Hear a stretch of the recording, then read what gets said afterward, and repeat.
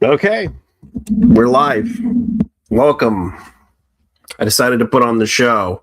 Anyways, guys, how's it going? Everybody, can you hear me now? Okay, there we go.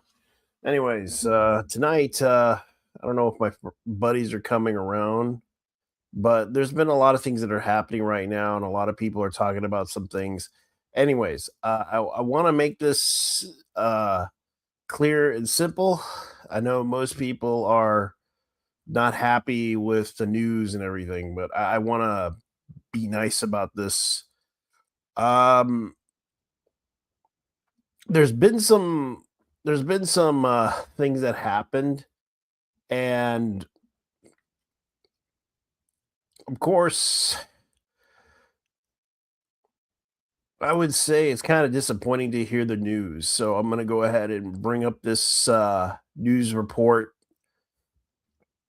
Anyways, I'm gonna go ahead and show you guys something because right now people are talking about this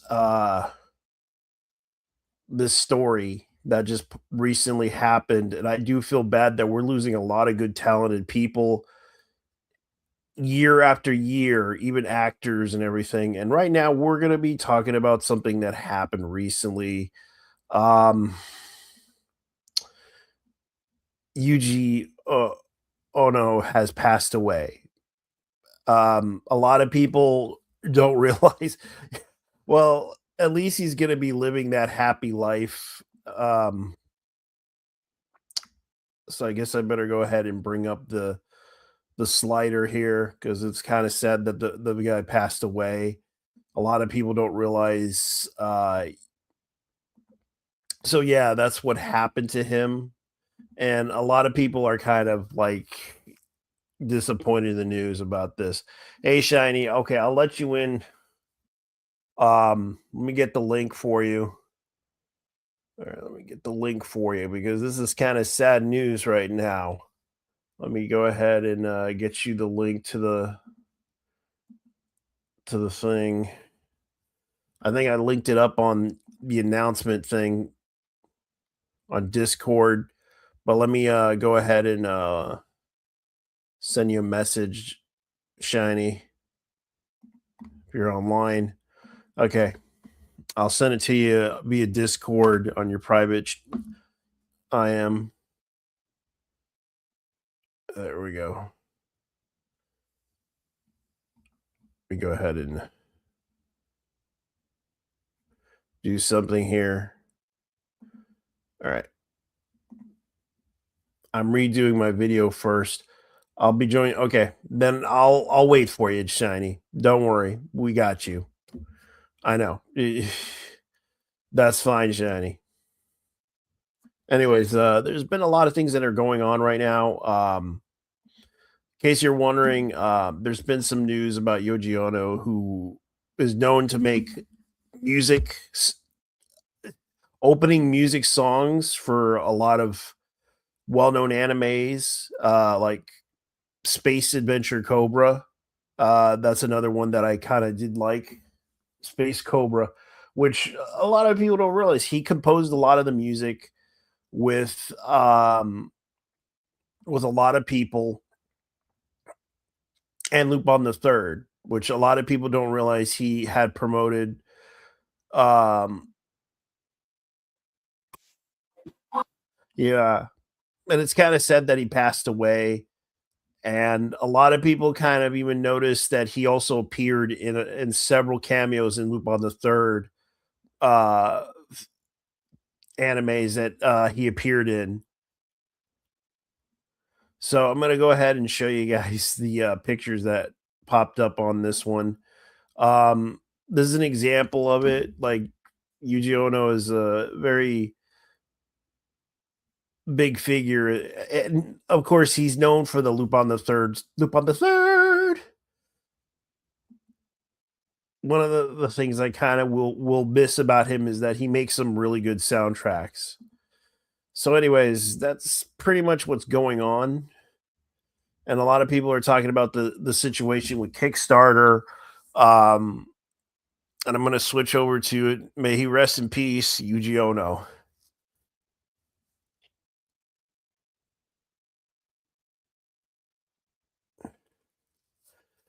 All right. Here's something that came in the news. Kickstarter has changed the rules about adult and mature content, and the platform states that Kickstarter is not a venue for adult only sexual explicit content, such as content prohibited. The new rules ban projects made mainly for sexual pleasure, prohibits porn, any material that shows suggests that acts including masturbation. It also bans images showing female nipples, private parts, and areas between that. So basically, you can't make a comic book, you can't make a movie, you can't make literature, you can't really do anything to basically get money, because Kickstarter is basically you just kickstart a business venture of basically, if you want to make a book, you make a book. If you want to make a video game, you can make a video game. If you want to make a board game, you can make a board game. If you want to write a book and post it out there to the public, you can. The biggest problem that I'm seeing from people is that lately the credit card companies are enforcing this type of measure against this type of content for quite a while. Um, and a lot of people are kind of upset about this situation, because I can understand that they do not like this sort of content, but the problem is these days is that it's not going to make any money for them, and there's been a lot of talk about what's been happening, especially what's going on at um, several places such as uh, Steam, and everyone's like talking about that situation. I know that this has been going on for quite some time, especially banning Japanese games. This has been a concerning issue with a lot of people talking about what was going on. Um, there's been some talk about this a possible civil war situation with anime, um, especially with certain content creators. And a lot of people are talking about this stuff, even the whole situation with see if I can find it. If I can find the news. I know what's his name was talking about this issue, especially what was happening. Let me see if I could find it here.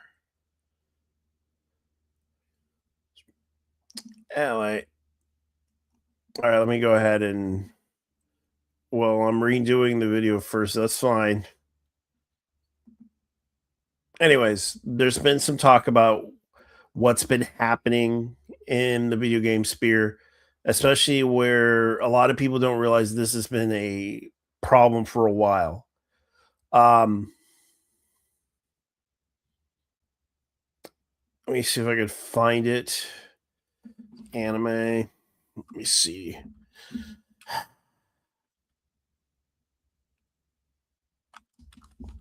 Let me see if I can find it.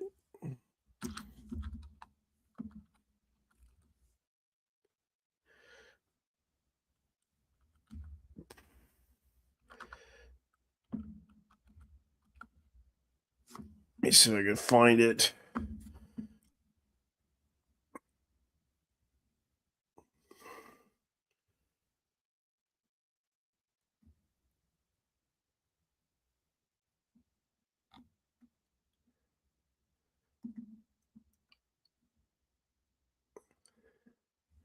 Here's the issue. I'm going to go ahead and play this.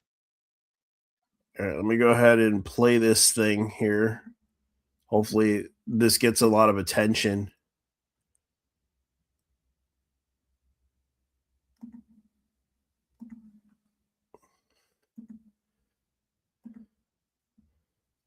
Motion control just dropped on LoveArt.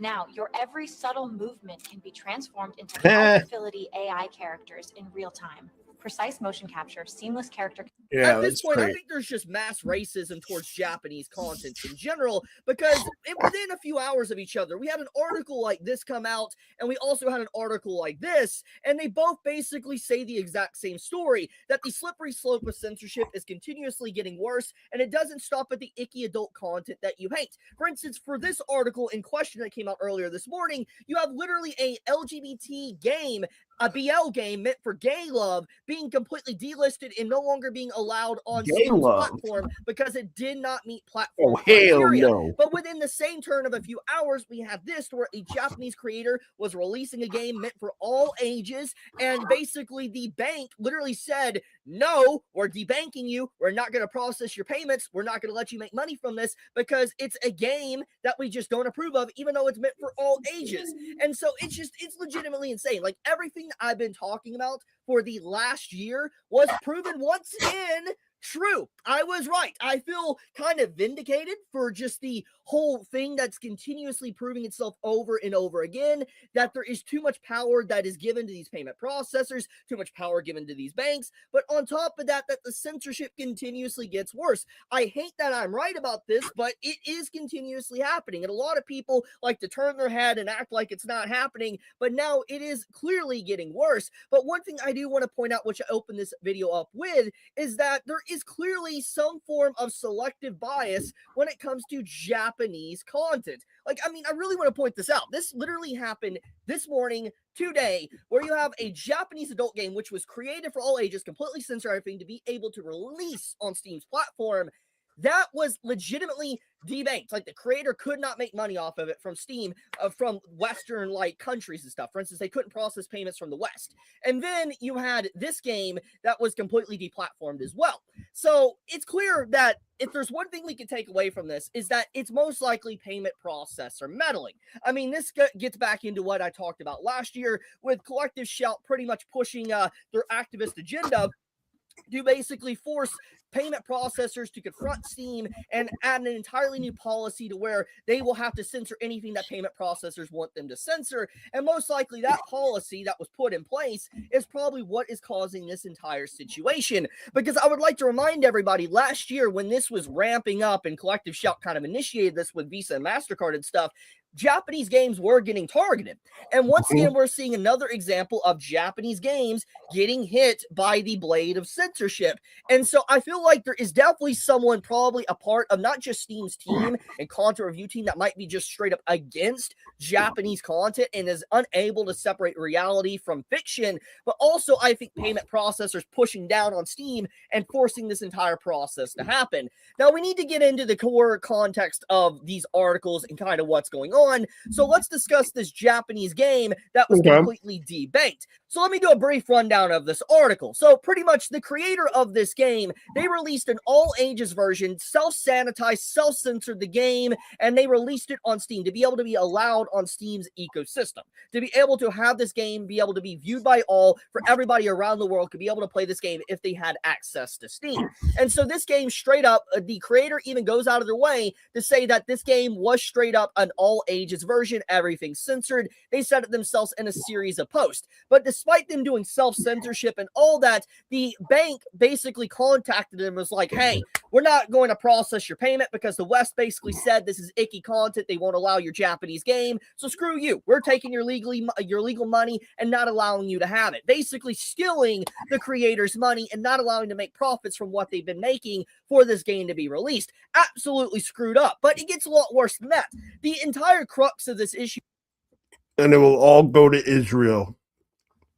And where it kind of starts from is the fact that this creator released this all-age version on Steam. The bank reviewed it from Western branches. Key thing right there, which indicates that most likely payment processors from the West, most likely Visa, MasterCard, or whatever, and then banks within the West as well, took one hard look at this game. It's like, oh, this is a Japanese game. This is an anime game. This needs to be heavily censored. This needs to be gone. We're not going to allow payments to process for that icky Japanese game that is already self-censored and shows nothing wrong with it whatsoever. However, in turn, these same companies will go out of their way and completely allow something like Mixtape, which has already been talked about by a lot of content creators, that have literally two characters just going at it, teens basically, having Mortal Kombat tongue action, completely fine with that, by the way, because it's a Western game and it follows certain political agenda with certain narratives with some groups. But when it comes to Japanese content, can't have that. Nope. The hypocrisy is absolutely insane. So basically, this creator got absolutely screwed. And this isn't the first time that it's happened to a creator. I mean, just last month, even this article mentions My Itsuki had their entire revenue basically taken from them, their transactions blocked from overseas because of their game. And they went out of their way to say that everything they've done, all the content they made, follows laws, they pay their taxes, they are, legally compliant with the laws and everything. They haven't broken any laws whatsoever. But despite that, their money and transactions were blocked from the West. So this is now a few times after that where a Japanese creator has had their money stolen from them by payment processors. Now let's get into the next thing. We have this next article, which is Japanese psychological horror BL visual novel about two obsessive game creators no longer coming to Steam due to not meeting platform criteria. Now, for those that need a little brief rundown, BL stands for Boys Love, aka Yaoi, aka it is gay men on men action. Now, personally, I'm not the biggest fan of BL. I don't care for it whatsoever. But once again, I will defend it and I will say it has the right to exist. And the thing here, the big reason why I'm even talking about this is that this game is now being deplatformed and not being allowed on Steam's ecosystem, despite 24,000 wish lists from the West wanting to actually buy and play this game, completely being removed because it did not meet platform criteria. And one of the big key... Hey, It's the dog park. The old I cone. told you to use ad block. Right? It's called an Elizabethan collar. There's things here about this So I heard. that is... Yeah, I heard what's going on. I saw the video because how the payment processors are a bit snarky, being trying to. Yeah, they're being unreasonably. Even when the person tried to do this in good faith, they took it down. Yeah.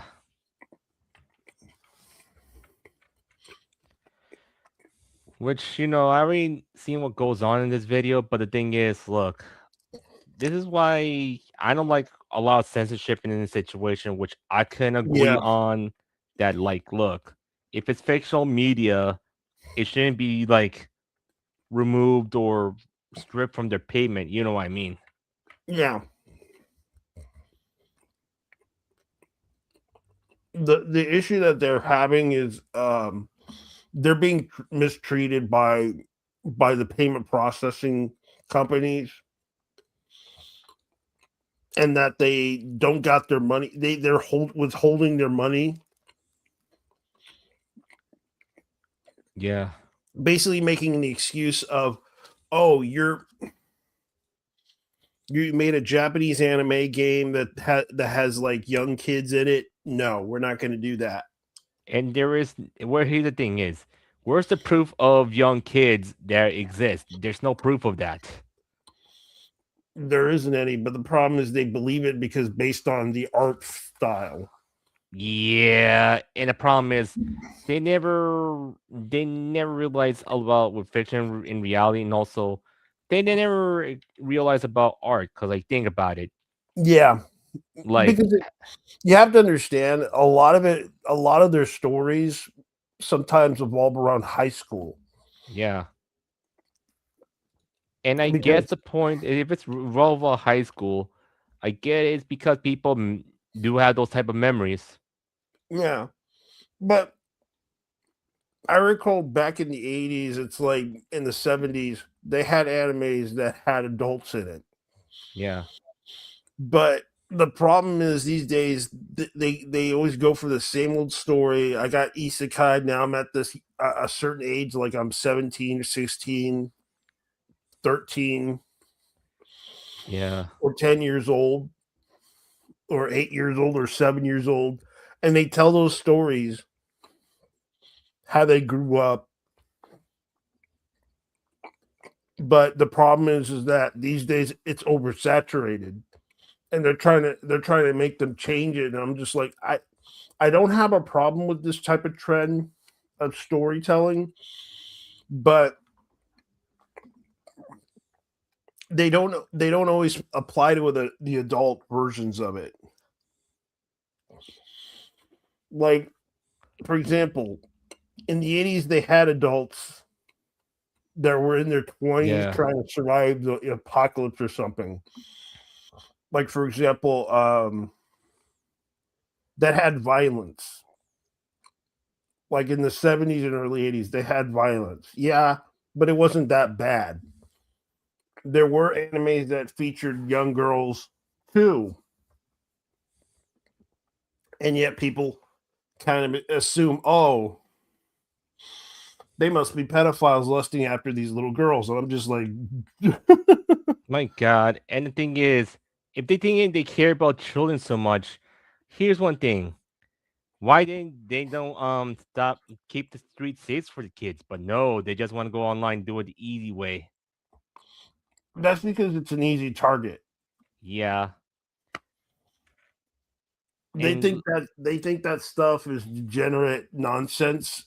That's what they think it is. yeah. When they want things in a certain way to be done in a certain way.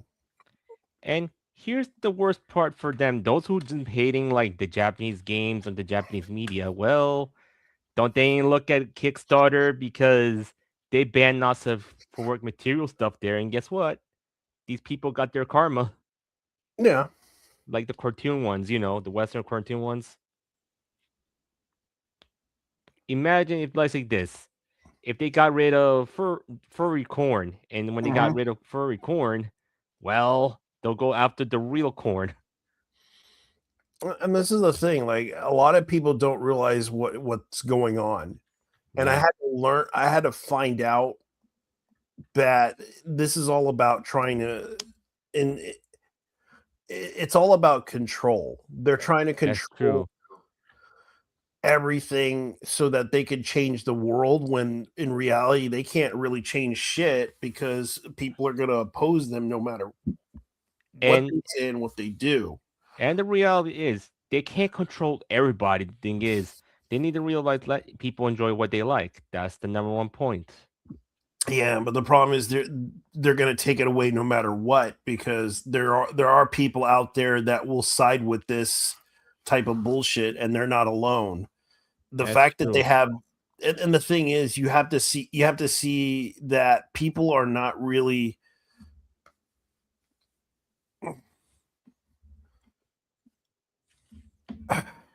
the thing is like the industry has changed over the decades and they Yeah. want to change the behavior that people have.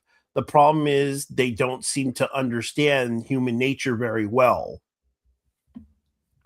And they That's the assume problem. everybody thinks the same way as they do and it's like you have to be very much in realization that there's always going to be a person that will oppose that behavior or that or that attitude or that like there's a lot of things that people need to understand like that mindset that people have. They're gonna be stubborn about it. Like I had to deal with people that were so stubborn that they just don't seem to understand what I'm trying to tell them.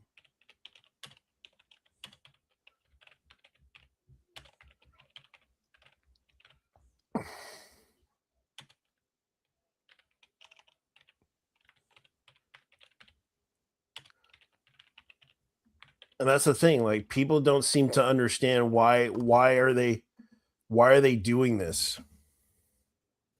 It's because they want to control the behaviors of other people when they clearly don't understand that people don't like to be controlled by that type of behavior, especially when it has nothing to do with them. That is They true. think everybody involved is the bad guy when in reality that behavior is not just for everybody, and especially accusing people falsely. That just sets the tone of suicidal thoughts in their head.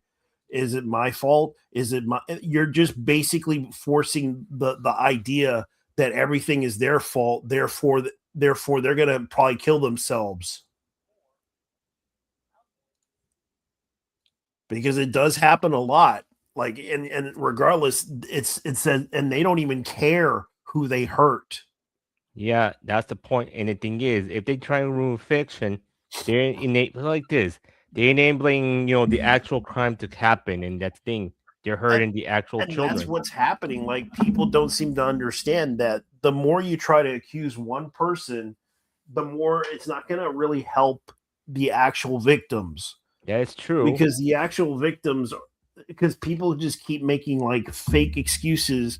Oh, making up fake bullshit in order to hurt somebody because they got hurt by the fact that because they broke up with them or something like that. The thing about the behavior that people present themselves in, like, some of them have not grown up very well. They're not used to being rejected. They're not used to the fact that if a person like did something wrong to them, Yeah. like, you shouldn't be starting drama with those people. You shouldn't be trying to, because I understand people don't like that. They don't like the drama, and it's like it's just pointless. But sometimes people do have problems with their behavior, and even I admit I have a hard time doing it myself, trying to let it go. And sometimes whenever I let it go, they just walk over me and disrespect me, and I'm just like, I'm trying to last chance, and then I snap and break. Yeah. And the point is, here's the thing is, those predator catchers who are they're trying to save people, but they're not. They're just Here's the thing. They're making law enforcement to have a hard time to catch the real ones. Instead, they go after the fake ones. Or they cause into, so much trouble, to be honest. Well, that's the thing. They're making sure they establish their power over others. Yeah. They're trying to, like, most people either lie to do it, because it's true. People lie. Yeah. And think about it, the so-called dot crime. How the heck you guys say this? Like, if someone playing Call of Duty, is this person gonna commit mass shooting? No. What about playing Mortal Kombat? What this person will do? Scorpions, get over here, or Liu Kang kicks. Nobody will do that. Or if they're watching like some sort of anime that has like lollies in there, do this person gonna do is go out there and do this type of stuff to that? No, nobody gonna do that type of stuff. Nope. Huh? And That's the is, thing. They're doing something about it. It's like the thing is, like, there are people out there that will cross the line yeah, in order to destroy someone's reputation, in order to get, like, it's even in business. It's also happening in business, like in HR situations. Like, they constantly try to remove a person they think is toxic, has toxic behavior, and it's like, that's in their own imagination, that's true. and they don't realize, like, the person's just here to work. He doesn't believe in this nonsense that these people believe in. He's just there to work and try to at least come put out ways, like, especially in the coding industry. That's kind of the bigger problem. Yeah, And I understand a lot of them are there to work and try to make a paycheck out of it, and try to earn their bonuses and try to pay their taxes. And it's like, every time someone has to be an asshole towards the person that works hard, and that person gets kicked out, yeah, all because they want their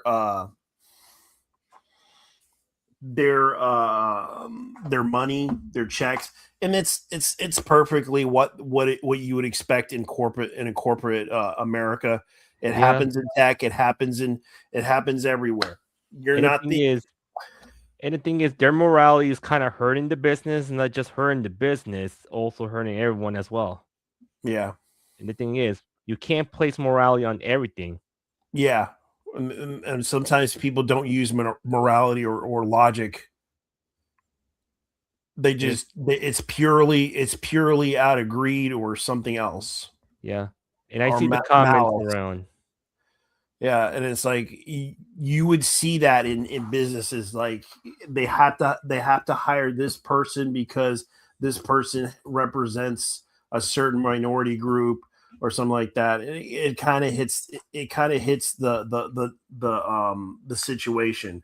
And the No thing matter is, how hard you work or no matter how hard you try, it ends up to that person. yeah, and the thing is, these morality situations, it doesn't happen on the left. It does happen on the right as well. It does. It does. And the thing is, most people on the left using morality more than the ones on the right. That's the problem. And that's the thing. Like people are gonna go after whatever, and right now they're doing this with the Japanese video games. They're trying to get rid of it, the And it's Japanese also video games, getting rid because of they it. want to remove the competition. And the thing is, Especially like the weird thing is, you notice that they never removed any of the furry games yeah, that had sexual content in them, and that had, like, it's literally just pulling out dick. Like they're literally pulling out their dicks out in some of the screenshots, and they're saying, "Oh, that's perfectly fine. We'll just let that be played out right. in that video game because it has gay sex in it." But when they Yeah, have like a boy love horror game, they're like, "Nah, we're not gonna let that go. We're just gonna sap," because they're biased. That's the truth of the matter. They are and biased. here's the thing is, what if they got their furry corn get rid of? That's the thing. Yeah, they'll never get rid of the furry porn out of the fucking goddamn. It's like it's And obvious. and the thing Like is, they'll they like furry dogs that are fucking, like, and okay. imagine like this. Somebody will say, "Oh, if you enjoy furry corn, you're enjoying you're enjoying to molest the freaking dog you have here," Yeah. and all this stuff. It's like, dude, this is what happens when you try to go after a Japanese media. And the thing Yeah. is, if they don't like Japanese media as much, why the heck they buy Nintendo products? That's the thing. They're pushing this issue because they want people to they want the Japanese to bow to their to the UN, Yeah, and the that's what's UN. going on. That's true. The UN needs to be abolished. The Honestly, problem is the UN was established as a way to keep peace among the nations yeah, but and now it's becoming. offer them offer all nations a platform to debate on peaceful negotiations. Yeah, and That's now basically what it's used for. yeah. Now the UN's becoming more like they think they want to control everybody. The problem is the But UN. but it's also a humanitarian aid outlet too. True. Like And they are trying to help. They are trying to help nations, but at the same time, the sad part about them is that they have a history of corruption as well. that's true because they have predators in the UN trying to do the actual thing instead of going after fictional media. No, it's not just fictional. They had people that were arrested for molesting children. That's the point. That's the point. They thinking, oh, if they care about children, don't go after the media. Go after the ones who are doing the stuff. Yeah. And the thing is, look at myself. I don't actually do, like, let's say, in my opinion, I don't do anything wrong. But the thing is, look, I've been grown with violent video games in the past. Did I did anything wrong when I play violent games as a kid? No, because here's my thing. If I like certain media like that, Let's put it this way: if I have to hear a 9-year-old, and what would be the normal response for people to say? Call the police. A 9-year-old's playing Call of Duty. It's like you can imagine how that works. Yeah. Someone call the police. A 9-year-old's playing Call of Duty. Stop him before he starts harassing adults online. It's like I personally, I don't really care if a 9-year-old's playing Call of Duty, but it's like that's the parents' responsibility. That is Not very mine. true. That's not And my it's like, responsibility. There's the parents. Yeah, and that's the thing. Like people don't seem to get that this is something that it's the parents' responsibility for the kids, but yet they're trying to make everyone responsible for something they clearly have no clue on how to handle because even if you insert the rule in there or put a rule in there, how is it going to protect the child? That's Yeah, the thing that people don't seem to understand. How are we supposed to protect the child? Well, the parents can take responsibility, but yeah, the problem is the parents are, and I understand their situation. Either they're either they're working or they have somebody taking care of the kid, and it's a common situation. Like, is the mom uh tired or something like that, or if or incompetent? Like it's a question of how kids are raised in society, or the kid or the kid or the parents hands off on how raising their kid as of now. yeah.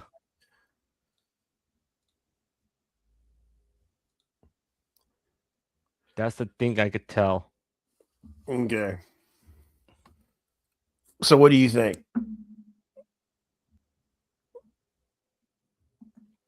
Well, in my opinion, I'm just gonna say this: people need to learn a thing or two that parents need to teach your kids in a way that they need to understand, like what is real and what is not real.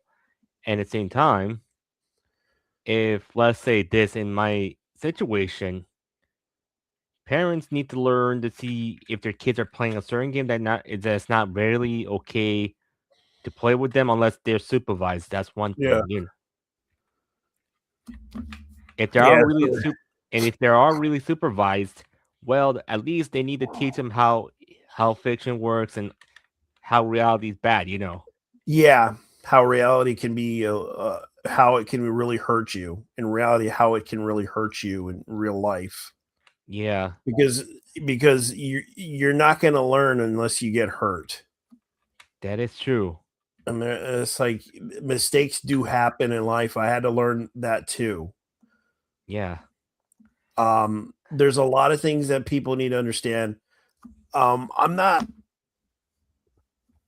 I don't think, like, even I admit I'm not a perfect person. I'm pretty old, yeah, and I had to. And I made mistakes in my life too. And it's like, yeah, I made a lot of mistakes, and people still see me as the scumbag, and I'm just like, okay, that's fine because I didn't listen to them, or I could have been wrong about, because even I admit I can be wrong about everything. But when it comes down to it, it becomes a problem. Some people might think, "Oh no, you shouldn't be." I'm just like, dude, I admit I'm not a smart guy, but I do yeah. tend to try to put out the material that I think is whatever information's out there. And the fact is, like, people seem to think I'm plotting to kill them. That's the thing. They don't even know. That's one problem that people should just let. They assume I'm plotting to kill them. Yeah, Like, you seen how the Kick Vic side is. They think we're plotting to kill them, and it's just like, no, we just think you're kind of we think you're kind of crazy the way you're acting. yeah. And think That's about this. Like with Kick Vic, they're acting like that. And not just only Kick Vic, also people who are inside I stand with Vic, like Konosuke, trying to think, oh, this person enjoys cute anime girls. They look like children. Oh, this we gotta go after him. they're plotting to he's plotting to have sex with the children in anime, and I'm just like, Yeah, same dude, here. I don't think I want to have sex with anime children. That's your issue right there, dude. That's his If issue. That's the point. Yeah, that's not that's an issue.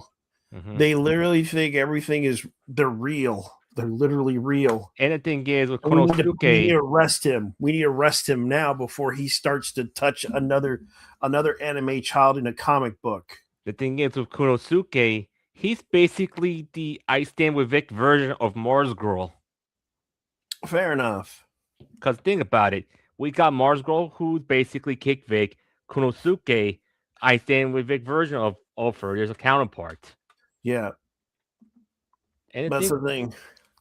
and think about it. If they're in Kick Vic against false accusation, all this stuff, why Konosuke is being a hypocrite going after people he doesn't like over those type of drawings?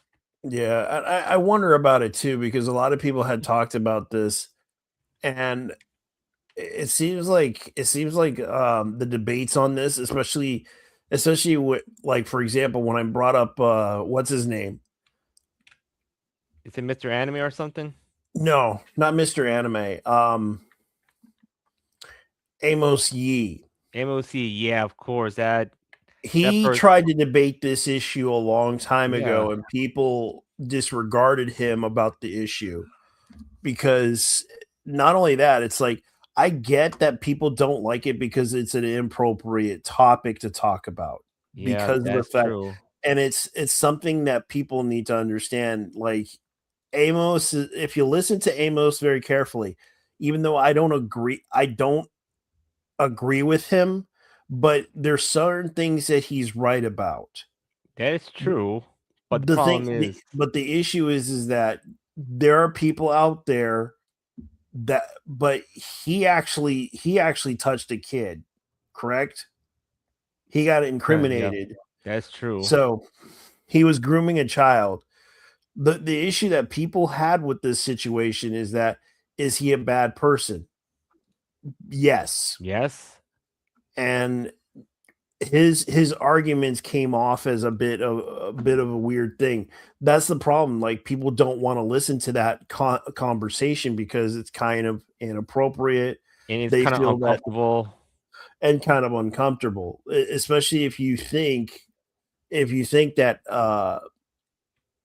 this type of behavior is wrong. That's fine. I get it, because people don't seem to grasp the understanding of reality versus fiction. Okay, is this real? No. Is anime little girls real? No. But I understand there are kids out there that are real, but does anyone give a shit about those kids? Do you give No. a shit about those kids? They don't care. That's the point. Especially when they want to abort the children too. Yeah, of course. It's like, yeah, I want to protect the kids, but at the same time, I want to abort a child. That's basically ridiculous and hypocritical. Yeah, it's like, yeah, and it's like, I don't want to have children. You're calling me a pedophile. I'm like, okay, fine. Okay, and here's the thing is, if they care about kids so much, why don't they keep the kids safe, as in, like, go outside and, like, if they're doing, like, some sort of volunteer programs, yeah, like let's say have a school bus situation, or try to be a crossing guard, or Yeah. whatever whatever kids they need to, like, learn to grow up instead of getting, Yeah, you know, try to keep here's something that I thought was funny. yeah, You know, the creator of No Game No Life. yeah, Uh, today, I think it was the other day, he mentioned a while back the author Kamiya posted on his official X account that he would like to have an appearance of a pretty girl. However, he later had publicly clarified that he has no intentions of changing gender. He simply wishes to look like a cute anime girl. yeah. He knows the difference. He knows Yeah. the difference between reality and fiction. And the Yeah. fact is, he knows he likes to put the profile of a cute anime girl on his profile. Yep. He simply likes to make the appearance that he is a pretty girl. Yeah. But at the same time, he knows the difference between, even though here's the other thing that was mentioned. Yukajima sparkled an intense cultural clash after trying to explain to Western audience the difference between personal identity and the otaku dream of having the perfect appearance of a waifu. The creator is assured that he has completely content with his male biology and would gladly accept the chance to aesthetically transform himself through virtual reality That is because true. he knows he's a male. He knows he identifies as male, but he likes to think he is he wishes he could be a pretty girl. Yeah. The West keeps trying to analyze every personal taste through complex social logical lenses, while Japanese creators want to enjoy their visual fantasies in peace.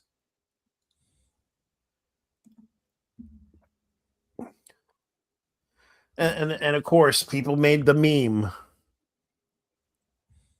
trying to Yeah. do that. Yeah, like that's kind of thing. I'm going to show you guys something.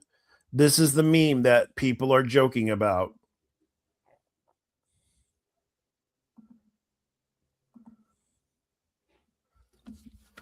Visualizing the inner, the woman I want to become.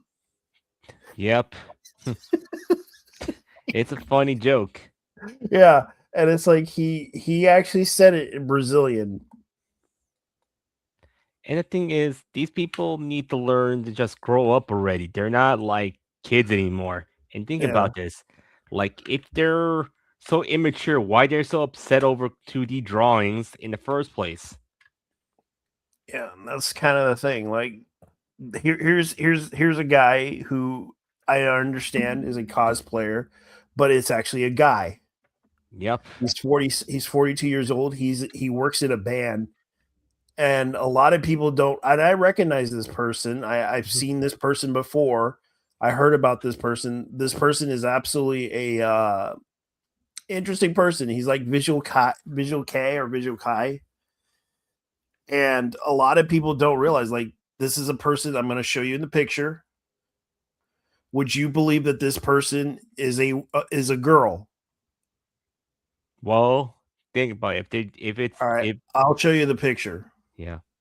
Would this person pass as a girl? Well, in appearance, yes, but like I'm just gonna say this: if this person is a girl, like the kicking a nut He test or has a the voice. penis. Yeah. This girl has a penis. Yep. I'm just saying the kicking a nut test or the voice test. Yes, as the joke says, the birthday cake has a candle. Yeah. And you gotta blow it. Oh my god. You gotta blow it. Yeah, tell a girl that. Yeah. Yeah, you want your birthday cake, girl? I got you. I'll give him. Girl, you can imagine a guy dressed up as that and be like, "Happy birthday to you." Yeah, you hear his voice and then you feel a little cringe. Yeah, you feel a little cringe, and then you say, "Blow out the candle, honey," and then he just lifts his skirt, going like, Yeah. That's kind of what's gonna happen. Yeah. Damn. Yeah. Yeah, no holding back there. That's what we do on this stage. Even though I'm planning to go to the horse racetrack this weekend, but one thing for sure, I hate union bosses, to be honest. They're the ones. Really? Yeah, the unions are kind of like want to ruin, people's fun and travels. Why they gave up the vacation thing? No, it's because it had to do with the payment. You know how it is. The union bosses, the union thugs want threaten them with a strike, so people won't take the train to work or anywhere. Oh, commuting. Yeah. Honestly, this is why I hate unions a lot, because here's the thing, it's the union bosses want the money. Like they want their cut. Yeah. And I'm against unions in my opinion, because the thing is, look, I'm not saying all unions are bad, but I'm saying I'm against those who got a little too greedy and trying to ruin everything for everyone. Yeah, here's the other like meme. The visual in the mirror, Yep. the man I want to become. That's how I am. You want to be in Doom. Like I say that. Yeah. Yeah, and everyone's like making memes of this, going like, she's just like me. Here's the other one. Bochi the Rock character. Oh my There- god. Yeah. I want to get that mirror meme and put it to my Oshi. You'll see what happens. She's just like me. Yeah, you could do that. You could just edit it Yeah, it'll be like or get a commission from an artist to do it. well, I'm more of a photo edit guy because I don't want to waste too much money. And here's the thing. My artists need to stop, asking me for 350 this time because I don't have that much money at the moment, Fair enough. And the thing is, she needs to stop thinking I'm the ATM a lot because the thing is, look, I don't have the money at this time because, look, at the moment, I'm not even paid at the moment and I'm still underpaid, And you still have to pay her. Yeah. How much do you owe her? 550. 550. And how much did you pay? So far, I paid her 650. Okay. Yeah. And you're still waiting for that But point is, how I'm much just in giving my total money. do you That's owe why. her? Huh? How much in total do you owe her? Like, let's say 1,200. Okay, so you probably need to pay her more because even though she wants the money, she still needs you to pay. Yeah, and the point is, I don't have the money at this time because I'm trying to save my money, but at the same time, I don't want to get any problems from my bank telling me and they'll deny my purchase. Okay. The thing is, it's like, look, that it's a 3D VTuber model that basically is for my true form, but I am gonna do a 3D debut after my 2D. Okay. That's why thing like this is like since the thing I'm rebranding myself because look, I'm trying to move on from a lot of things. Yep, Because that's look, what we're doing. yeah, because I want to try I'm trying something different, and I'm trying something that could be interesting and fun. Because there's a lot of things that happen. It's like I'm just plain Jane. And that's the truth of the matter. Like if I report something, not many people care to listen to that stuff. That's the truth. It's like even if I talk about certain animes, they probably won't even acknowledge those animes existing. They're more focused on the One Piece stuff, or they're more focused on a lot of the stuff. And I'm just like, I don't really care for One Piece. I think One Piece is okay for everybody, but I'm not gonna try to be like, oh, this is a great series. And I'm just like, yeah, it's an okay series. It's a long running series. But even though with One Piece, sometimes we got some people go there and they're thinking, oh, they're a fan of it, but they're not. Because like Logan Paul is a big example. Because I admit I only watched like a couple of episodes of One Piece. I'm still trying to collect all the DVDs for it. Yeah. Because I bought volume 1 and volume 2 out of that Walmart collection that they gave out for DVDs. Like there's no way you can find the rest, because even if I try to find volume 3, that's what they're trying to do. They're trying to make everyone collect all the volumes. Yeah. And the thing is, I know One Piece will get a reboot, so it'll be shorter than expected. Yeah, and it's coming to Netflix. That's the one thing I talked about last time. Yeah, because I'd rather watch the reboot than the original series. Because like, do I want to waste my entire life watching One Piece? Well, I'll tell you something that happened with Netflix. People are pissed with Netflix. Yeah, of course, the Steel Ball Run. I get it. It's not Steel Ball Run. It's the other thing that's based on a video game franchise. Yeah. And I'll have to bring it up because this is something that just recently popped up. You may have heard about this thing. Netflix has been forced to remove Devil May Cry merch from the store after misspelling the main character's name. The Dante shirt featured it's Virgil. Incorrectly spelled Virgil. Alongside with his brother Dante. Oh yeah. Yeah, and a lot of people are kind of upset because Netflix has no clue on their merchandise sales. I know that they sell Netflix merchandise at Walmart too. I don't Yeah. it's like every time I see it there, it's like they whenever it's like a new movie or something, like for example, I recalled they had Strange Things, like they had like the D&D stuff, they had all the and they were selling it on a display and no one bought it. That's true. And that's the sad part. Like as popular a show it is, especially like I'm surprised. I remember Cobra Kai having to be on Netflix, but at the same time they put it out on DVD, and there were some people that bought it. Like I bought the Cobra Kai DVD set and I watched it and I thought, oh, this is a pretty good show. I like it. But there's also the fact that people are kind of cringing on Devil May Cry. And I was like watching the Devil May Cry show, and I'm just like, the first season kind of sucked, and I'm being brutally honest with everybody because Yeah. it's just not. It's not that I like it. It's just the problem with it is that they they try so hard to be edgy, and it's not edgy. It's just Yeah. stupid. Because they're trying to make it funny, and Dante is basically, he doesn't give a shit. He just wants to chill and eat pizza. That's true. That's what he does. And it's like you don't see him chilling and eating pizza in the game, in the anime. You just see him just like being depressed and everything. And everyone's like all smiling and everything. He's like just looking at him going, I'll be right back. I gotta take care of something. All right. I got a I'm just call. gonna listen to my video. Then if it's anything wrong, I might cut off.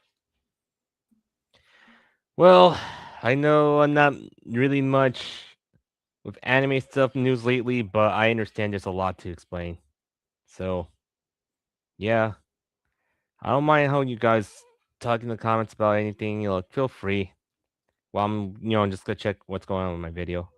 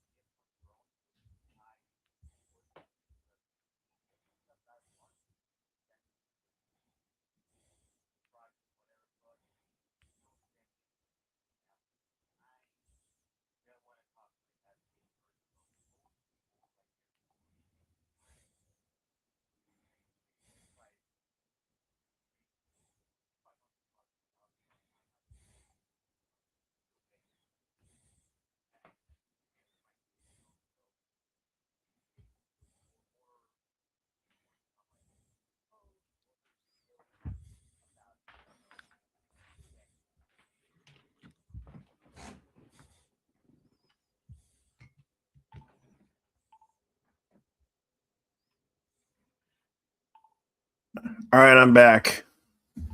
All right. All right, I'm sorry about that. My neighbor wanted me to take her somewhere tomorrow, Saturday, All and right. I'm planning to go to an anime convention on Saturday. That's good.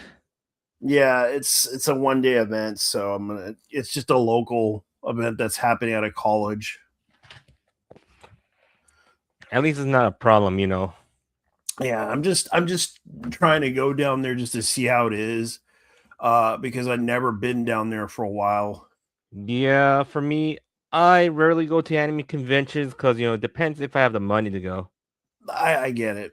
The thing is, it's like I'm just doing it just to check it out because I was kind of curious about what's going on down there, just to see how it is. Now, let me see what else is going on. And yeah, by the way, there's some news what's going on near Comic Con. Their price went a little too up.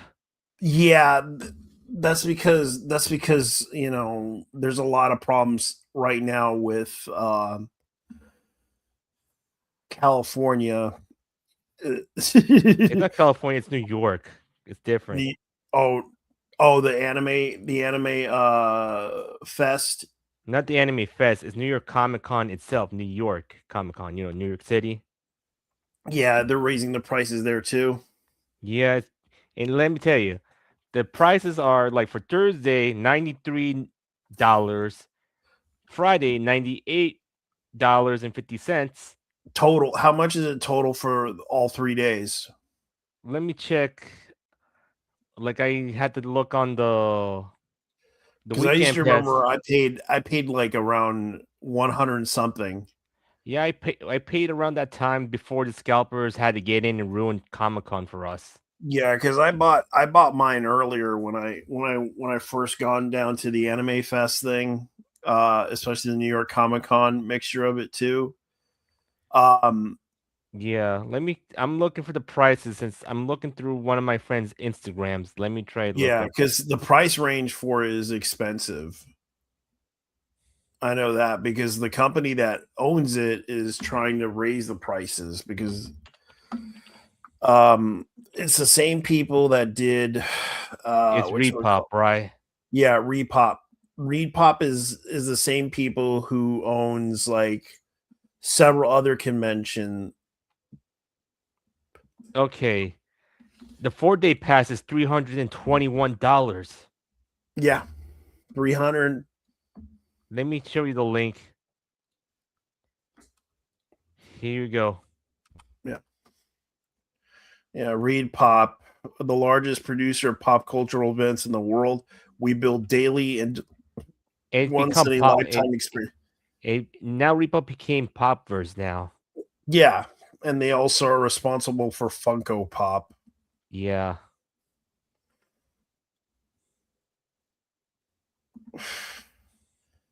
Yeah, because they collab with other businesses to sell stuff, and it's their biggest. They work with CBS, Wizards of the Coast, Lucasfilms, Marvel, Nintendo, DoorDash, AEW Wrestling, Tumblr, of course, Tumblr, Xfinity, Bandai. And if you want to work with them, you send them an email and ask them to get business contacts with them. Yeah. And you know what's ridiculous is I see the kids' pets are like $30 for Thursday and almost that's the thing. Like a lot of people notice how they are, especially kids these days don't understand how bad it is. And the VIP it's nearly $1,000, which is like $990.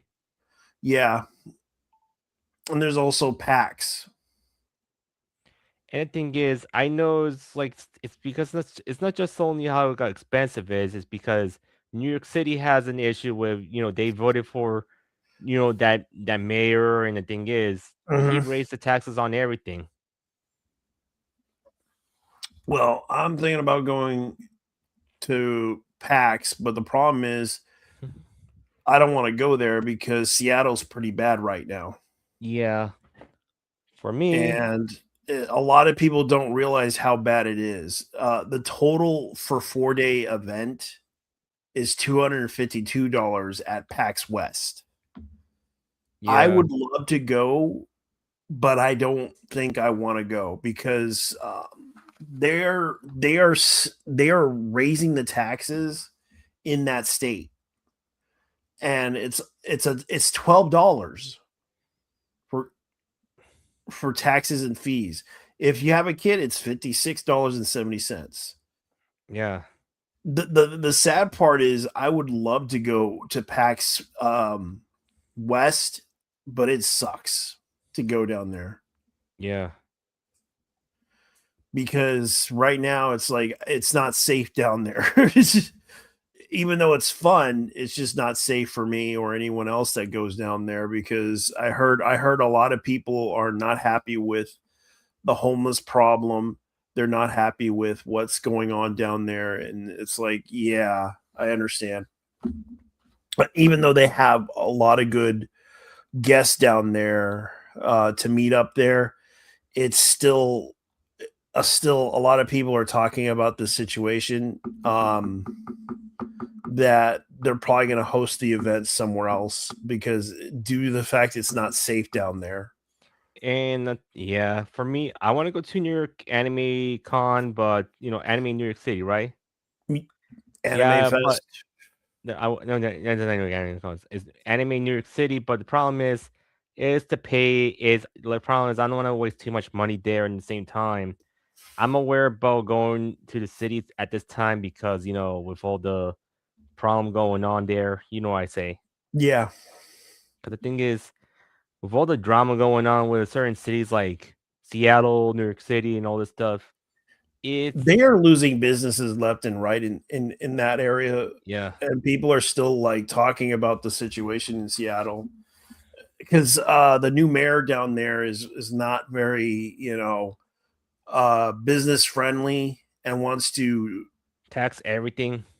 because they want to because they want to save they believe that they have good intentions to save the state from save the city from certain doom to put out like special programs and everything, and it's like, yeah, but it's not going to really Help. amount to anything without security. Yeah. And that's the problem. People want security. They want people to actually go down the street and actually protect this and serve. But the problem is, there are some people that just don't want that to happen because they're afraid that there'll be another St. George Floyd incident. Yeah. Yeah, That's where a man he didn't really sacrifice himself. He was just murdered by the police, and a lot of people got upset. And then he blessed, based on his death, he blessed us with ketamine and fentanyl, and he got high for your sins in order for you guys to have your rights and everything, so that you can feel that you've done something good. So therefore, George Floyd saved all the homeless by basically giving them fentanyl, blessing them with fentanyl and ketamine on the street. That's basically what George Floyd is. He's a saint among all saints. If you don't believe me, I would punch you in the face for it.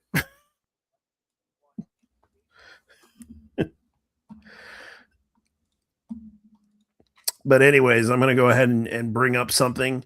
So Patlabor decided to make an appearance in video games. So it's called Patlabor Case Files, which is going to be released only on Windows and PS5 on Steam. It's based on the anime series called Patlabor, which a lot of people don't realize has happened. And I'll show you guys what's going on.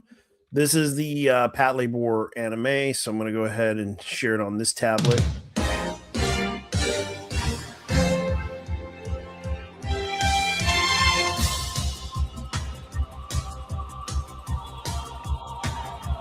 Griffin. That's Griffin.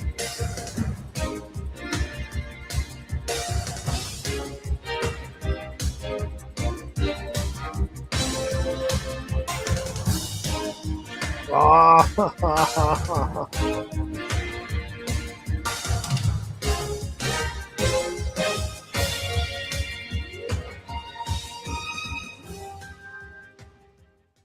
Yeah. So what do you think of that game?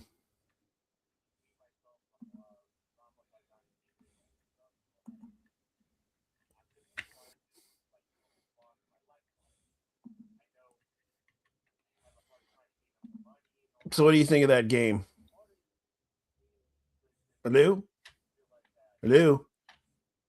I'm here. I'm just checking my videos since I'm doing some little editing, you know. Okay.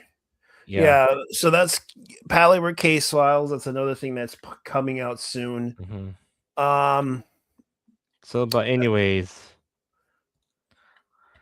so as much as I say with with cons and safety going on, right? Yeah. Well, it's better safe than sorry for me. Like, look, as much I'm not going to Anime NYC, but I'll be going out of town anyway. Okay. Yeah, I'm thinking about taking my time to go down there if I could get my papers ready, because I gotta go take care of a lot of things that I need to take care of. Yeah. Responsibilities and shit. That's what I need to do. At the same Anyways. time, I'm trying to get back the money that my artist kind of ate up. Because the thing is, my artist needs to stop asking for more money. That's the thing, Okay. Then Yeah. you need to since you owe her about around that $1,000 mark that you mentioned, Yeah. pay her what you can pay her, but at least pay her like once a month. Yeah, I usually do once a month, but the thing is, she doesn't read the quota that I'm not taking any more requests at this time. Yeah, you just have to pay her the once a month thing until then. Yeah. Because if you can't really pay her that much, just be careful. Yeah. All right. And the thing is, I might gotta let her go for now if she does that, but I might gonna give her if she keeps asking you, then you need to tell her, "Hey, I got you, but don't wait a month. I'll pay you the money. Hold on." But let's say if she's impatient proponents, I don't have that much money at the moment because I'm not wasting any money on. Yeah, on you things just that are need more- to talk to her and tell her, "Hey, just wait a month. Just wait. I'll pay what I can, but I can't guarantee I'll pay a lot." Yeah, I can't. I told her that. So the only thing is, I'm just Yeah, gonna tell her this. you have to tell her how, because the way you have to make it a deal, you have to put, is it a verbal contract or was it a contract? Yeah, if it's a verbal contract or what we agree on, that's the thing. I don't say. Yeah. The thing is, she didn't read what I said. I can't accept any requests for now. Yeah. Because look, Yeah. and as for her, she said she won't ask me until the 10th, but yet she's still asking me that. The problem is I'm too busy with everything at the same time.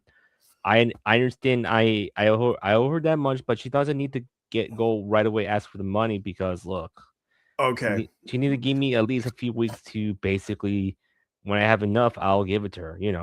Yeah, just tell her, look, just wait a month and I'll give you the money. Just hold on. I know that I'm not trying to screw you over. I just don't have enough to pay for it. Yeah. That's what you need to tell her. At least pay her at least $100 for it. If it's $100, no problem. But if it's like nothing else, it's the problem for her. But the thing is, and just wait. Just tell her to wait until a month. Just wait a month and I'll pay it. Yeah, that's the thing. So I'll tell her that. But if she refuses and she keeps asking me that she wants to do it, what she wants it now, what to do about it? Then you need to tell her to wait a month. I'm sorry if I can't really pay you right now. Just wait a month and I'll pay it. Mm-hmm. because Even you if have to understand. You have to understand if she's demanding from you the money, you have to understand she is trying to tell you, "Hey, pay me now," because she's in a desperate situation. and she says family emergencies, but I can't do it at this time, because Yeah, it's a family emergency. It's a family emergency. I have to pay something. And it's like I would do it for you, but I don't have a lot of money. You just need to be honest with her about it. yeah. Tell her the truth. Tell her, hey, I don't have the money right now. I Yeah. understand it's a bad situation for you. I apologize, but I don't have the money right now. So I'm gonna give you the screenshot to about her because the thing is, Don't give it to me. I'm not gonna. We're not gonna bring it up on the I'm not gonna bring it on the screen. You just look at it and you understand, It's a business. It's a business situation between you and the artist. Yeah, it's true. Yeah, And it's the a thing is, she needs to. situation. You shouldn't be bringing it up on the podcast That's because true. it's a personal issue with you, and I don't want to ruin the artist's reputation. I'm not saying her name or anything, which is good. Yeah, that's fine. And the Anyways, thing I'm is, gonna bring up something else that popped up. You know about Voltron, right? not much. All right. It's an old series that's known as Go Line in Japan. Yeah, I know. Um, And it's but basically I heard they're planning to bring out a live action adaptation to it directly to. basically they want to make it like more like how Power Rangers is, right? Yes and no, because originally it didn't have like the flashy power armor or anything like that. It's basically they had the outfits to pilot the machines, but they didn't have some of the fighting. It was mostly all done with the giant robot. Yeah. So keep in mind, the live action adaptation starring Henry Cavill, Sterling K. Brown, and Rita Ora are coming to Prime Video. And this is by discussing the film, which I think is going to be like everyone's like saying thanks. I hate it. If Peter Cullen doesn't do the intro, we riot. And God knows who doesn't know about Peter Cullen.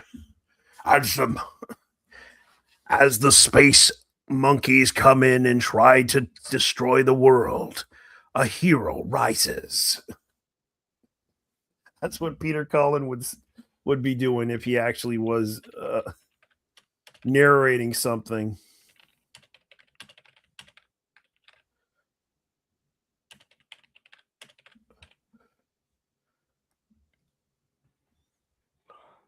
Yeah, but it's not like the Netflix. It's not like the Netflix version. Sterling K. Brown, and this is the actor that's playing in the Voltron live action adaptation. And people are like talking about this, going like, "Okay, this is kind of retarded." And I'm just like, I don't even think they're gonna. And then this is by Ronson Marshall Thumbler. Pretty much everything. Red Notice, Skyscraper. He also co-wrote this script for Ellen Sherman, Amazon MGG Studios. The video discussion directed for the live-action Voltron movie. So yeah, this is pretty bad. This is really gonna hurt the career of Henry Cavill. As much as I like him, I just want to say this. I just hope this show does not fail. I hope the movie doesn't fail because already we see the He-Man movie coming out. We already see that coming out, and it's pretty bad. Yeah, of course. That's the thing. Like, I just don't get it. Like, they're bringing out this movie out of nowhere for Voltron, and already people are like talking about it, making fun of it, going like, "Yeah, this is shit. This is a shit idea." Let's hope it doesn't suck. If it does suck, I'm just really like, "Nah, I'm not gonna watch it." Just like the He-Man movie, I'm not gonna watch that film because I saw how that is. Oh, and speaking of which, here's another one. I'm gonna show you. This is another news that popped up. Everyone's like talking about this. Um, there's a the Hedgehog Shadow soccer ball with 8-inch foam build, character graphics sealed, licensed by Sega. And it's a soccer ball from Target, but even though It's like some special edition ball. yeah, honestly, I don't really care as much, but not many people care as much as Sonic, Well, they do care about the Pokemon Pop Tarts. Yeah. And is it still on sale or still sold out? It's still on sale. Okay. It's just it's kind of stupid that they're literally trying to go after this And- thing, and I'm just like, yeah. And here's the Yeah. thing is there's no Pokemon cards in the Pop Tarts. Oh, so there's Pokemon cards in the Pop Tarts. They think it is, but there is no Pokemon cards in the Pop Tarts. Well, they're selling the magazine stuff. I know that. Yeah. And the thing is, why do you think they gotta scalp Pop Tarts, which is basically it is the same flavor from the different boxings? Like, think about it. Look up Yeah. vanilla flavor Pop Tarts, and it's confetti cupcake Pop Tarts. Same thing. You know what I mean? Yeah. And the thing is, am I gonna waste my money on the Pokemon one from a scalper? No, I'm just gotta go to the supermarket, get the confetti Pop Tarts instead of Yeah. like. I don't need to go all the way to Target. I just go to Lidl's or Stop and Shop or whatever store it is.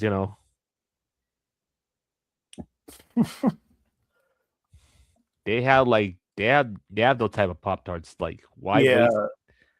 waste that? And also, at the same time, they're not scalping the Sour Patch Kids one. That's what happened. And even though they're not scalping the pirate booty, because the thing is, why scalping food, which is kind of like ridiculous? Like, it's junk food. It is, but they're selling it anyways.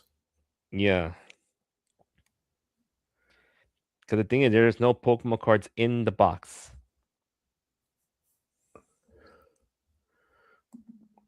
Yeah, and the reason why they're selling it is because it's for nostalgia reasons. Yeah. That's kind of what they're doing it for. And it's like, yeah, I don't really care for it. I understand people like Pokemon. It's been around for a long time. Yeah, in the But it's just- 90s till now.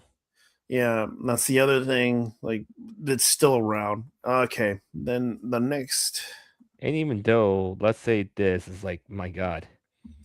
As much as I say they mostly care about that, and the thing is like, I know Pokemon will get stale sooner or later, so they won't gotta care very much. They won't gotta scalp any more of these. I have a Okay. feeling.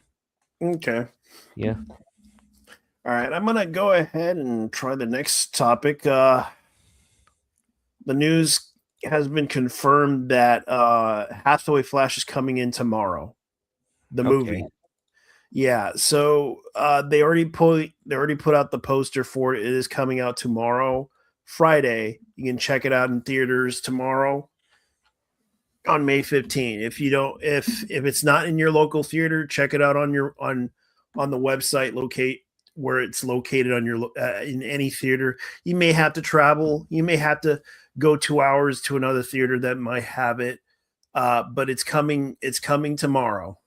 This Friday, you can check out Mobile Suit Gundam Hathaway's Sorcery of the Ninth Circle, Circe in theaters, coming out. Yeah. Yeah, because they have it available. Okay. So let's see. I wrote a letter to this, the situation, but I'm not sure if you read like in the private chat, tell me it's okay that I could send the message, Yeah. Okay, here we go. I'll send it to you right now. Send it to you in private chat on the Streamlabs. Yeah. You should just read it, and is it okay to send that? Maybe. Yeah. Just everything all good? Yeah, that's good. All right. Let me see. Let me see. Let me see if I can check it. It's on private chat StreamYard, you know.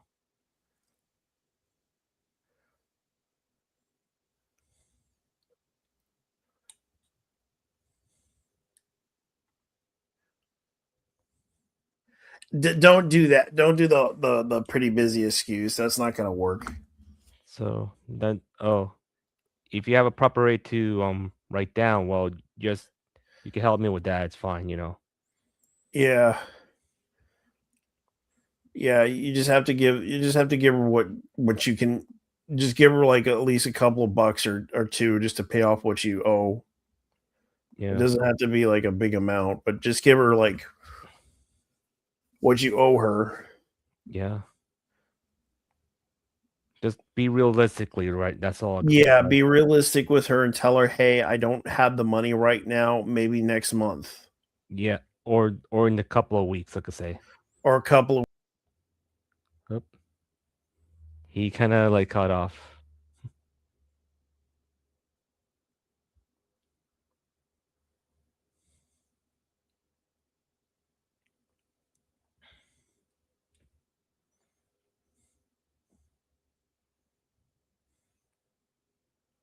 Okay. JT, come back.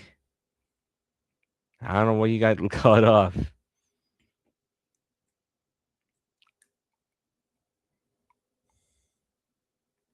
Man.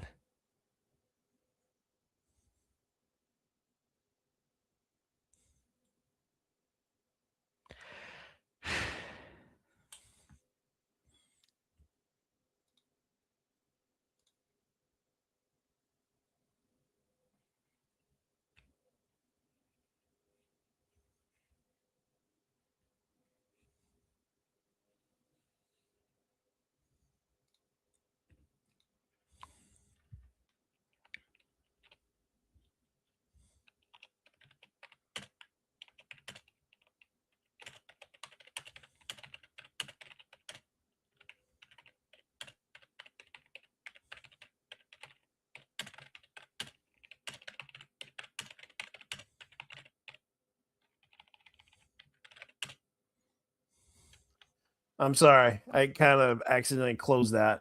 Yeah. So yeah, you should be careful. But yeah, I'm just gonna tell her realistically, right? Realistically, I can't pay it right now, but I can pay you. What's the ETA on when you get paid?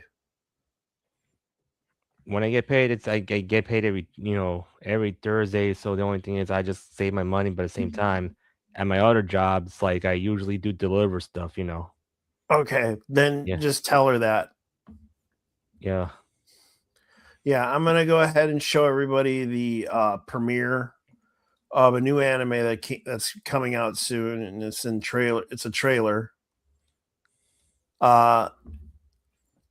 YouTube under copyright law, I am only previewing this for news purposes. Please do not take me down for any of this stuff, or I will sue.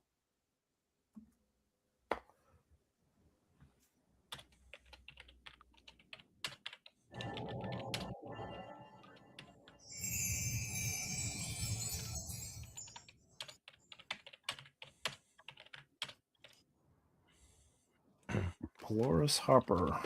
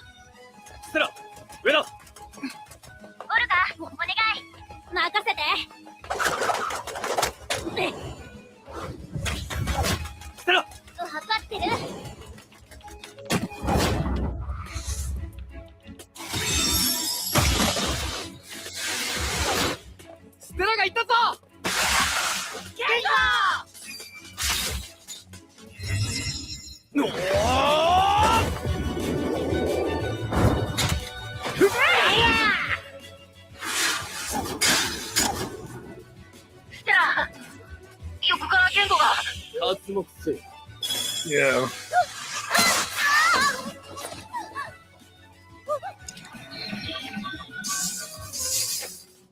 残念でした。 It's a battle anime, right? I think so. Or And it's Oh, similar to Air Gear. it's Capture the Flag anime, I think it is. But yeah, it's similar to Air Gear, to be honest. Yeah, but they're all running だね。 and using.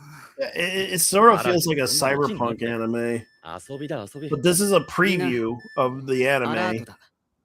ダストの使用制限値を超えたやつがいる。 Because the anime it is similar to Air Gear, because like Air Gear is basically you're in a turf war. Yeah, that too. And they're all running from the police. Yeah. This is Mebius Dust, I believe it's called, Yeah. and it's coming out soon. So that's That- kind of what I was trying to preview it so I could show it to people. And I'm just doing this this is basically a preview of it. I'm not trying to make a Yeah. money off of it or profit off of it. This is just a preview for media purposes, but unfortunately YouTube tends to take it seriously when it comes to copyright from people that don't seem to understand the concept of copyright. Okay, so I found out Seiko, you know, the watch company, Yeah. Seiko. Mhm.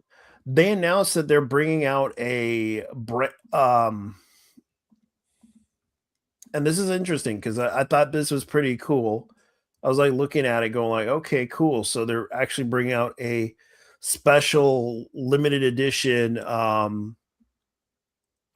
themed Fist of the North Star watches.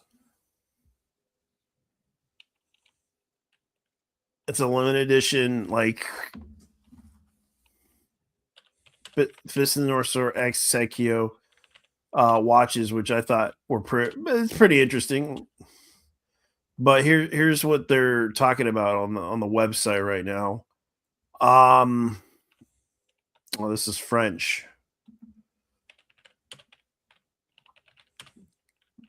So the Japanese company Imperial Enterprises, through Primeco brand, just launched a premium collaboration between Fist of the North Star, Hotoken no Ken, the Japanese watchmaker Seiko, two chronicled watch models dedicated to Kenshiro and the other to Rao, and now available in limited edition 2,000 pieces each starting. So these are limited to 2,000.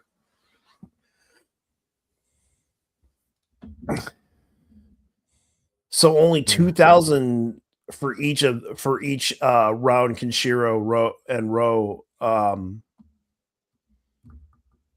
watches.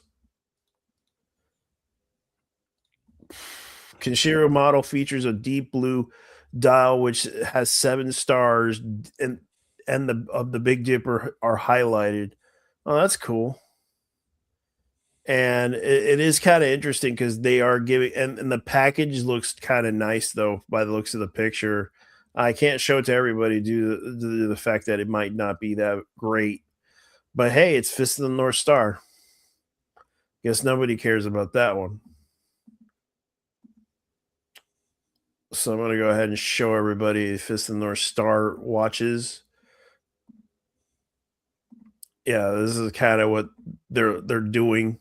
As you can see, that this is the special limited edition watches that they're selling for it, from Kenshiro to Raw. And it's definitely interesting to see, but unfortunately, not many people. This is a limited edition watches because they're only 2,000 for each one, 2,000 copies of the watch. They're selling 2,000 copies of these watches for Seiko, which is basically limited edition. So yeah, they're limited edition to 2,000. They're limited to 2,000 pairs of watches that are basically each. Both are separated based on Ken and Ro. So what do you think? I don't know. You don't know? It's a watch based on it's a limited edition watches, man. For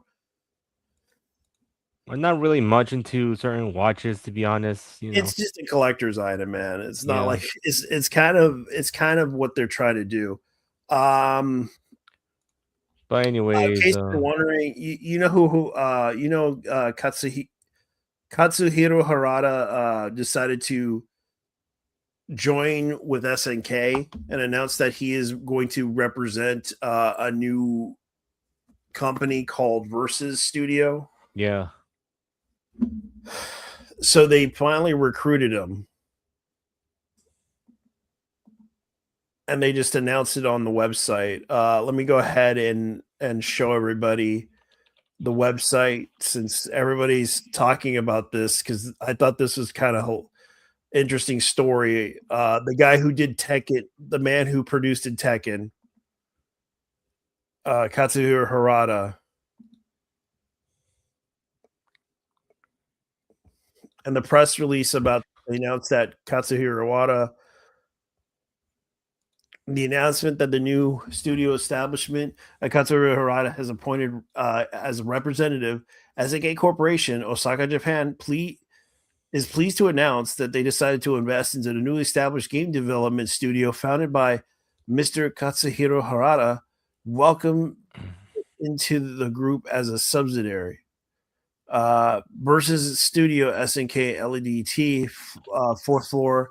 So this is basically the address to the area. Representatives Director, CEO Katsuhiro Harada is established on May 1st, 2026, in conjunction with the establishment of SNK Limited, will support the launch of a new studio and plans to make a consolidated subsidies of a new studio that SNK collaborating on a game software development and further strengthen their development capabilities.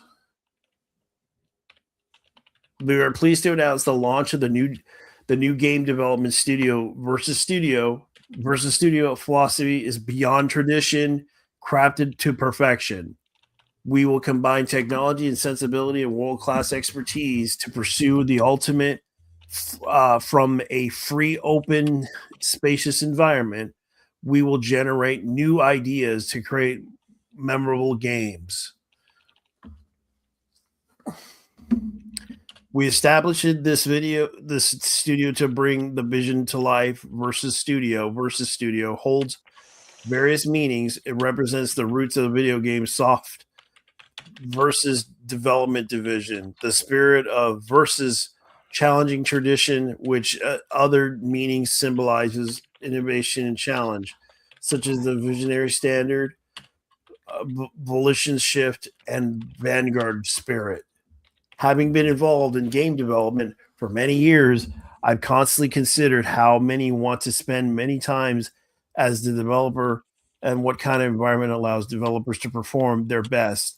Versus Studio is the only answer to the question, to bring together technology and knowledge. Working in a passionate colleagues, we aim to deliver the best video game experience to users worldwide. Versus Studio aspires this to be a studio to continue to take on such challenges. We are looking for a new team members who share our vision. Please look forward to the future of Versus Studios.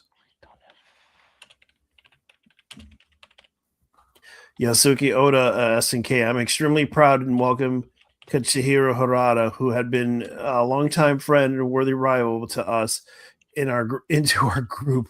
We long discussed hypothetical scenarios, working together, and now the dream to become a reality. To be honest, nothing has been decided yet, but I have no doubt that things will become even more exciting than ever before. We look forward to your continued support for SNK Versus Studio.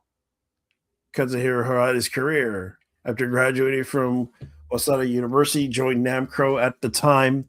For 31 years, he involved in development and production in numerous games, including arcade and console and VR titles.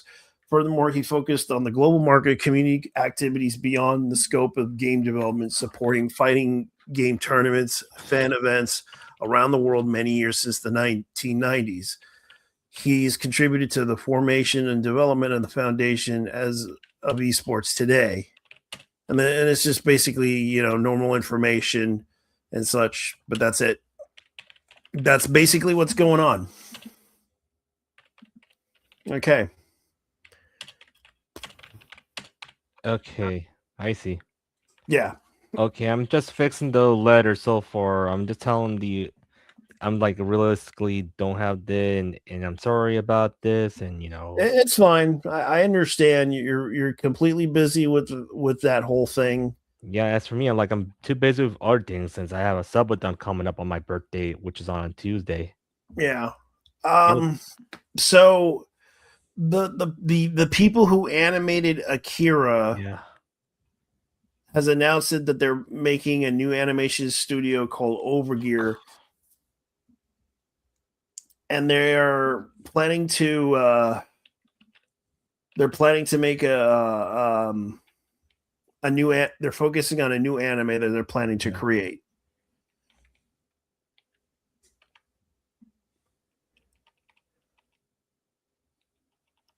I've been waiting for the years for Orbital Era. It looks similar to Freedom Project. I really hope they don't make Akira with digital animation. It will never look as good as the original. It was already the perfect. Just leave it alone. So let me go ahead and read the article. Hopefully it gives me the rundown of what's going on.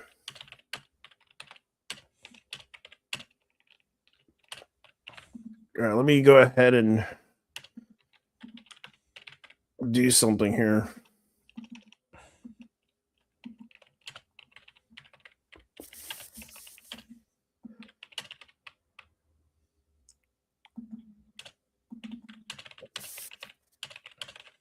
Okay, so Level 5 issues a statement against piracy while resellers' prices go crazy.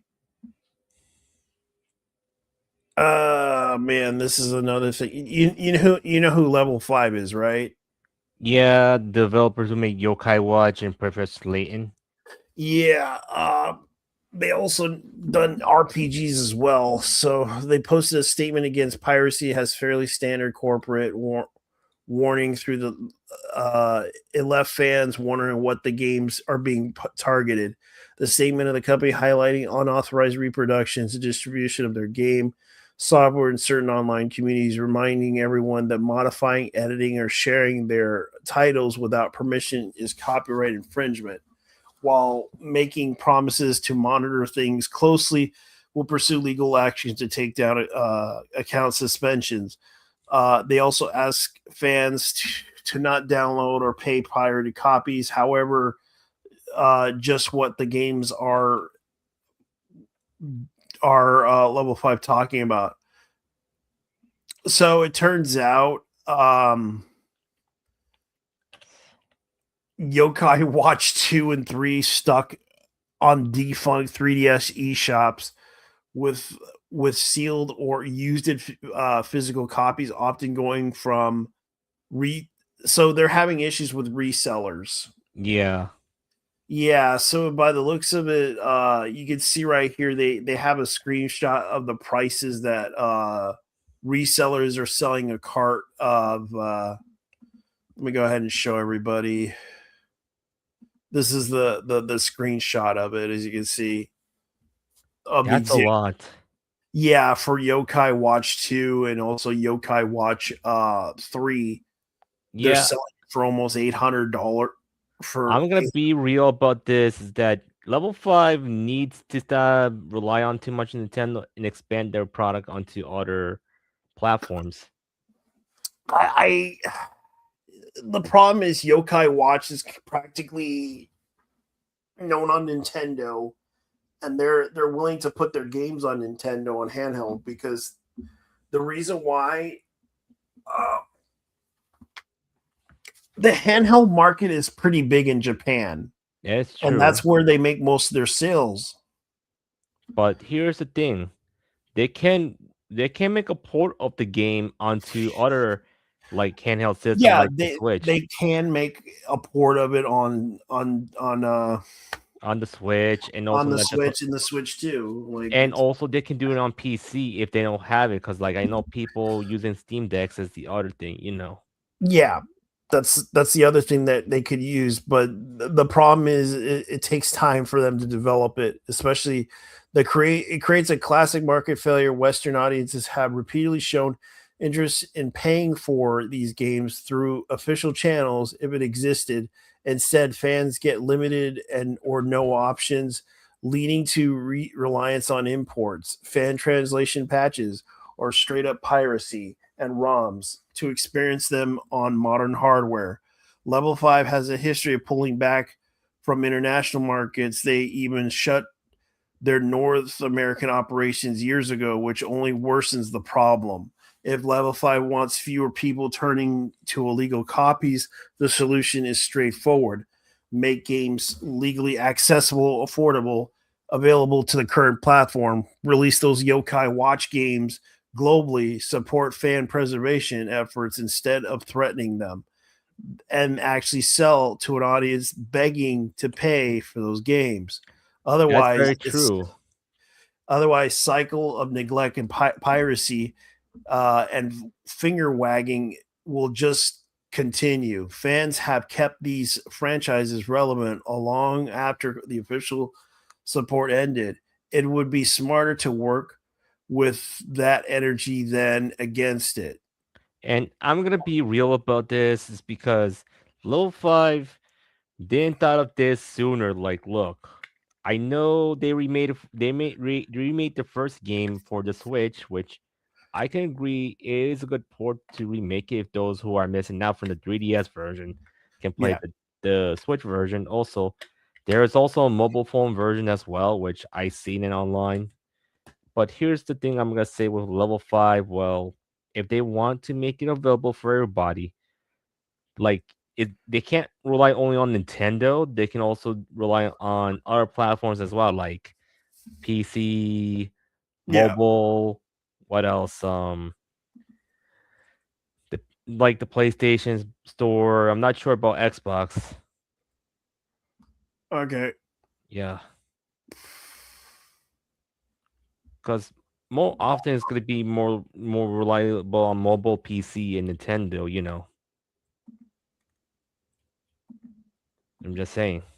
Okay. Red's here. Let me see if I can get him on here. Yeah. Let me see if I can get him on because I don't know if he's here or not. Let me see if he's here. Red,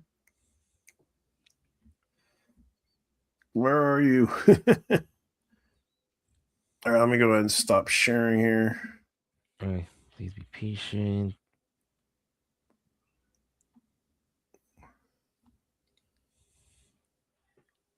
Oh, great. They're thinking about making. Oh, guess what they're doing? Sonic 4 expected to wrap filming tomorrow on May 15th. This information comes from Lord, whose previous reports on the filming schedule has been constantly reliable. Sonic 4 movie.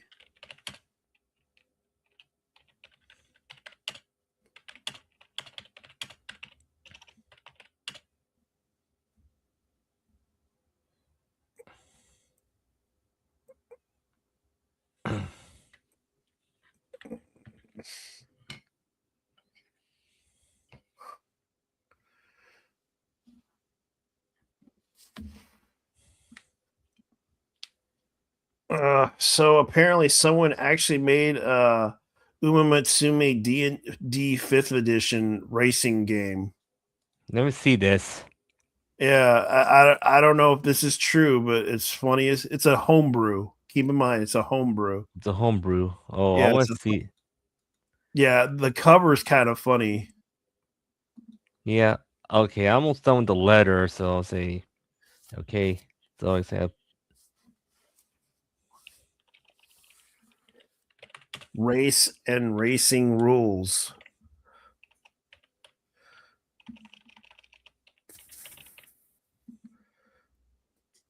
unrelated to the visual stuff, I spun up a D&D 5th edition Umamutsumi resources. I had this sitting on the back burner for a while. I haven't play tested the racing rules, but it seems like it'd be fun game of chance for players like me at least. Link to the homebrew below. So yeah, there is a homebrew link to it. And it's real. It's real. It's a homebrew, but here's what the rules are actually pretty interesting.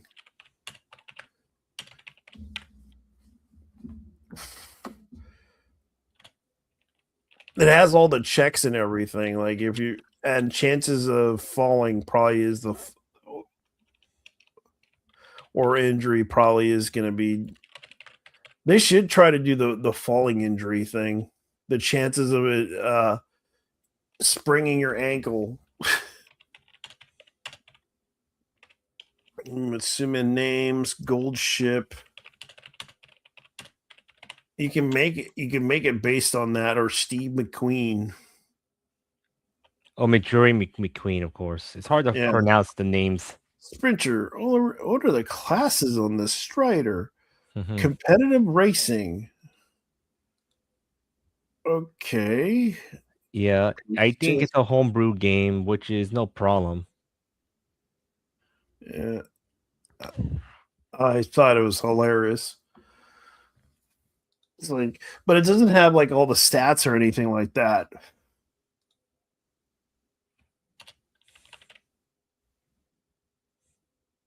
It just does not really get all the stats in and everything correctly. How am I supposed to win? Okay. You want me to give you the I'll give you the link to the Umamutsumi game. So yeah, you could even. Oh, it also has Dungeons and Dragons in there. Yeah.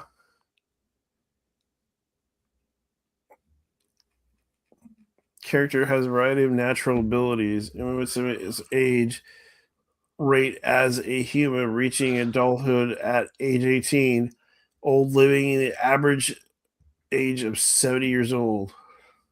Mm-hmm.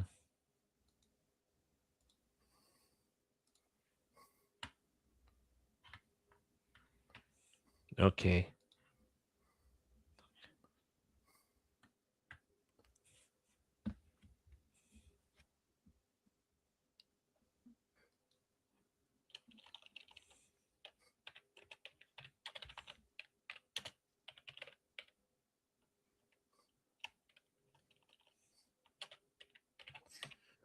Hmm.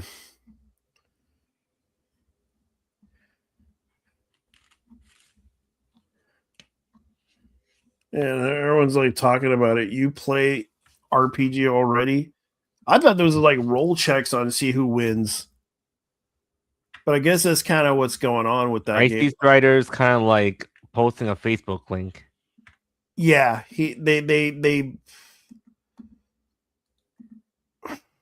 I don't know what he's trying to do. Oh god, the KFC foot. Oh no. KFC. What did he do? He posted something on Facebook, which is KFC is the Colonel with feet fetish. Yeah, I see it. I gave him the link to the page. I don't know what's going on.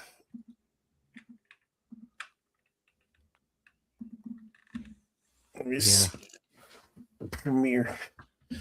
Only 8 episodes of. Let me see what else they're doing. Made in Abyss is split over Project Ryami, fan edited version of the manga. Okay. Japanese idol group Sashimura Shoujo continues to regularly schedule activities despite Mint Productions filing for bankruptcy. The management company filed for bankruptcy following a plummeting value of their cryptocurrency assets. And this is the group that lost their due to cryptocurrency. How's it going, Red? Well, let me say it like this. I just thought I would show you guys that cursed image. Yeah. I'm showing another one. Okay. So apparently this group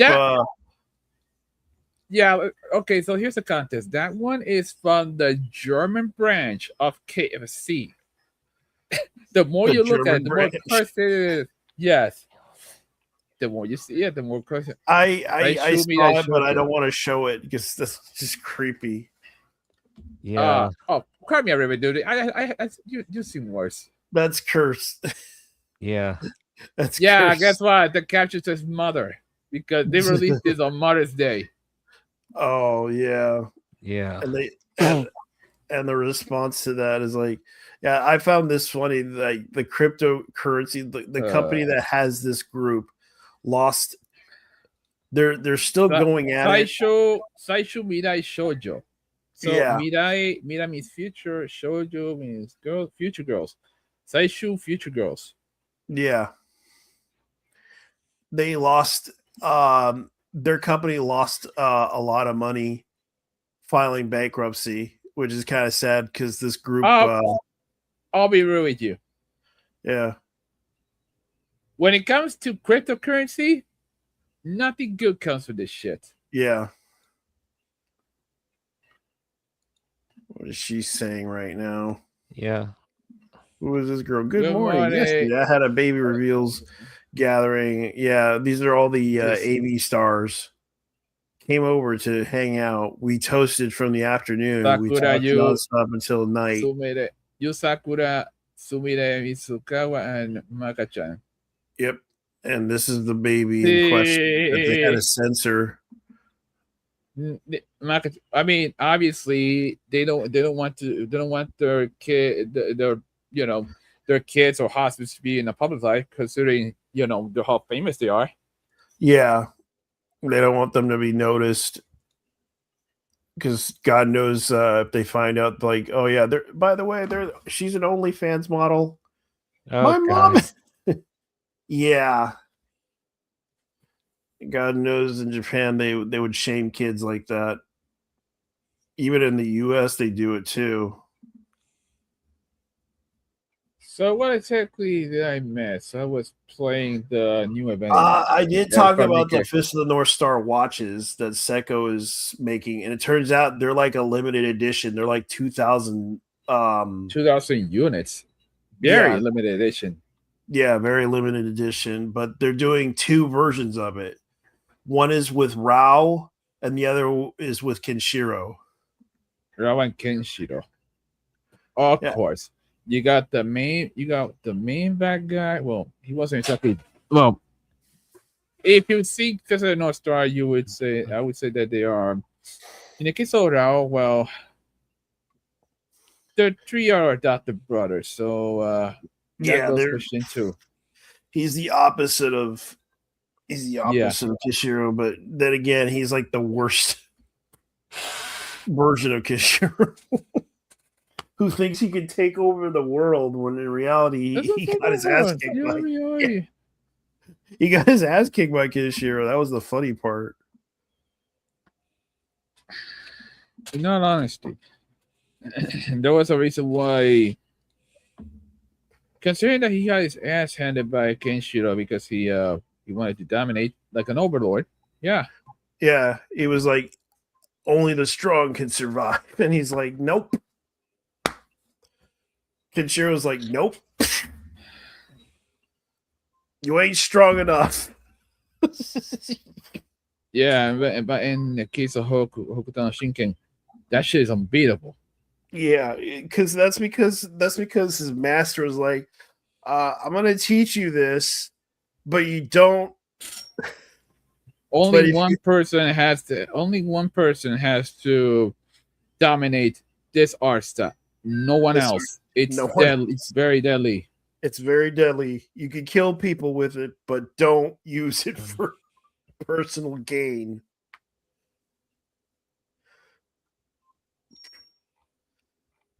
Don't use it for personal gain. Just use it just to kill them.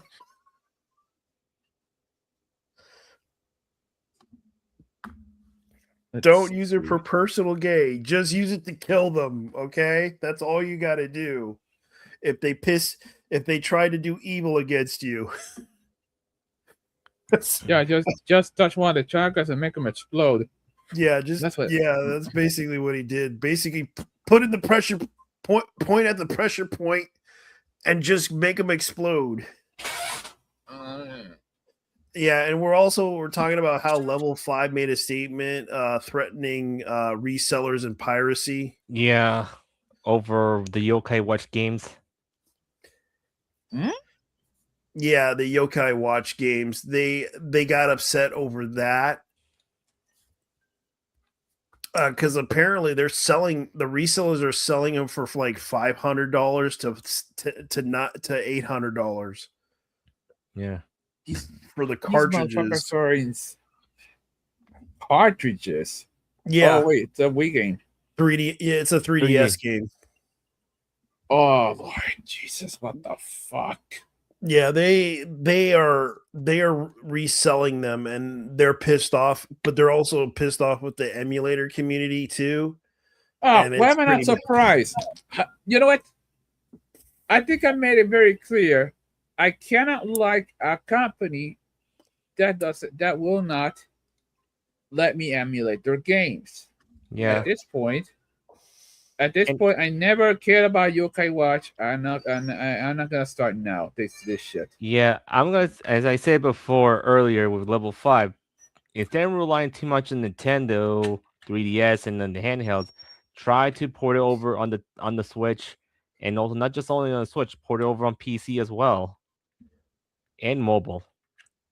The thing is, the Japanese are very much the Japanese are the least okay, because it is Japanese standard, but in this case, these guys are absolute corporate cucks. They really look up to their corporations.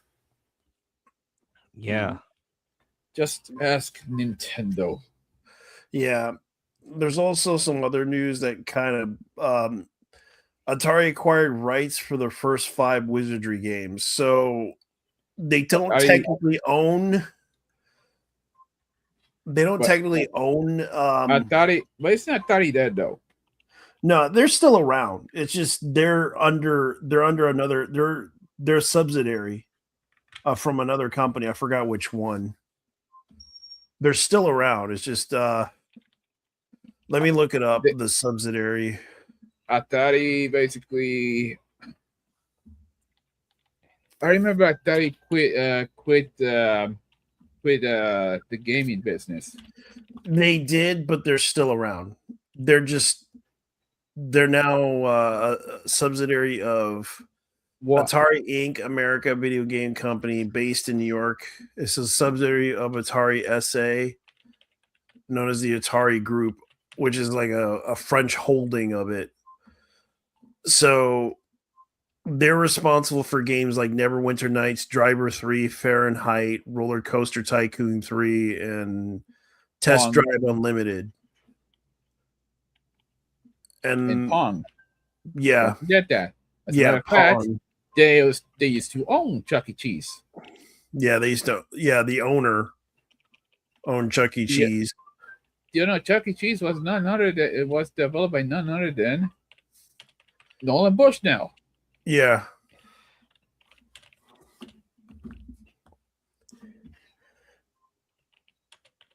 Odd World. And then we have the 2600. Yep. And they released the Atari Plus, the 26 Plus, which I want to get. The 5200. That was another one, but that was a failure. That was a big failure. It was, but they also had the Atari Jaguar. Oh yeah. And now they have the Atari SA, which is like I forget what it's called. And the parent company, Good Times Entertainment.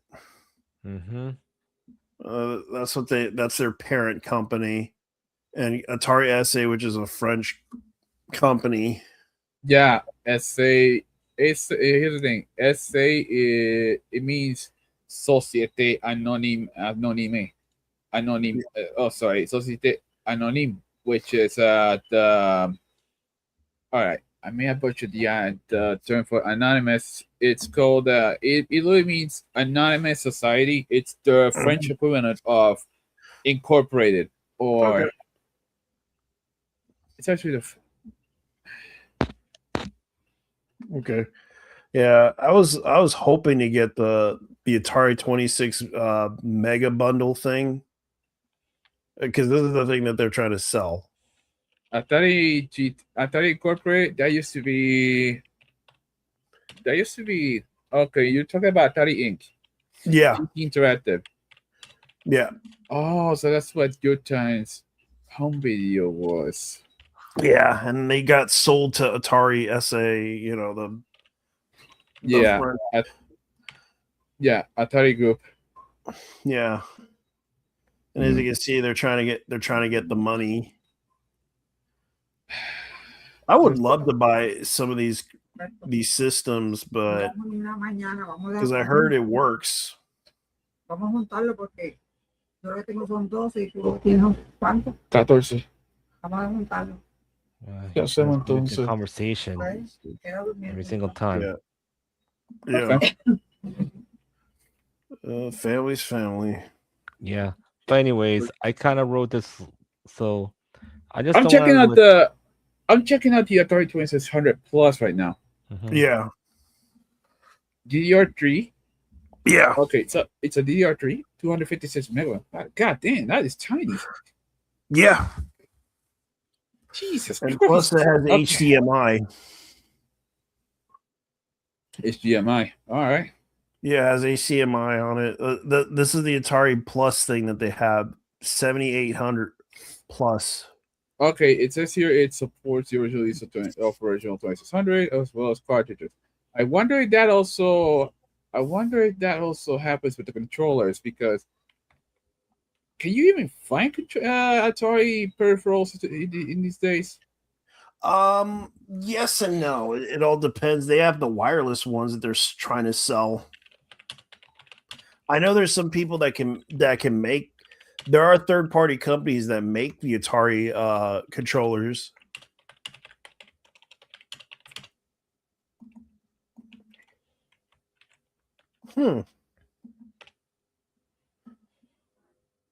Okay. So You can actually play the original games on it. yeah.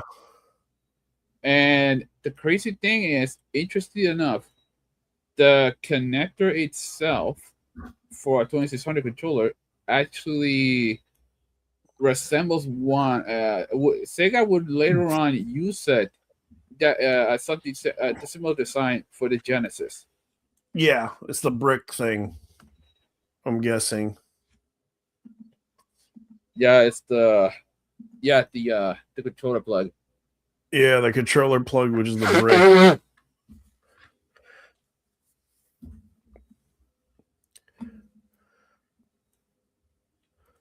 Let me see, what else are they doing? The world's first Pokemon airport opening in Japan.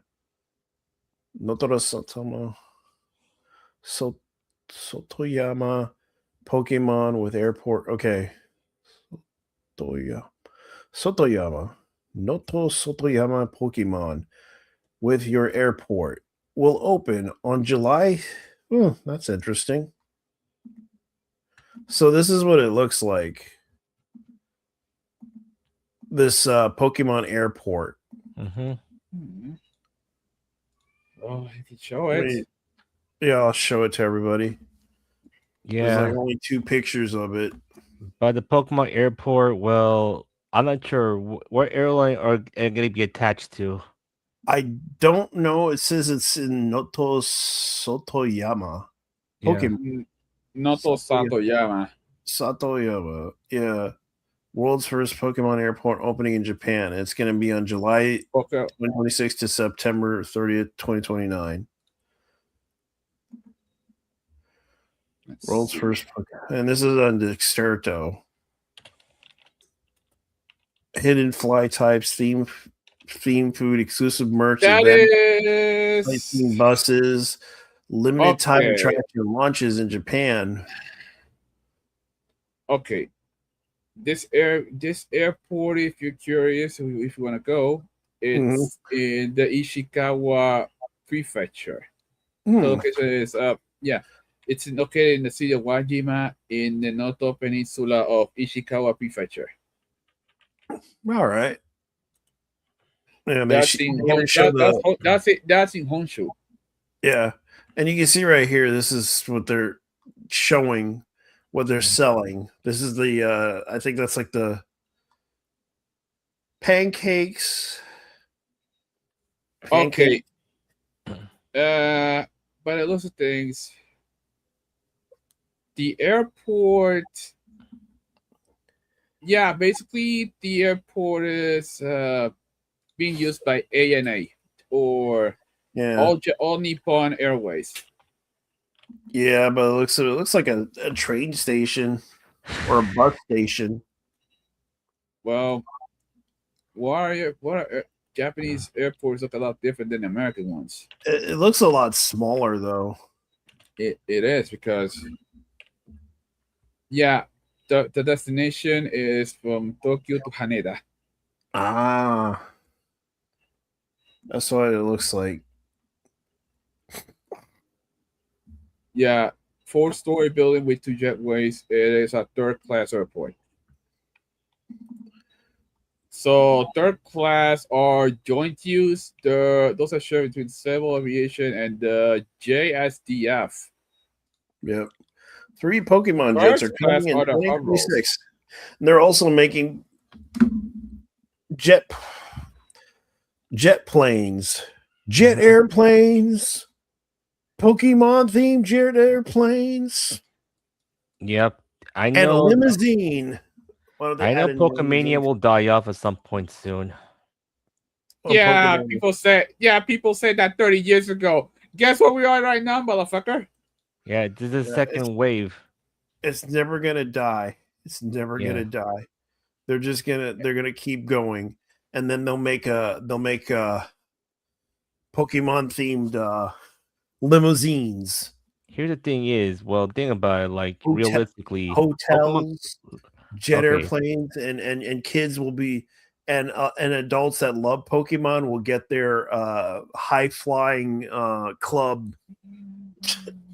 Yeah, but let me continue on saying, right? So let's say this. Here's the thing why Pokemania died during the early 2000s, because the reason is because Gen 3 came out and people didn't like, Gen 3 very much, as in like most of them, because they can't transfer their Pokemon there, and you know how money is tight in their time and they move on to other things, to be honest. Yeah. I have a feeling it might gonna be the same effect with the Switch too, because they're not gonna make so much sales for the new Pokemon game, which I understand. The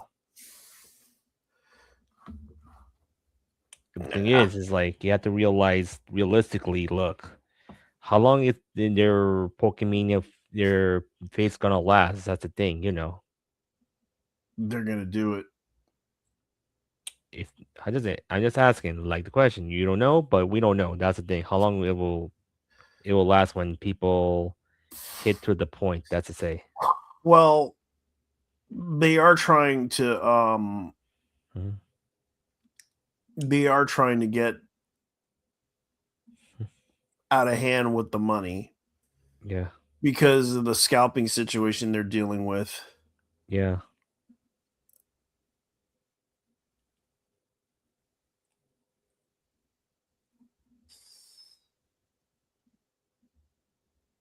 Okay. So that's the thing. We don't know, but the thing is, if Scalper sees how Pokemon's becoming like not worth as much as they used to, that's how their trend will end anyway. Yeah. That's how they are. Like I said before, it's like anything that's Pokemon, they'll buy it because they believe that there's going to be a Pokemon card in there. It's like Not every. Yeah, they think everything has to be a Pokemon card inside everything. A Yeah. plushie, a magazine. They'll buy it because it has Pokemon on it. Just imagine, Time Magazine had one, and I was surprised no one bought it because it didn't have a Pokemon card in it. Mm-hmm. Because they don't buy the stuff for it. They want to collect Pokemon cards from it. There's the difference right there. Yeah, I've seen it. and there is no Pokemon cards in the Pop Tart box. There's no Pokemon cards in the Sour Patch. There's no Pokemon cards in the Pirate's Booty box. Yeah, and they're willing to steal from people. They're willing to kill. They're willing to street fight people over Pokemon cards. Yeah. That's how crazy it is. They don't even buy the plushies unless it has a Pokemon card inside of it, and they tear the flesh out of it. They will practically say, if you tell somebody that, oh, there's a Pokemon card in a plushie, go take it out for me. And of course, they will tear the flesh out of the Pokemon. And then there's no Pokemon card in it. Yes. That is how autistically crazy these people are about Pokemon. Yeah. They will tear up a plushie just to find a Pokemon card in it. And to be real, with Yu-Gi-Oh cards, they survive the scalping situation because they reprint the same cards. Yes. And that's how they make their money. Like, these kids want to street fight for Pokemon cards. They will suck dick for Pokemon cards, and they're willing to steal from other people for Pokemon cards. That's how bad it is. Yeah. Because they're so obsessive about the Pokemon card market that they don't realize, people just want to collect, like, for example, just imagine if they make Pokemon action figures, do you think they'll buy it? No. It has to have a Pokemon card in it. In the box, but there's none in it. There's none whatsoever. That's how bad it is. They're not really fans of Pokemon. They don't even care if they made an Ash Ketchum action figure. Do you think they give a shit of buying one? They're not gonna buy it. It's only for the kids. Yeah, or like if they make a toy themed like RP, I don't know. Toy themed. Go ahead. It's a good thing that Pokemon never did anything with Hot Wheels or Matchbox. They did. No, I checked. No, I'm checking out. No, they didn't. And the ones you do see, those are customs. Yeah, these are customs. Yeah. And the thing is, if they officially did that, well, the Hot Wheels skill. The official ones, however, they're from Tomica. The official ones, they're from Tomica. Yeah. So I'm just saying these Hot Wheels scalpers will have a fight against with the Pokemon scalper if there's a Pokemon. Let me Hot tell Wheel. you something. As a Hot Wheels collector, it's an absolute pain in the fucking ass sometimes. Yeah. You want a specific vehicle that you want, you have to buy from a reseller because there's no way in hell you're gonna find it in a Walmart. Yeah. Especially because half these cocksucking faggots are gonna be out here at crack of fucking dawn. That's like 4 o'clock in the morning when these guys are loading that shit. And they're gonna be finding some cocksuckers for a specific treasure hunt. Not only a treasure hunt, but also of all things. Oh, guess what? You gotta be ready. Oh, you got a G case? Oh yeah, we're gonna raid the shit out of that thing. We're gonna find a treasure hunt. We're gonna try that. We're gonna guess what? Real cards, realistic cards, those sell. Fictional ones? No, they don't. They do not. not even treasure hunts at that. Not even treasure hunts are safe. And then once they do, these motherfuckers are gonna sell them for $20 on a car show, or even more so on eBay. I've seen it firsthand. I did it. Yeah, I see within an hour. this shit firsthand. I have. Let me say it like this: you motherfuckers would not last a day in my neck of the woods. Yeah. I know. In the early 2000s, Puerto Rico went insane. They went insane because of the whole Hot Wheels racing thing. Like you had these scalpers, you had these people literally face fighting each other for, say, a Lamborghini Countach that are gonna sell for $5 to $10. A mainline like that. And I'm gonna be clear, these Hot Wheels, Yeah, I they're gotta be clear. Okay. Let's fight. and here's the thing is, you know how hypocritical these people are and say, oh, they want to buy Pokemon cards because they want to sell to feed their family, but well, they have the money to buy something to feed their family. Yeah. It doesn't make no sense. In my case, I think the most I've actually spent was in grand total $50. Yeah. Because here's the thing, I bought a couple of premiums because of the premiums.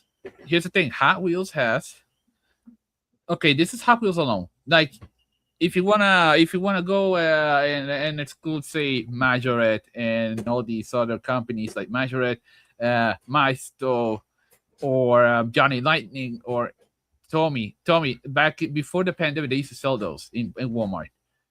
They didn't sell that well. Anyways, how am I gonna say this? I see people fleece the fuck out of me. $10 for a mainline. That's a basic one. $10. Honestly, Like, not even an old one. honestly, I could make like $5 in a minute, to be honest. Yeah, here's the thing. It's not so much. Oh, the problem is the fact that they also have their own, what is basically their. Okay, it's okay. Gotta start in. I gotta start again this time. Mhm. These people have their own collector's guide. One of the most one of the most expensive ones happens to be a prototype of a Volkswagen Band from the 70s. That one is worth, supposedly that one is worth like $400 to $400. Wait, it could be a lot more. Like, some people estimate, I think it was $400 or $4,000. I don't really remember. $4,000.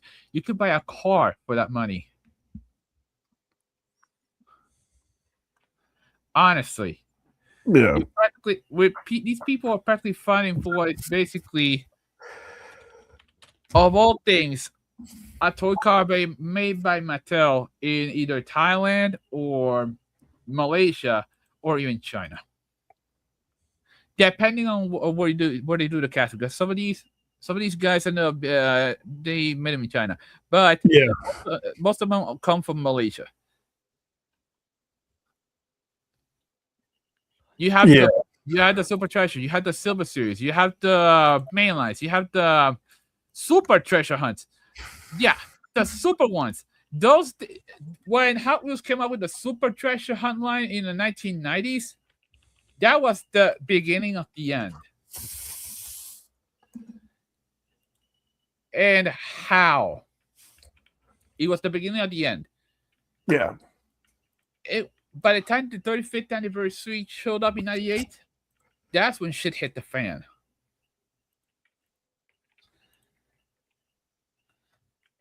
All right. I would say that Hot Wheels scalpers are pretty much on the same level as Pokemon scalpers. Yeah. Yeah. And that's And the it's- sad part about it is that And they even keep. though they're too afraid of getting a job because they're allergic of getting a job. Hold the phone. Not necessarily. Some of these guys actually make reselling their job. Yeah, they do. And So, there are people out there. so basically, afraid of getting a job while they already have a job in their own, how should I say, in their own, yeah, nah. In their own house. Miss me with that shit. eBay exists for a reason. Yeah. Yeah. That's why a lot of people avoid them. Yeah, Shiny, miss me with that shit because eBay exists for a reason. Yeah. You know what? The funny thing is, I would like to see both of them hit what is basically the beanie. Fuck, what were these things? The Beanie Babies. Yeah, I was gonna say Beanie Baby. Yeah. Wait until the Beanie Baby effect shows up. Yeah, because later on, Beanie Baby's not gonna be worth as much, to be honest. They have been worth shit since the 1999. Yeah. That was when the Beanie Baby crash came through. Yeah. People hated the These Beanie guys Baby. The thing is, these people are. This was the thing. These people are not fans. This was of all things more like a performative. This was more like a performative stunt. Yeah. It is. And they're raising the prices on it too.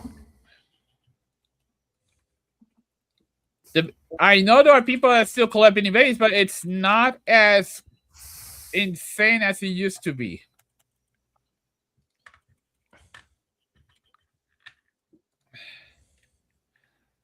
You know what? I wish, but that is not going to happen. That will never happen. Well, I'm kind of upset because of the fact that it's also happening. It's also affecting like DVD sales too. Anything that's never been printed again after its release, years. I for saw 8 or 5 years. I was at Walmart a while ago, and how should I say this? Yeah. Mhm. This is one example. The entire collection of The Sopranos, $180. Yeah. Yeah, but you know, some people find their way to bootleg it. You know what I mean? Yeah. Because the thing is, I don't care if I buy anime DVDs if it's bootlegged or not. That's my deal. That's my deal. Yeah, you can go to the website known as animegay.com. You can't say bootleg it. You can't say a certain website because you know Crunchyroll. I know. I want them to check out that website. There's a couple, and speaking of, Yeah. well, the one I used to check out, the servers got burned. I know. Some people said it was some people said that it was on purpose. I like to believe that shit was done on purpose. And Yeah. I think it's the Crunchyroll mafia. Some insider decided, yeah, I'm gonna these people need to go. These people need to go down, and they decided to light up the servers. So it's basically saying, "Oh, do you think they were doing this just so they can get sympathy money?" Yes, sir. Fair enough. Well, at this point, yeah. At this point, yeah. There's a good reason. I mean, there are some people who are straight up shills. Okay, that's fair. Yeah, because it's like I was like looking at the website, going like, "Okay, that's kind of crazy." Yeah,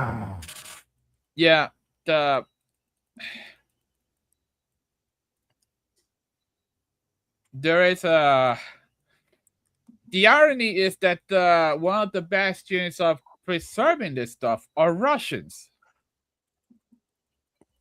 At least Russian sites, Yeah. if you can find them. Yeah, I found a few of them, but I'm not going to mention them because I know that. Well, due to the link fact that them to me. Link them to me through a private message, yeah. because I'm looking for certain pages. Yeah, because I know that they are switching to the RU servers, which are the Russian servers. You know, we can't say their name, which is the other thing, you know. That's why Yeah. I've been asking. Yeah, that's why I've been asking. Send them to me Privately. privately. Yeah, Invite You're only. gonna have to, at this point, you're gonna have to do it privately because there's no because if people were to mention them, they will be down. That's well, like they kept mentioning them on Reddit. Like a lot of people keep mentioning them on Reddit, and that's the problem with them. It's like, can you guys shut the fuck up on Reddit about this? Like, I've seen how people on Reddit mention these animes, and they just keep like, oh, Anime Kai, for example, got taken down, and they were like, say the first Zero, then High Anime, now this too. Recently, I feel like any website I start using gets banned. I'm tired now that it start a new website again because a lot of people don't back in realize. the day, it used to be Kiss Anime 2. Yeah, Kiss Anime 2 back in the days. Yeah. Yeah, and of course there's also piracy, r/piracy that's mentioning this. Confirms it's just like that's the thing. Like people are talking about it. Like they took Anime Watch, Zoro TV, anime. We lost Anime 9. A true pirate knows many islands. It's true. A true pirate knows many islands. As an indie, it's like piracy.com is like the r/piracy. Stop mentioning this shit.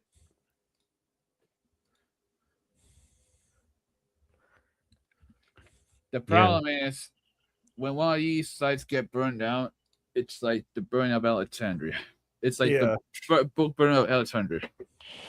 Yeah, it's like it has a lot of animes you would not believe it that you couldn't even watch on anymore on that website. And sadly, the fact that we have to deal with the issues of it, you have to either go to some other website to do it.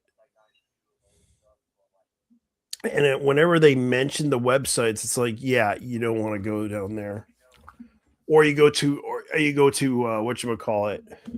You go to the dark web. Yeah, and they also took down readcomic.online, Read Comics Online, which is another one. Jeez.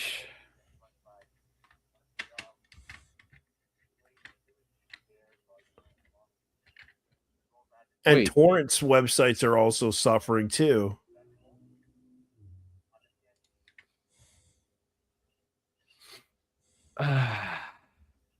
It's tiresome, yeah, to say the least.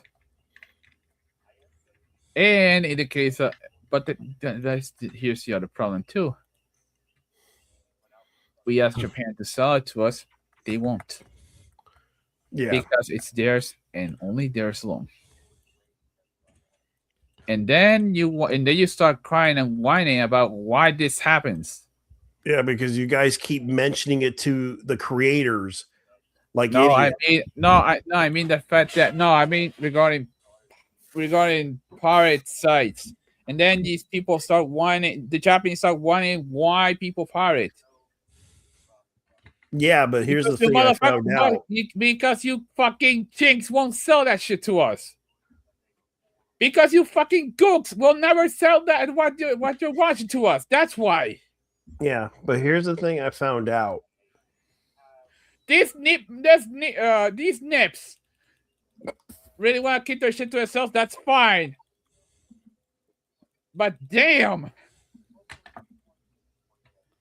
I will Here's use the thing. every racial slur I can memorize regarding the Japanese. for this Here's shit. you remember the creator of Gochikuda? I forgot her name. Keyorano? Yeah. Yeah. Yeah. You notice that people were mentioning to her, oh, I pirated your manga. Oh, I did, like they were posting it and everything in front of her, and she was pissed. Yeah, and then you had the guy. Yeah, and then you have Sakurai. Yeah, well, the guy from Rooster Fighter. Yeah, getting upset about that. No, he wasn't upset. He was basically leaking his own shit on his social media. Yeah, because everybody wanted to Sakuratani. read that shit so badly. Stu Sakuratani was leaking episodes of the show. Yeah, on because Twitter. he wanted people on. And if it wasn't for a certain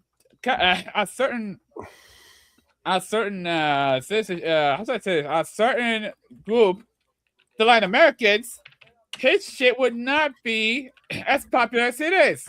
Yeah. He practically said that he owes the Mexicans everything. Yeah. Because they That's put the attitude. That's their the word way. of mouth on there. Kay's full of shit. And they put their word of mouth on it too, because that's how it got popular.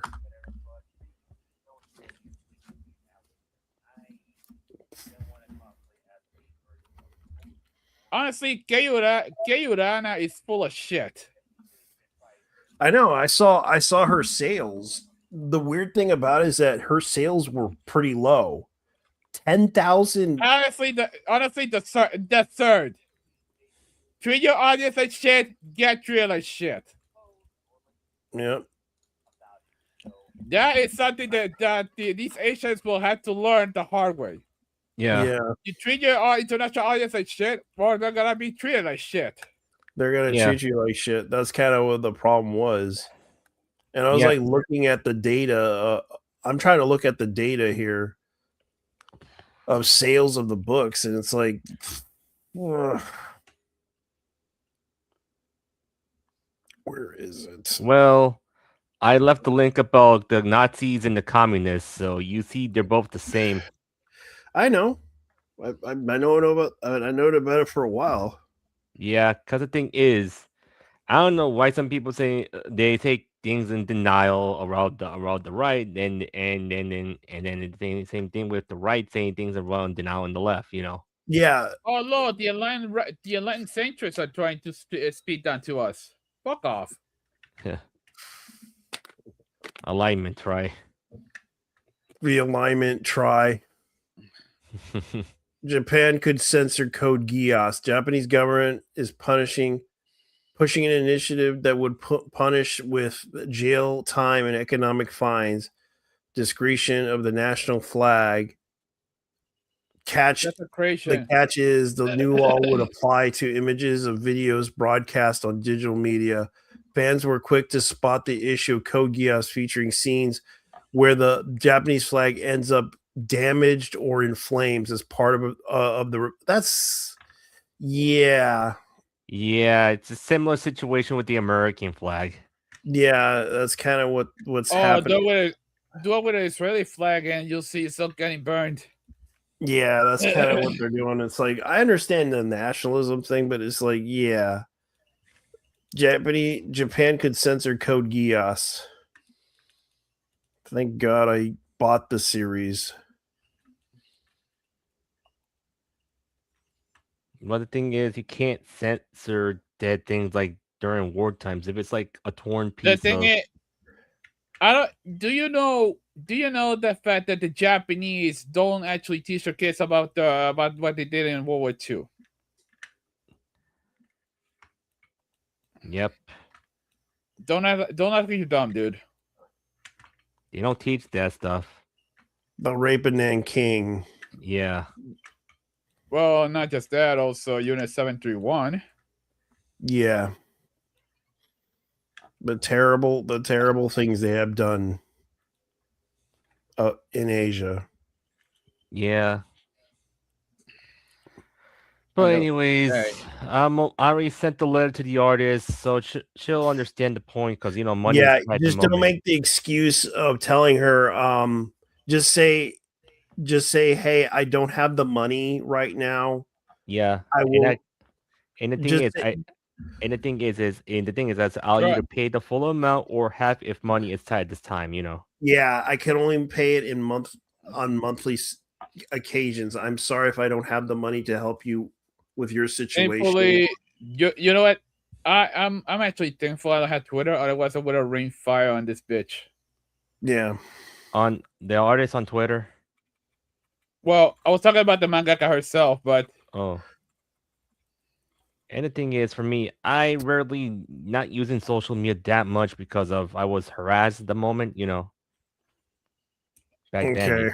Yeah. the thing is, the best. Well, the thing is, I wasn't interested in Gachaku to begin with, and I'm not gonna watch it now because either way, it's generic shonen shit to me. That's the thing.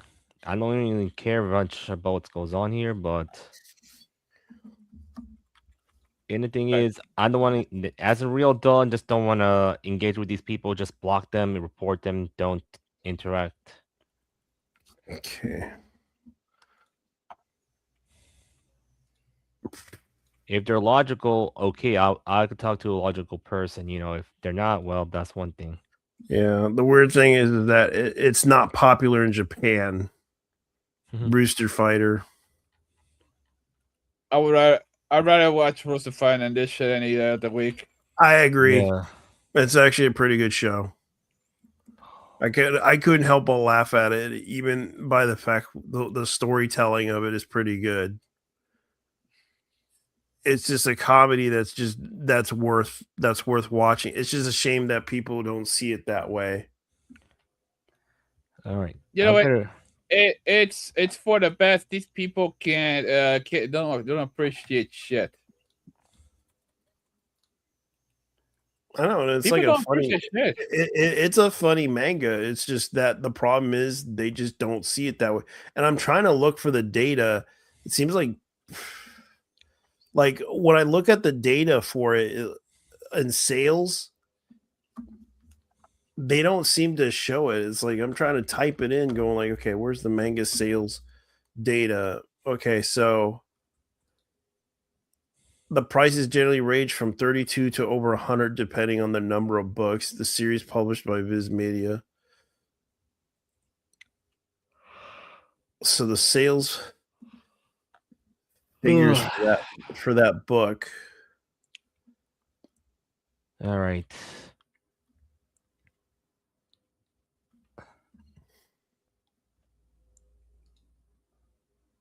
And it's like $13 to $15 for the book. And I guess they kind of really messed up on it. I don't know. It seems like they don't bother to show me the data for Rooster Fighter. The irony is that I talk shit about shonen and yet I'm watching Rooster Fighter, but at least that one gets a pass. Yeah, that one gets a pass. And I don't think it's a bad show. It's just the problem is it's just a show. Let me see. So they're planning to do Pat Labor and no one Pat Labor Oba. What else do they have?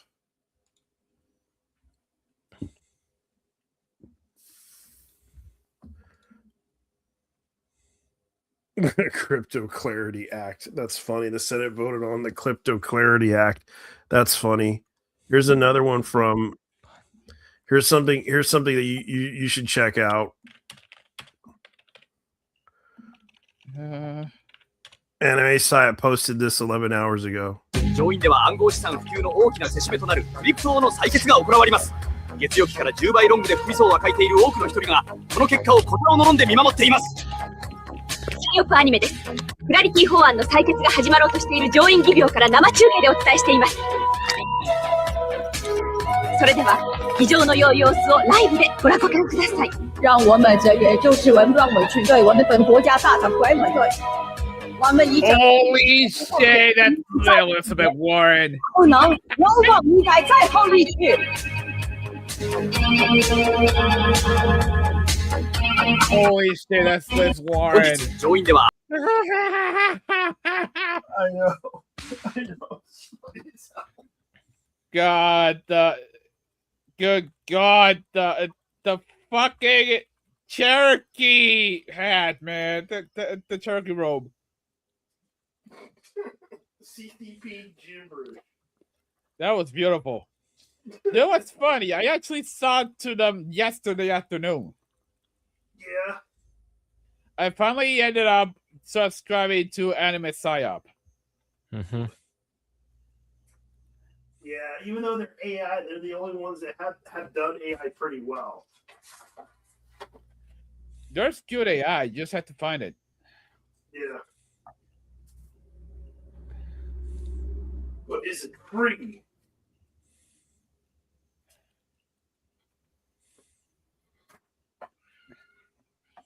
Back in the day, it used to be AI presidents. I used to watch a certain channel. They used to have the presidents. Like one of them was the most offensive in a good way. These had the most offensive as hell topics. Yeah. And it was one of the how do I say this? The guy had to quit because dude got tired.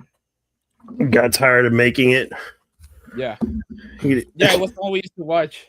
Yeah, the one we used to watch back in the day. Ah. Yeah, I remember the guy that did that podcast and he quit that one. Yeah, that was the one. I remember now. Yeah, he gave up on it, and I'm just like, because he felt like it was episode too much. 7. Too much work.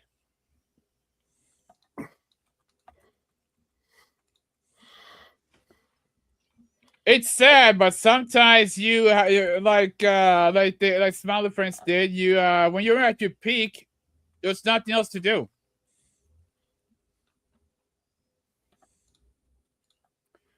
There's nothing else to do. In other words, call it quits or you're ahead.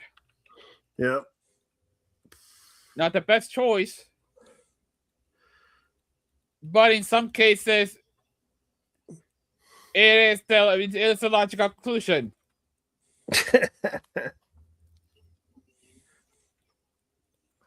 Oh boy.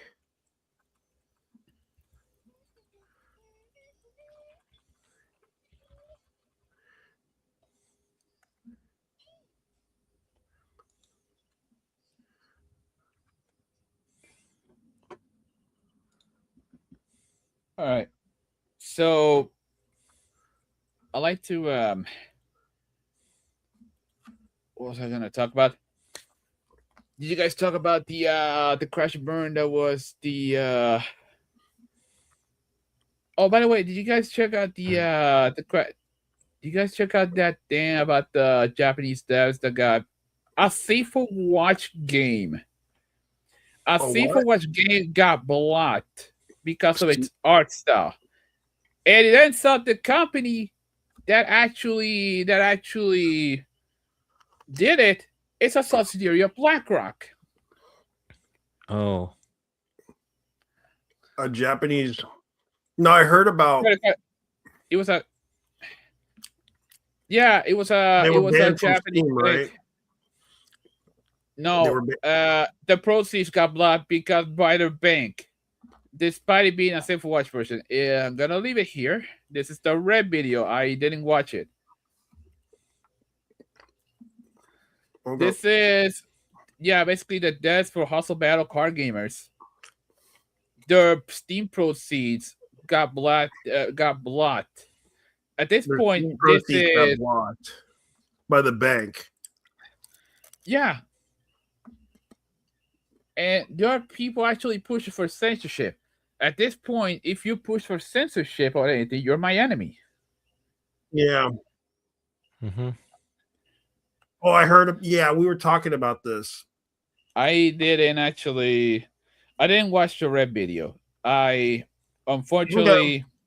Yeah, we talked about this video. We talked about this this game because Let me guess. It got blocked because these guys thought the creators were lolicons. yeah, that's what happened. There was an all age. It was The basically usual a card suspects battle at it game. again. It was basically a Usual card suspects. battle game. Yeah, of And The they- course. usual suspects back at it again.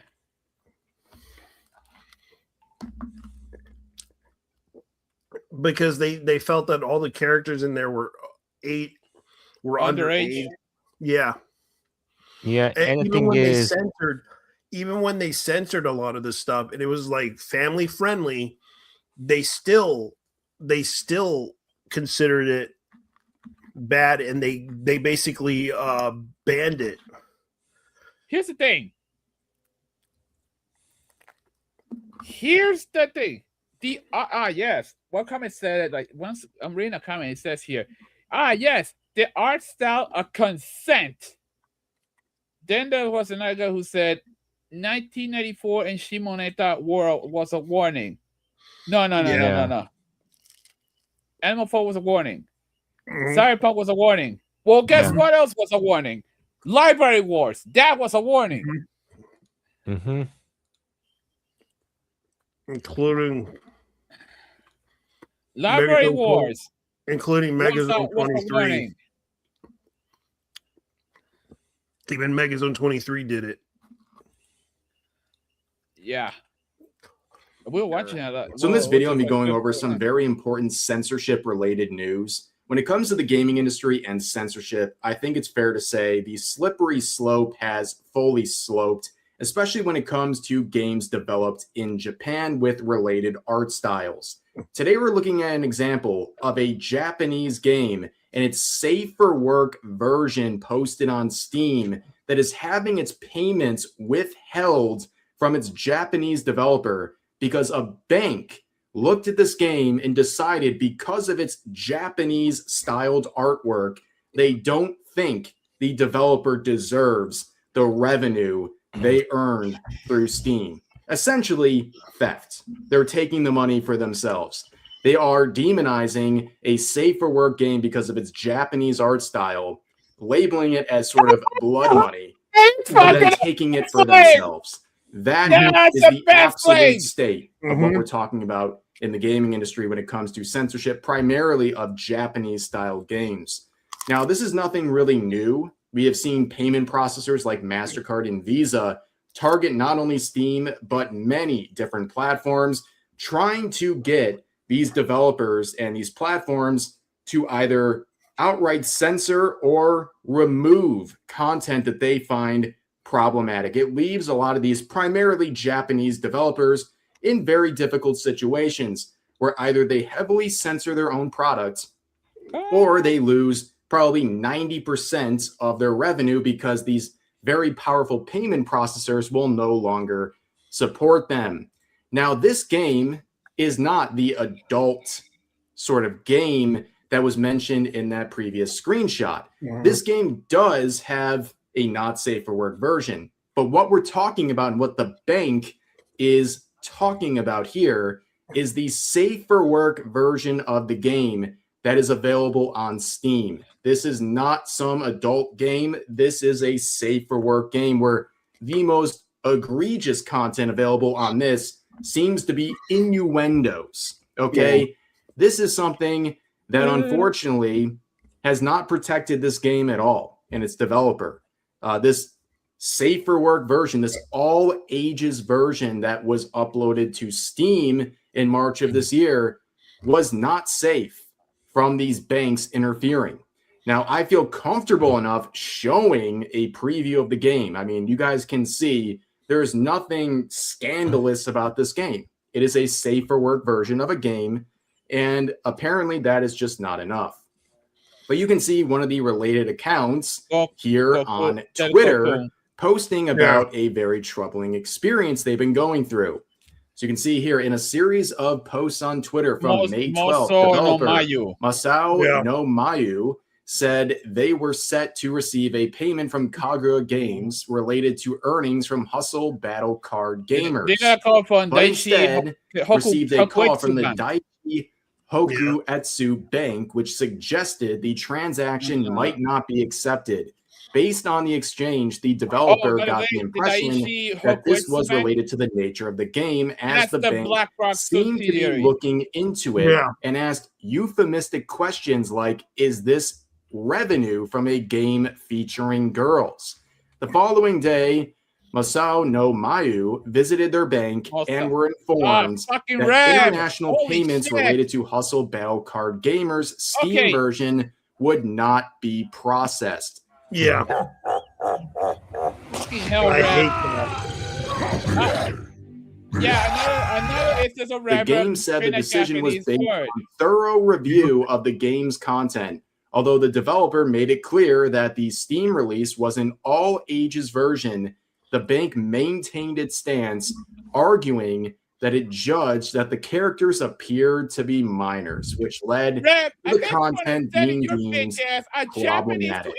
Now, what is this bank we're talking about, by the way? People were quick to point out they have some investors that are very interesting, including the Vanguard Group, as well as BlackRock. If you don't know these entities, they are deeply, deeply concerning. Anything they're involved in is deeply concerning. They are one of the biggest pushers of DEI, wokeness, and also censorship. In fact, if you're not aware, let me just display to you the power they have.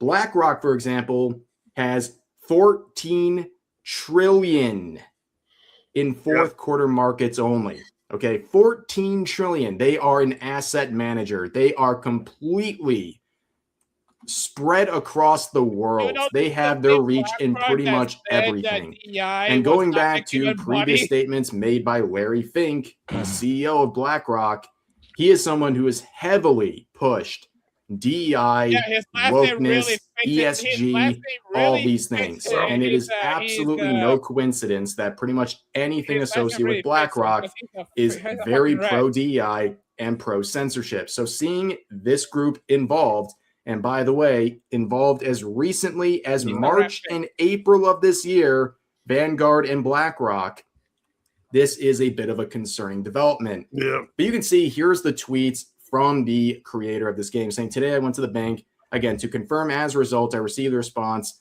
that the sales from the Steam version are indeed not acceptable.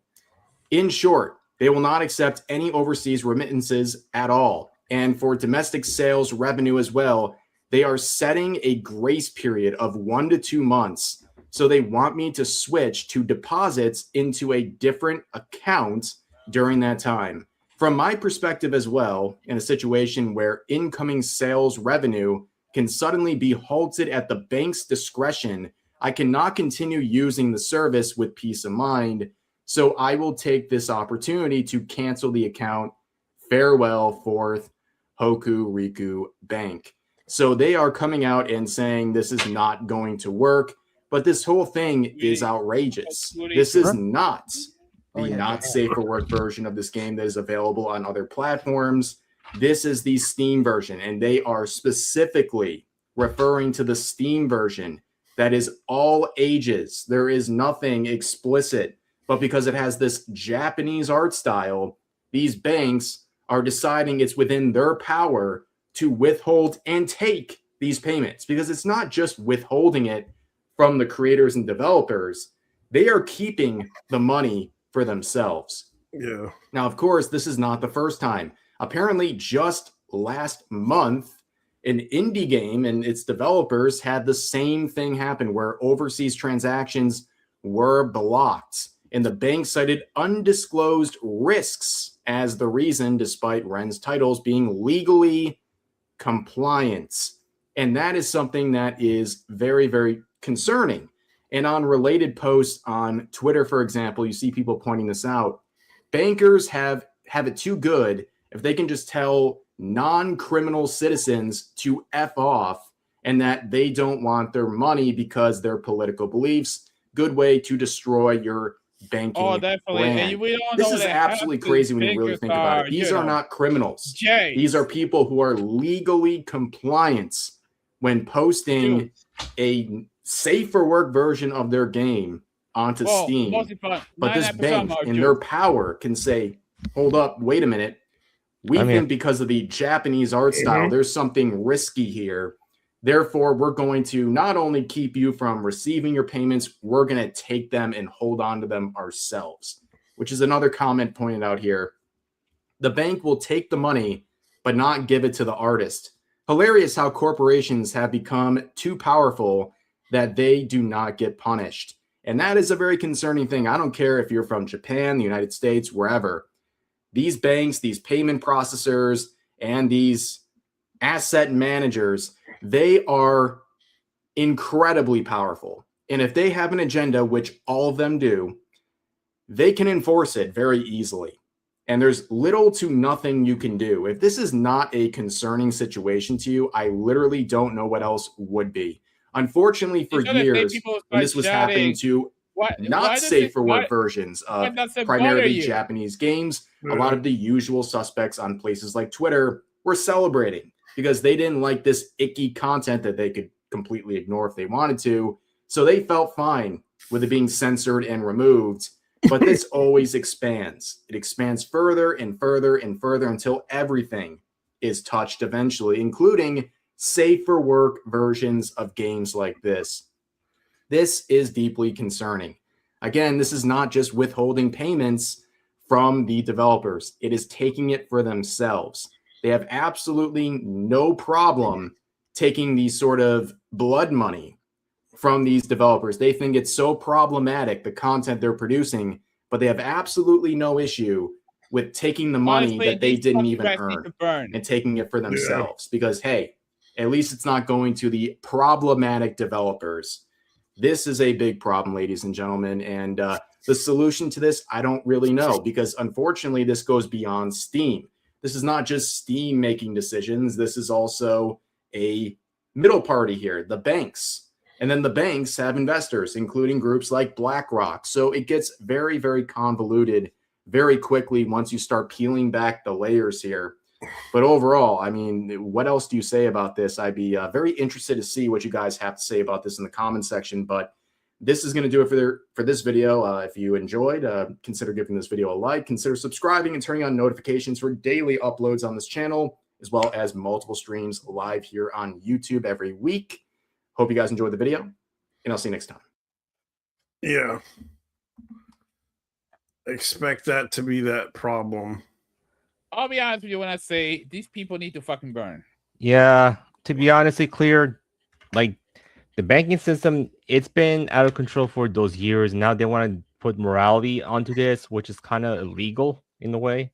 Yeah, and I mean, in a way, it is fully illegal. I know, and they could have went to the government and told them, "Hey, this is what they're doing." Even when I abide by their rules, they still punished me for it and took my money. But the problem is, it's a U.S. thing, and the fact is, the FCC already fined the companies for doing that stuff. But the problem is, they're still going to do it no matter what. Yeah. Listen. At this point, you might as well say, take it to Interpol. Yeah. At this point, how did I say this? If I was that, if this happened to me, and I was said, I would take this shit to Interpol. That I can agree with.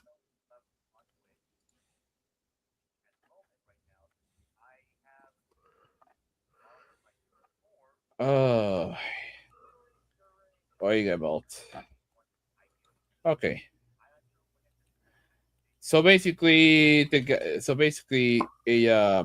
video game, not even safe for work video games, not even censored games are safe from this shit, which is hilarious. It's sad and hilarious at the same time. Yeah. That's the crazy part. They don't care.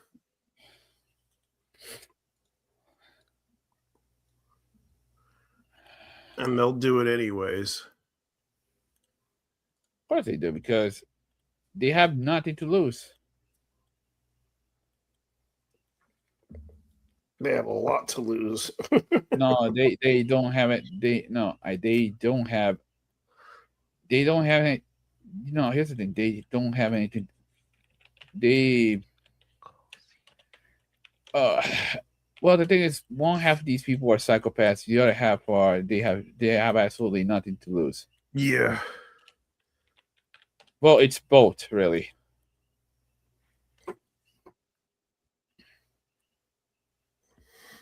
And I'm not saying eat the rich. I'm just saying that these motherfuckers need to burn, because, well, that we get this is why games like Mixtape get made in the first place, because of these absolute fucking smoke brains. Yeah. And it's like right now, the new generation has just lost the meaning of the word. Like here's an example of this, and I'm going to show it to everybody. This is an example of what we're dealing with, and you'll get why.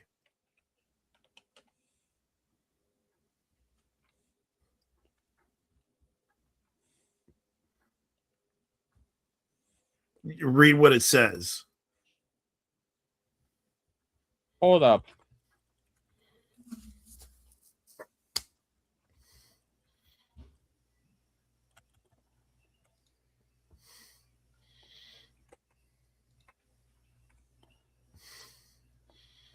Dance if you're a pedophile. Mortal devs. Yeah. Dance if you're a pedophile. Yeah. What the actual fuck? That's how stupid people are these days. What the actual fuck? Dude, send me that. I need to show it to a friend of mine so we can laugh at him. Yeah, and this was posted on the 13th. I'll send you the link to the Twitter post. What? Stupid. Oh god, this guy. It's okay. So you got bootleg I Show Speed out here. It's telling us if you dance, you're a pedophile. That's just the hope there's a shit post. All I wanted to do was watch anime, but they just keep making it worse.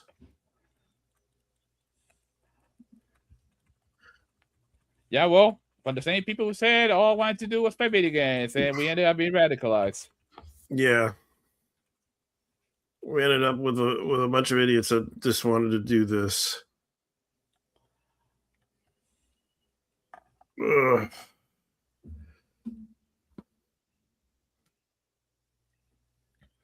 Now I got to deal with furries too on this one. Yep. Yep. You think hell for a fag?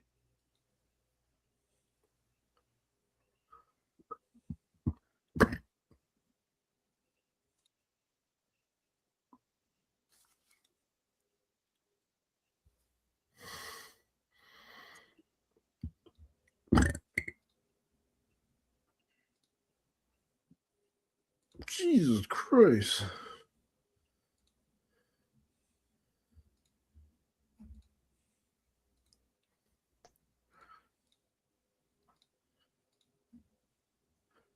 Oh,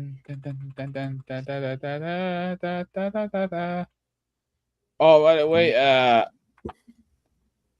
something interesting is going on in Puerto Rico, and it turns out that it's related to a convention of rabbis. The rabbis? Yeah, a convention of rabbis. That's in it. And they're showing up in Puerto Rico. Yeah, Jewish rabbis. Oh, great. What are they gonna do?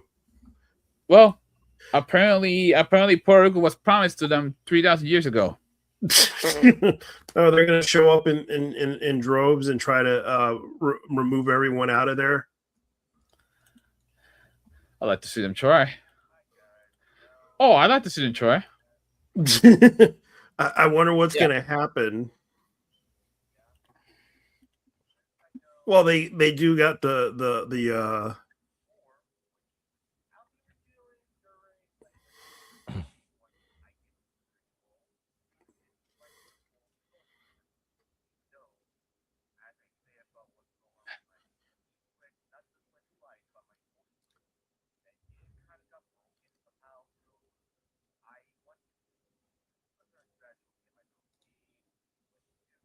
let me see what else do they have. I'm looking up some news. So let me see. Oh yeah, they're bringing back Shenmue 3 Enhanced Edition. Wait a minute. I saying Shenmue 3. Yeah. Oh, Shenmue 3 Anyways, getting I'm an gonna get Enhanced off, guys, Edition. since I gotta get to work in the morning. Yeah. It's now available. It's Enhanced Edition of Shenmue 3, which that's I heard people didn't like that one. So I'll see you later, guys, right? You too, man. Don't worry. Shenmue Enhanced Edition opens the gates on March 19th, 2026. As you can see, this is what they're trying to do. yeah, the third one was a bit of a disappointment. I know. That's what people said.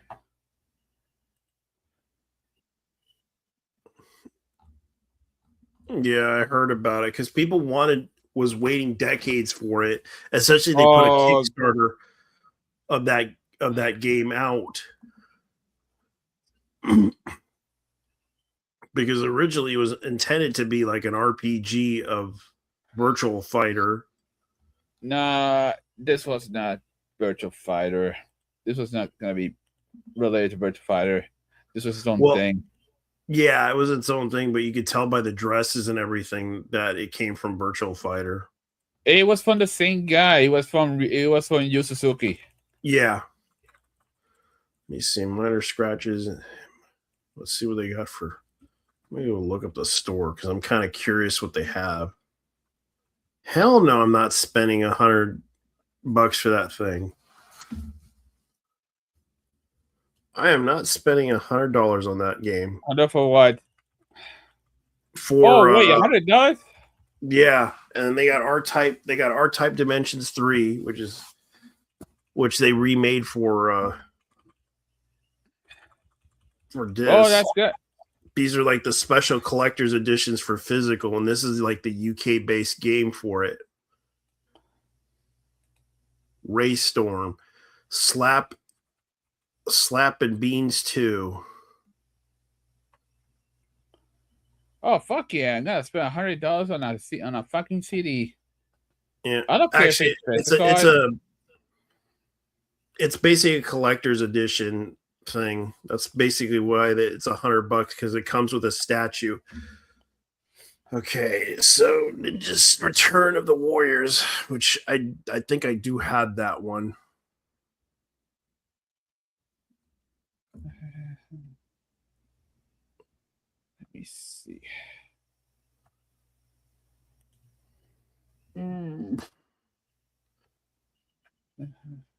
Cotton Turrican Flashback, Wonder Boy, Root Double, Space Invaders Forever. Okay, I want that game because it's from Taito. All right. Yeah, it's the classic Space Invaders game.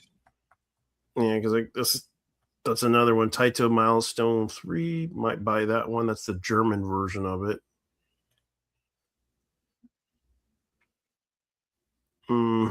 Legend of Steel Empire. Yeah, but the thing is, since it's German, it's censored. So yeah, because it's Europe. This is a European store that's selling it.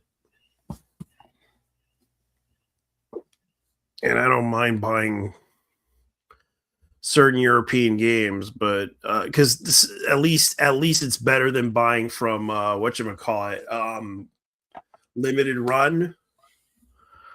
Because Limited Run, I had to wait a month. You want to Unlimited Run? Limited Run Limited like Run. a year. I had to wait. Yeah. I had to wait like a year or 2 years for Streets of Yeah, Rage 4 to come out. Now I can tell. Yeah, I can tell why they call it limited run because they gave you the runs for a limited time. They gave you the runarounds. That's what they did. That's what they try to do. And it's like I was And waiting the for CDs it. and so were absolute rough. Like you are absolutely shitty, quality wise. Yeah. Yeah, and they shitted on it. Oh yeah, speaking of which, no, actually, the CDs that they used to record the game were absolute trash. yeah, and that's why I didn't want to buy it from them anymore. I got screwed over when I bought the special collector's edition of what was it called? Oh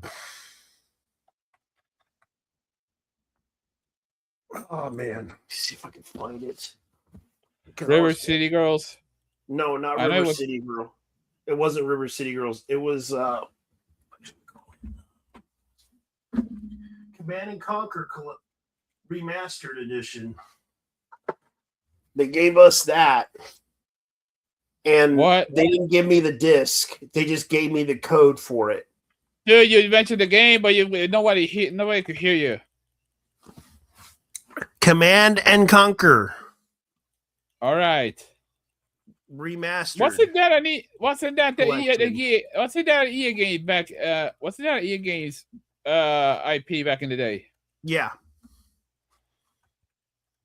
And I was pissed off with them because I bought the collection. They gave me. I found out instead of giving me a disc, they gave me a fucking code for it. They did not even mention that it was I thought it was a physical CD for PC, but no, it was a fucking digital code for it. They didn't mention it was a digital code on the fucking website. And I felt ripped off. I could listen. Have you seen what they did with the disc? Because here's the thing. Yeah, I saw. I read the report. Even saw the screenshots of the disc,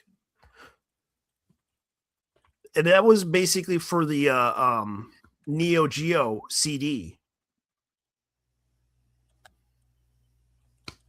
It was a CDR. It was a recordable disc. They basically made a recordable disc out of the game that they were copying. Yeah, it's using a DVD-R. A CDR. Why are we in a PlayStation era? Fuck you.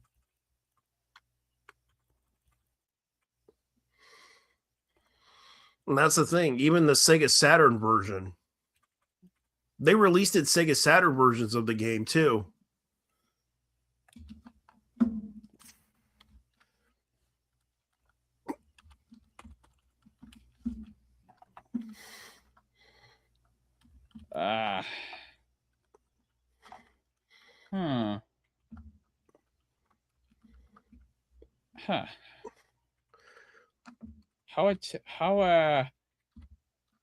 By the way, did they ever report these people to the Bad Business Bureau? Some people have tried. Some people had filed complaints against them. And already people made videos about them and talked about them. Yeah, I remember. Already you can see right here, people are even shitting on them on the review on Google reviews, talking about how bad they were. 3.8. That's the worst score they can get out of it. On Google reviews, the people are saying, like, here's an example of one of the Customers have mixed feelings about limited run games. While the designs of the website and the product is praised, there are consistent complaints about shipping and customer service and return policies. Like, for example, let me point out some of the pre-ordered way too long, refused to let people get partial refunds, delayed multiple times, product flaws. It's one thing to be made to order. I understand it takes some time, but to take over a year to make with delays, all to release a flawed product. On top of that, not allowing for returns or refunds. Do not go with these guys.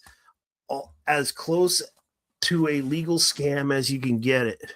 And refunds are being refused. People are receiving very defective, cheap products. Limited run games are trying to hide. Do not trust this company. Very poor customer service. Website design performance is abysmal. Fortunately, LRG has learned to package their games properly after many years, but they do not try to force you to purchase insurance. I do not have an issue with the time to take the ship the games as they have produced it.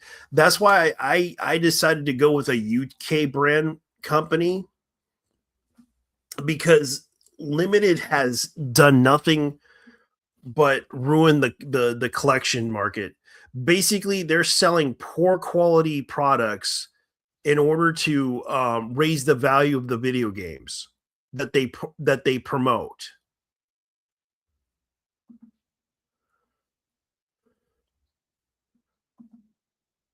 Hello? Yeah, I'm hearing. I'm listening. That's what's going on. They basically are just doing this to piss off everybody. They're basically the video game reseller mentality.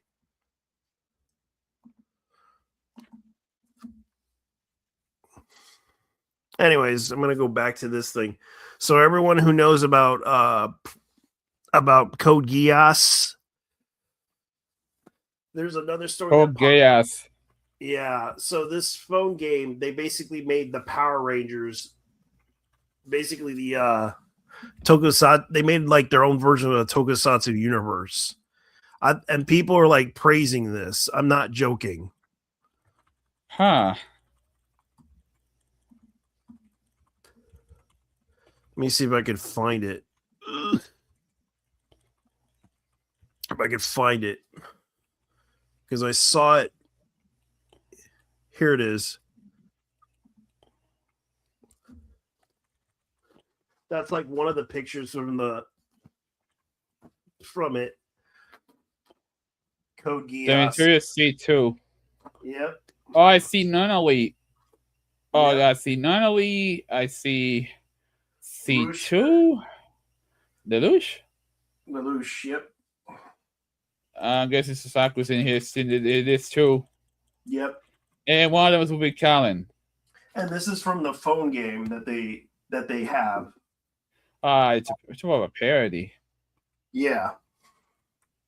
Because you got this parody events, because Uma Musuma has one as well. Yep. It's called Uma Rangers 5. Uma Rangers 5. Yep. That's what's going on.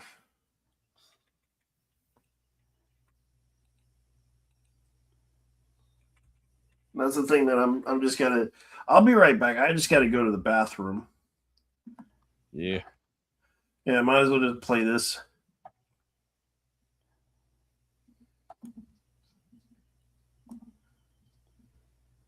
Might as well play this. Might as well play this one from the infamous.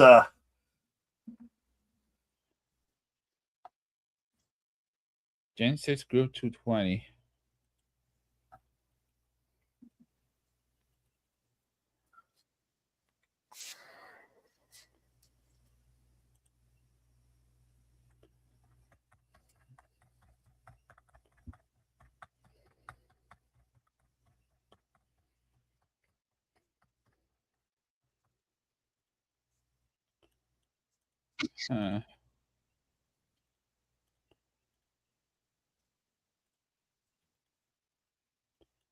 16 time frame.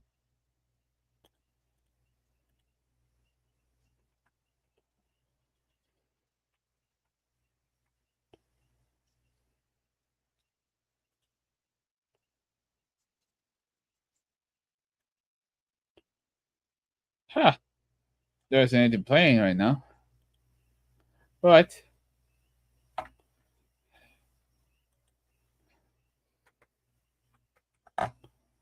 oh well. Let's see, gentlemen. What do I by the horns? You'll never see it coming.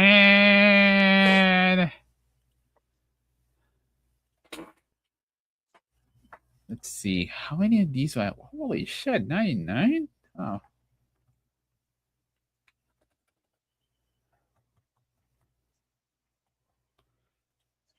Intention philosophies complete. Here we go.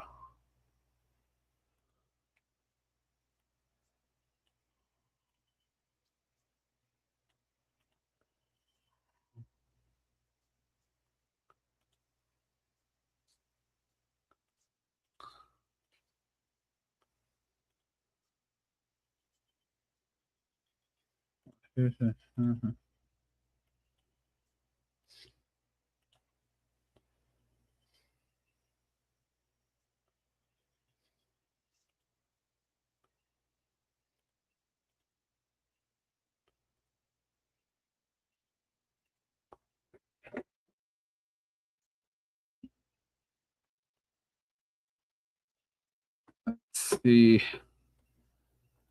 By the balls.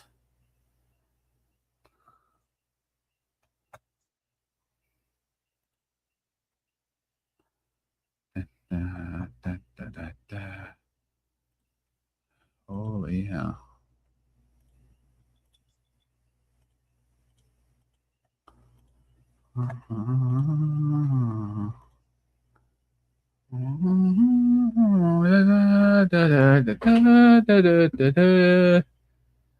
There we go.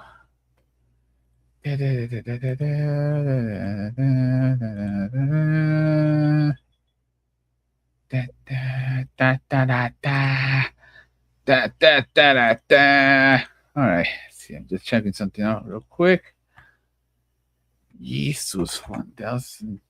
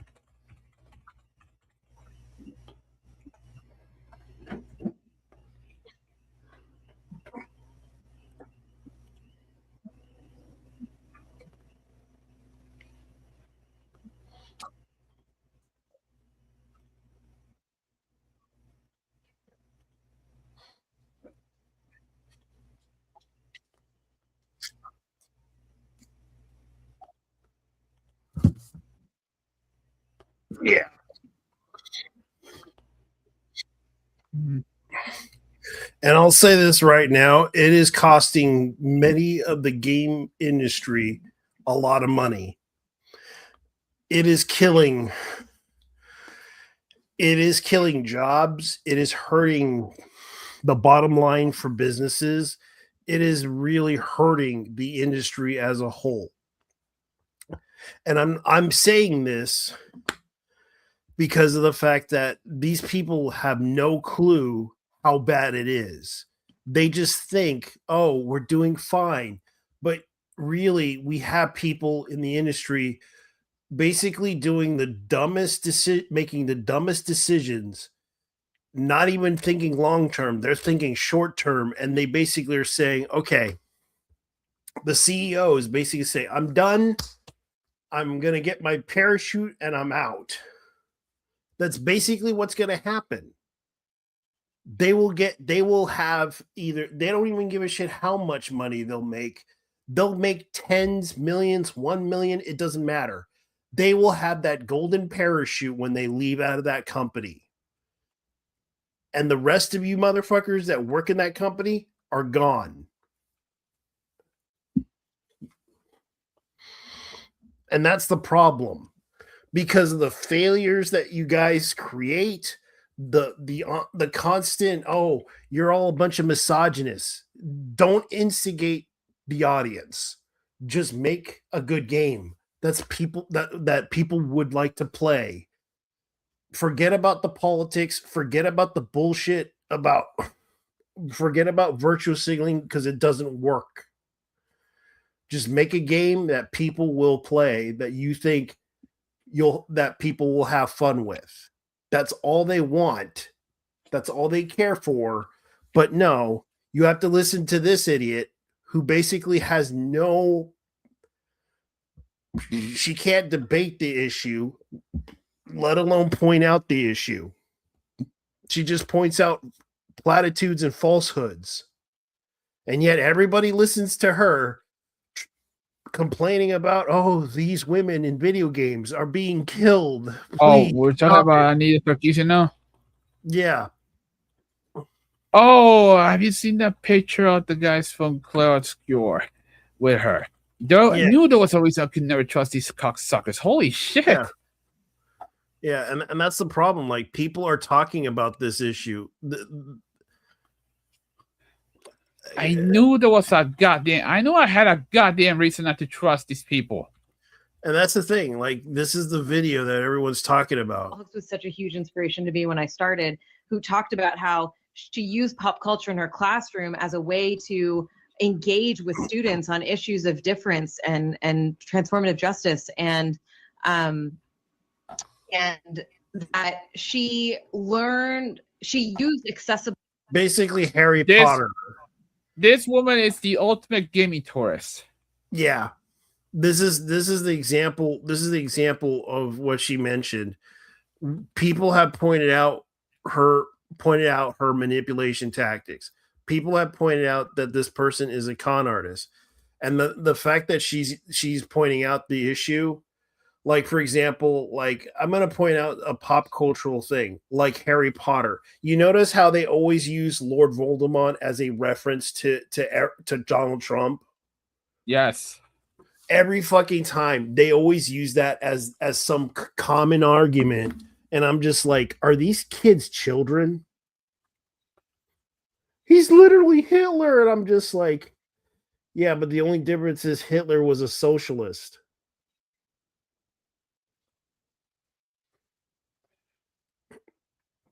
And the fact that he took money from the Jews and their and all their material, all their paintings and everything, and distributed the wealth back to the German people. So you're telling me that didn't exist at all?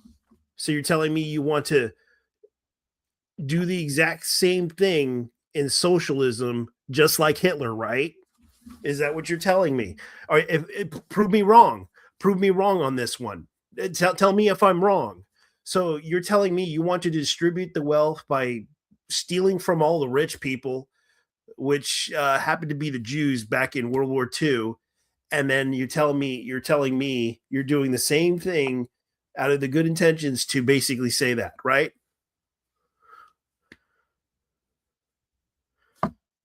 Exactly. Language, but she didn't ever reduce the she didn't ever like simplify what she was saying.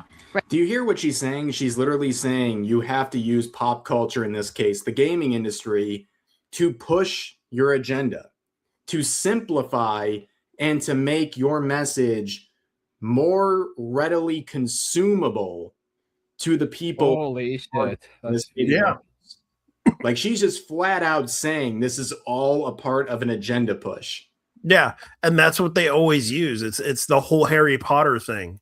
They always make references to Harry Potter because it's their safe haven. But when they found out that the creator of it was transphobic, they started going all batshit crazy, finding out the hard way. Ah, yes. J.K. Rowling living rent-free on their minds since day one. Yeah, and they were willing, and they were threatening to kill her, and it was so bad. The woman is still a libtard at the end of the day, but Yeah, damn. she still is. And it's like people don't seem to understand. Look, I'm not the one who's going to be very intelligent, but I realize after looking at all this stuff, when they reference pop cultural stuff and remembering what happened in the past decade, what they said and what they did, that they basically acted out on immaturity, using pop cultural reference to relate to people, and using those things as a way, showing their mental illness in front of us and mocking us. And I'm just like,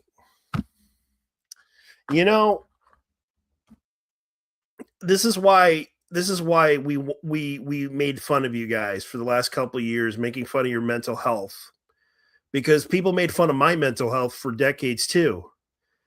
And I realized, fuck mental health. No one gives a shit. So I'm going to make fun of you. Just as much as you made a mockery of it and took mental health so far to the point, no one cares anymore. No one cares about it. The way you treat mental health. You want to be a little personal? Yeah. On your mental illness? I would say I would be upset about it. No, like, what do you have? For those who don't know. Attention deficit disorder.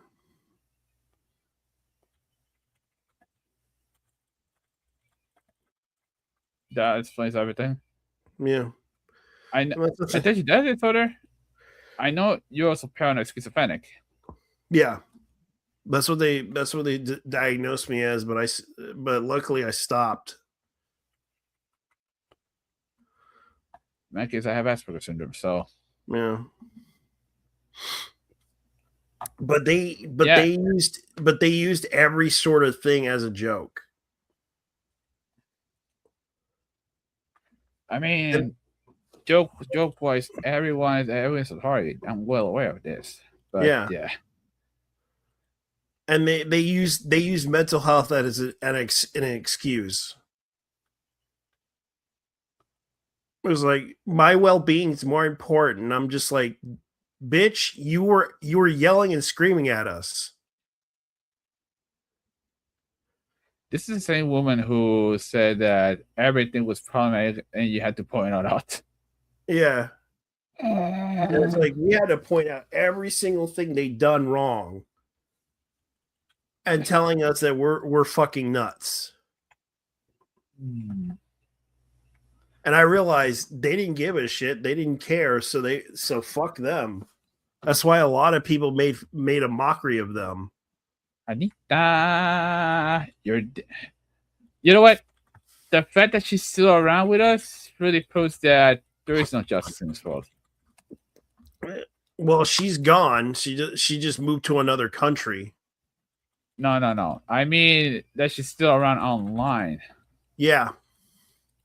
She came back just to grab the issue of attention. She needs that. No, also the fact that the bitch needs a bag. Yeah. Her money is running out. Yeah, that's why she came back. You know, we're talking about how she was probably one of the she was definitely benefiting from USAID. Well, there's also the fact that she lost her organization. That's why she came back. Yeah, because she came back. She came back just so she can. She spent time in Europe, where she basically went to Turkey. She went to other countries. She's. You know, that is fucking hilarious. The fact that she went to Turkey is hilarious because of her history with the Turks. Here's the thing. Turkey is infamous for the Armenian genocide. And as a result, the Armenians. Okay, so basically, the Armenian genocide happened, and it was basically the Turkish trying to. If I remember correctly, they tried. Oh fuck! They were going to wipe out the Armenians as an expansionist movement. Yeah. So I actually find it a bit offensive, in a sense, that she had to go to of all places. Turkey. She also went to Morocco too.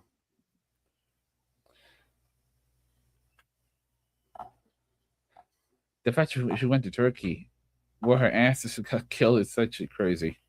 Well, that's the only way to go through. She went to Morocco. She went to Europe. She went on tour to Europe, and that's the thing. Like, it's bad enough. We're dealing with the fact that the game industry isn't going to listen to anything that a bunch of outsiders have said to them. They basically listen to what one person has said.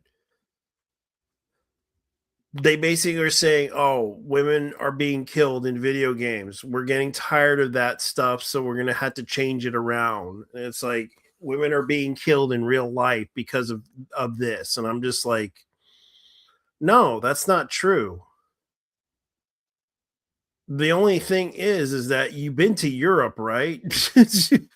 You know how many women are being killed up there. So tell me, how many women have you heard about was killed? Or raped because of the grooming gangs in certain countries. Of the grooming gangs. Yeah. And it's like, how many times have you heard about the grooming gangs over there in Europe? How many times was that video games that was causing this? Was it? Yeah, but oh, you mean the rape culture shit that's been going on, according to her. And yet the fact that they assume everything is about, it's like, this is the problem that I hate about this, is that they're punishing the wrong people and basically trying to punish people for not do that stuff. And I'm just like, someday someone's going to snap and kill the police, kill everybody else. It doesn't matter who. They'll basically say, I killed everyone for the sake of non-discrimination. Therefore, I had to equally kill everybody for the sake of non-discrimination. Because you basically say, oh, I killed this person because this person is blah, blah, blah. No, he just killed indiscriminately. Yeah, because everybody, because according to the person themselves, this blade is for everyone. This blade is really for everyone. You're basically telling the person that, oh, so it's okay for him to kill people, but it's not okay for the other person to defend themselves from the person that's trying to kill them. This is how they are. It's mask off, especially when they're behind the scenes like this. This, again, is a lecture being given to this member of the industry. They wouldn't dare say this out loud, but they feel comfortable here, so they're just going mask off. Right. It's not like she had to make her concepts and her theories less intellectual. She just figured out a new way to say it. And I think for me, in the bulk of my work in the past has been a lot of like, how do I phrase things in a way that I can get the most people to understand or to hear me or to get on board, right? Well, one way to do that is to go on national television all the time and also speak before the United Nations. Again, joke, right? The United Nations is a joke. But she was put up on a pedestal to speak about how women are being oppressed by gamers. Okay? That is a pretty big megaphone, and one that was endorsed by multiple mediums, multiple industries, and multiple organizations, even on a level like the United Nations. I spent a lot of time thinking about, there's this concept called the spectrum of allies. It's kind of like a half circle.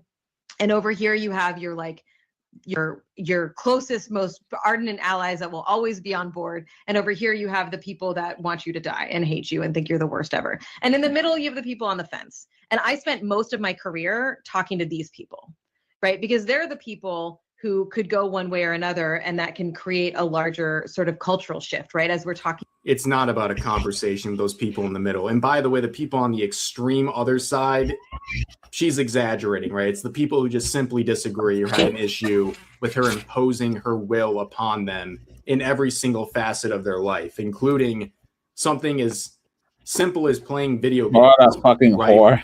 But she is saying that she talks to the middle person. It's not about giving them any sort of decision. It's about persuading them and leading them into a direction with the two possible realities. You agree and you're okay, or you don't and you're a bigot, you're awful, and we need to get rid of you and bar you from everything. Talking about building a critical mass. And for them, there's a specific kind of language I would use to talk to them versus talking to people that are already on board, and I can use all the internal lingo and all the academic speak and all that kind of stuff, right? It's the preaching to the choir model. So I don't know, that might have been a tangent, but I think about that a lot in terms of what are the challenges, like, and even in your workplace, right? You think about like, if you're trying to make change, or like ERGs are trying to do stuff, like you have to think about how you present your message and how you talk about stuff. And you also have to understand that people are going to find you when they're ready. So you're planting seeds, right? Like you're just like, you know, if you share a little snippet here and there and somebody argues with you and whatever, and they come back 2 years later and they're like, oh, fuck, I know what you were talking about now. This happens to me all the time. Literally, this is almost a direct quote from Hassan Piker, by the way. I'm not trying to involve him in everything here, but like he has said that so many times where he talks about how his rhetoric isn't appreciated until 2 years later. Well, yeah, we'll wait and see how zapping your dog will eventually become a relatable point that people finally understand 2 years later. But you can see just like the clear gaslighting here, right? She's acting like she was right all along. But in reality, all she did was really convince a bunch of very, I guess,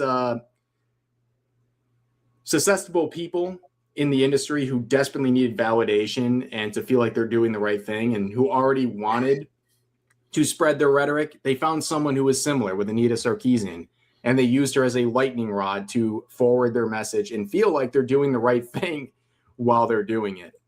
I get so many messages from people who are like, well, I was a shitty Gamergator and I'm sorry and I know better now.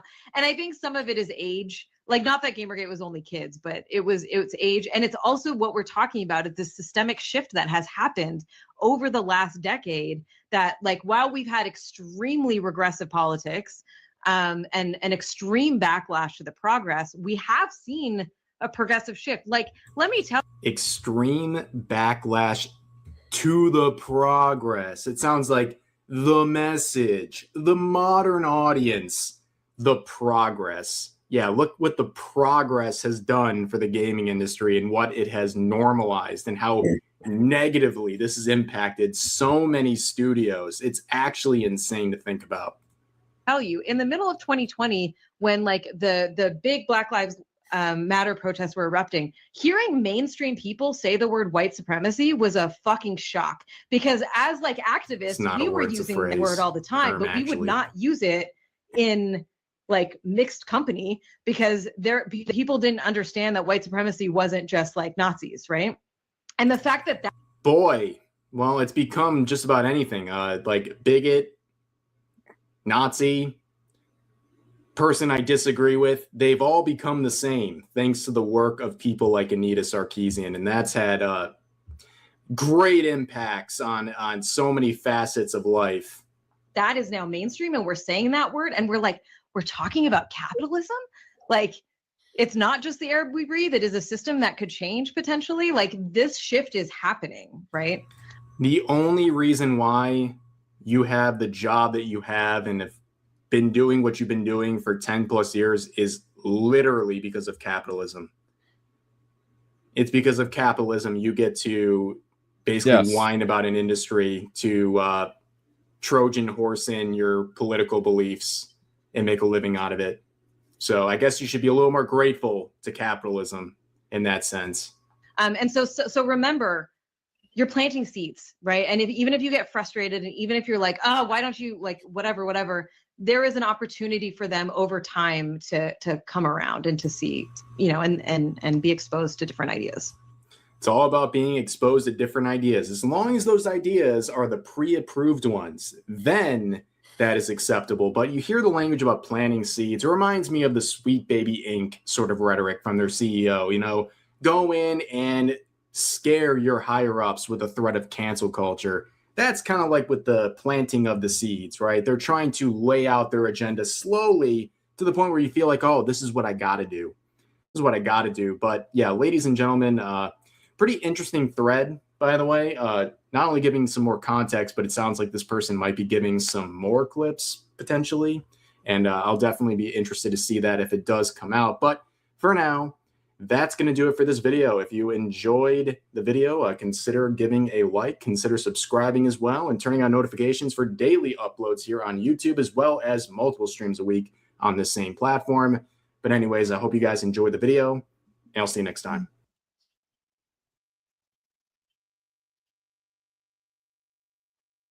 Well then. Anita. I don't think the bitch will never get. Well, you know what? At this point, she'll never get the message. Yeah, that's the problem. And people don't realize how bad it is. Because it's like, okay, trying to convince people because they think it's a conspiracy is one thing, but she's a part of that conspiracy.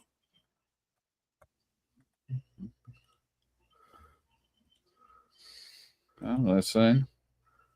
The fact that they're covering up a lot of things that bug a lot of people too. Let me see, what did they send me?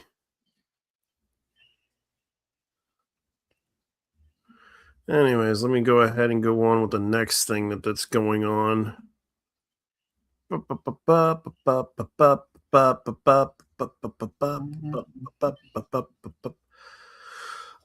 Saint Seiya, and they announced that they're bringing out a new burger for Saint Seiya.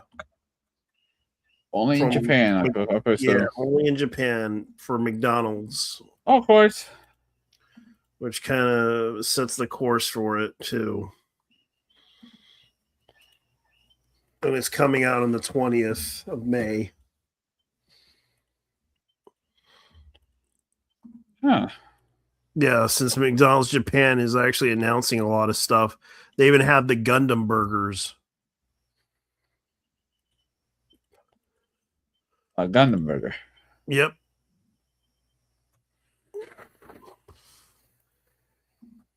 And a lemonade looking drink. I'm guessing it's a smoothie. I see. Yep. Look at it. Okay, I found something interesting while I was at Walmart today. But there's a company selling Ramune, as in bottle Ramune. Yes, that's the Japanese soft drink. It's not Sangaria. It's like it's a company with a known company. Okay. Which is like it's like $3.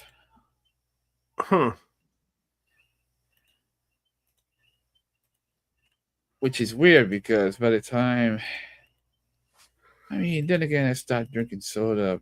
Well, I'm drinking soda water, but I'm drinking soda water, but soda itself, I cut back on it severely. I need to cut back on it too. I have to admit, I had a drink, but here's some sad news you may have heard of. Wakina Yamazaki passed away.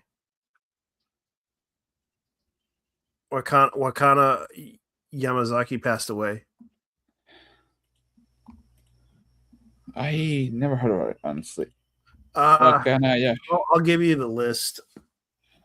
She passed away on April 18th, 2026. I didn't even realize she passed away. She was like the voice, one of the voices. She did Detective Conan, and she was Nojiko in One Piece, but she also did some other projects.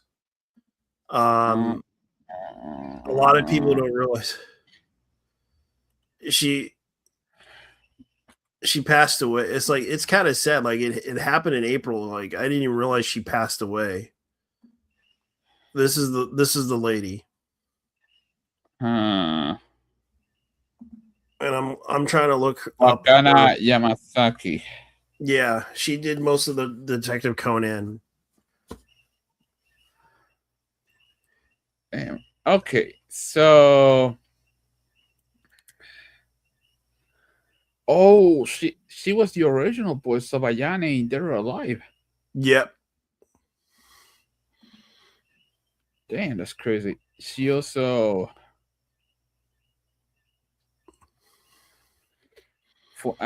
she actually voiced she actually Ayane Dead or Alive. She took Ayane in Dead or Alive. Yeah. She actually voiced Atsuko Kagami in the 1998 she was also in Sailor and Cobra. Bako-chan, as in Sengoku Mutsu. Yeah, I was gonna say Atsuko Kagami as in she's in Schweizenmarken. Okay. Schwarzenmarken. Yeah. Oh, that's a magical. Oh, that's a magical girl. Oh, Yep. okay. It's fun. Himitsu no Ako-chan, which is She was also in Fatal Frame Black. She was in this Fatal Frame Maiden of the Black Water, but she also was known for Samurai Warriors Chronicles and Samurai Warriors 4. She was Grand Blue Fantasies, Ranma. Wait a minute. Omega. Atsuko. Wait, is this the same Atsuko? Is this the same Atsuko Kagami from? But she was also Ayane in Ninja Gaiden 3. Yeah, she was the same Ayane in Ninja Gaiden. Ayane in Ninja Gaiden. Yeah, she was in and Ninja Dead or Gaiden. Alive. She was in Tekken. Yeah, it's all right. My bad. Okay, yeah, this is a different Atsuko Kagami. Which they share the same. Yeah, they both share the same name, but that's about as far as you go. And she was also Nami's voice actress for a while. Yeah, and she passed away this year in April, and I feel bad. I didn't bother to. I didn't even know how to report that one because it was slow information. Oh, I've seen that anime, Loveless. That was actually a pretty good series. Exito Saga animation. She was Shelley Goodwin. The first episode, Hot Shots Golf Open Tee. Oh, But okay. Okay, so she voiced Ran Mori in Detective Conan. yeah, Ran being and one of the main characters. she was Ace Combat 5 Unsung War as Kane, I guess. Wow. Kei Nagase. Kei Nagase. Kane Nagase. Oh, hold up. Oh, I think I knew that name sounded familiar. That's Reiko Nagase's sister. Yeah, and Last Exile, Sophia Forrester voice. And she also did Siri Pokemon X and Y's Chris Sato and Juliet. Chisato. Yeah. Sorry. Oh, she was in Bubble. Yes, sir. Yeah, she was Susu. Yeah, I think I remember Susu. She was she was that one girl with the short hair in the series. Yeah. And she was in Inuyasha as Susanna. It says here that she was also Arukenimon in Digimon. Yep. Look, I'll be real with you. Mm-hmm. Never. When it comes to Digimon, I'm not a.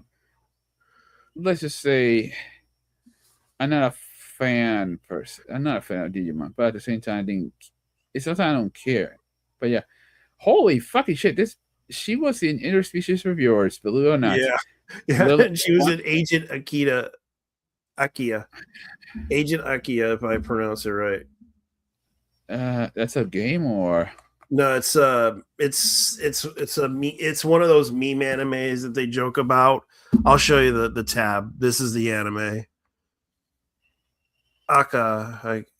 Agent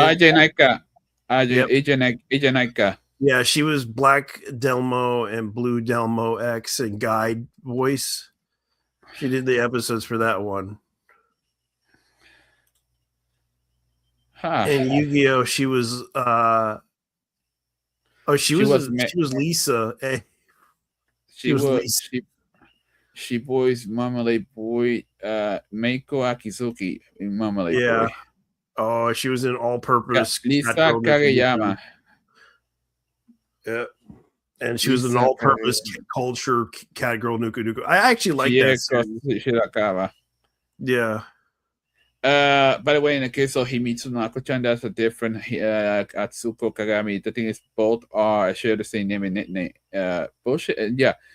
I thought it was like the same character as Little Witch Academia. It ended up it's a different one. She kind of looks like Shizuka in the Showa era version. Yeah, I'm looking at the stuff that she's worked on. It's like she did Sentai series as well. She did Denji Sentai Mega Ranger. She was Ballerina Toshinden 3. She was Rachel. Yep. And I couldn't believe that she did Dragon Ball GT as Bishu. All right, so we got. She did fake. She did fake the most. Yeah, she did fake as in the gay anime. Karoru. As Karu, yeah. Training Kayon Shinchan. And she was the original Dead or Alive voice actress for Ayane. That's sad that she passed away. It's like they're never gonna make another Dead or Alive with her again. Yeah. Guess what they named? Guess what her English name is in the English dub of Case Closed. Who? They named her. Ran Mori in English. That would be Rachel Moore. Oh. Yeah. What dub is this? Fuck. Power Dolls. Oh, what is this? Okay, so Case Closed. Oh, this was the Viz Media dub. Yep. And you mentioned Marmalade Boy, which you're right. Jesus. Yeah. I watched that series too. Yeah, they actually Americanized the shit out of that series. Why am I surprised, Biz? She was in Bastard the video game. Captain Demosai J. Maki Akire. Montana Jones. Okay, so she did the Final Fantasy Legend of the Crystals, and she was in Mobile Suit Fighter G Gundam as Bunny. G Gundam. Yeah, she was in G Gundam as Bunny Higurashi. Bunny Higimisu. Higinisu. Yeah, Higinisu. You're right. But another Marmalade boy. Okay, so Bunny Higgins. Oh, okay, so Bunny Higgins in the English. Yeah. Natsume in the Young GTO TV miniseries that they did. It was a TV special. Young, great. Oh wait, was it related to Great Teacher Onizuka? Yeah, it's related to it's actually the young great teacher Onizuka. But when he was it was his days as a young person. Oh wait, that was when he was a delinquent. Yeah. And of course they brought out Super Dimensional Century Orgus 2, which is like the sequel to Orgus, as Tora and the Nurse. And she was also in Bastard as Shen Hara, or whatever her name is. Shinahari. Shinahari. Shinahari. All right. Anyways. Yeah. Ghost Sweeper Mikami. She was Shoryuki and Maria. Mm-hmm. I think we can move on. And she was also in Sonya as in Dragon Slayer anime. I'm looking at the rest of it. I'm just like, oh shit. Yeah, I do like Yishio and Tora.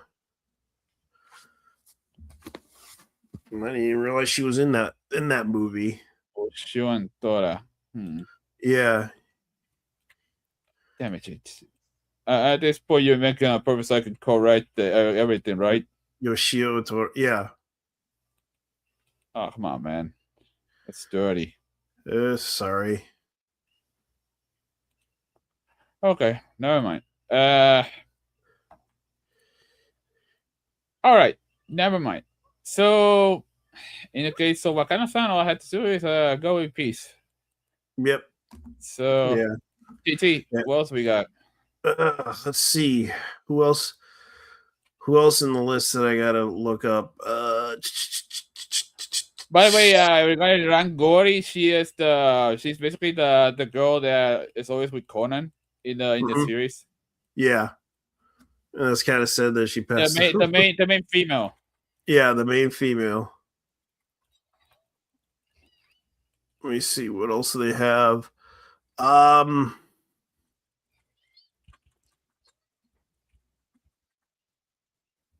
me see. Yeah, speaking of Detective Conan, holy fucking shit! The fact this show has more episodes than One Piece is insane.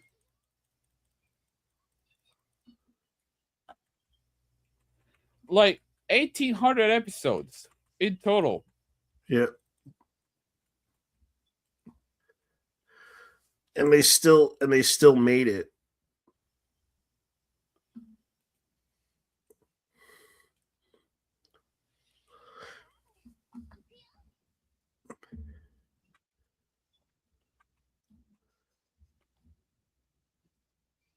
Oh God.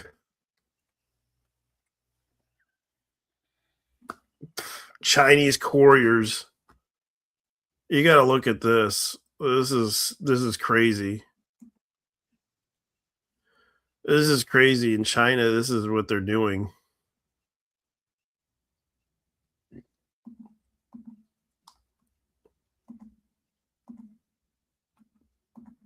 I can't blame China for this, but yeah, you can see what they're doing here. Oh, these are Oh, these are food delivery drivers. Yeah, they're all considered couriers in a way. They can deliver food, but they can also deliver whatever packages or whatever. Yeah, it's Meituan. Oh, and these are influencers. Yeah. They call these influencer factories. Yeah, because they have too many influencers. Yeah, look at all these things, man. Some of them are like homeless. Yeah. Some of them are basically on the whole lie flat thing. That's the weird part about it. It's like, yeah, everyone wants to be a driver, a motorcycle driver. Look, it's not really a choice. I know, it's a job. Yeah, basically, and there's a reason why Chinese people are going into life flat more than anything else. Oh god, they're bringing back the Grimace Shake, and they're bringing it back in Japan. Oh, wait, the Grimace Shake is in Japan. Yeah, and they're showing it. I'll show you the picture. I'll show you the picture. This is in Japan right now.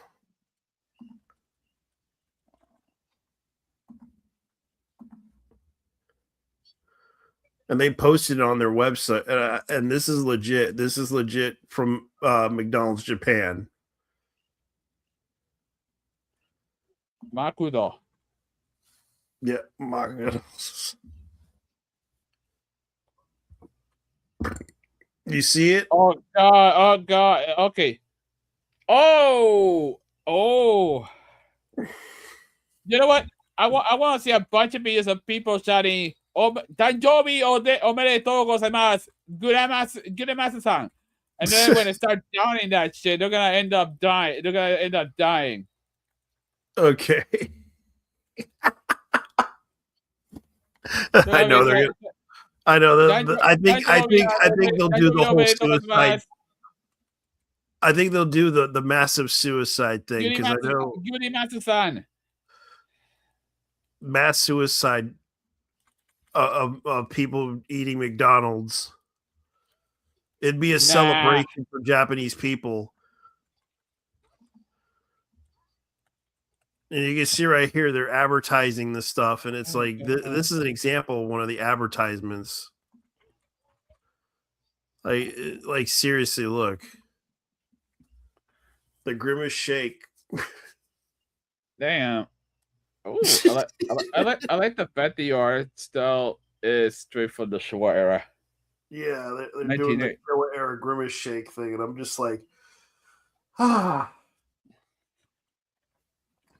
can't believe they did this. And I can imagine the mass suicides from this whole thing. They'll celebrate the Grimace Shake about every McDonald's year in order to promote suicide in Japan.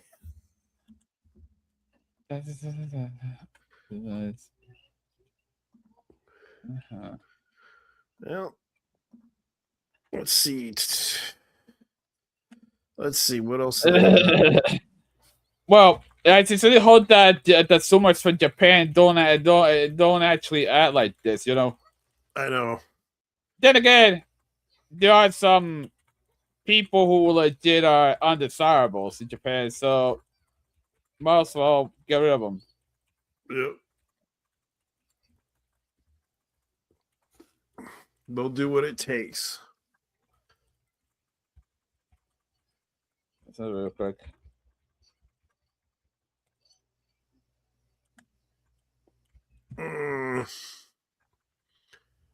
Someday we're gonna see some crazy stuff happenings.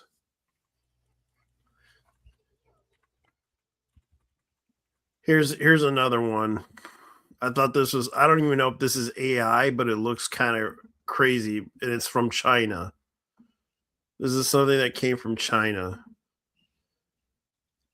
Chinese company FigureBot is selling a desktop humanoid robot that resembles an anime girls.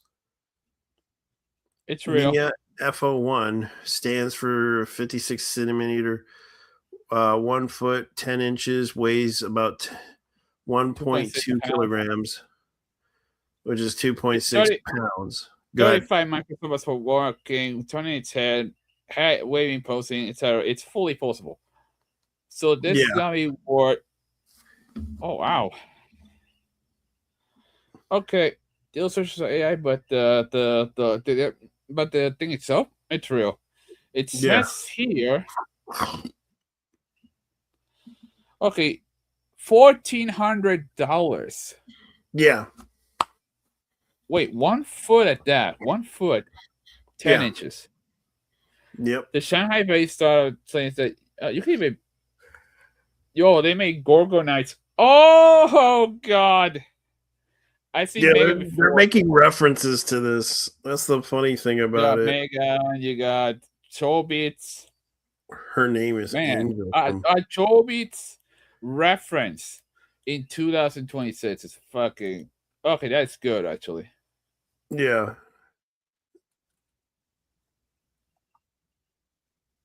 Yeah, and Beijing is starting to advance a little bit more with the robots.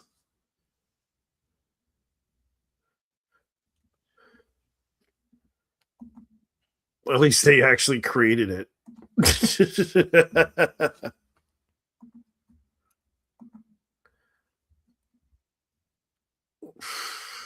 Okay, so in the case of, I know China is really.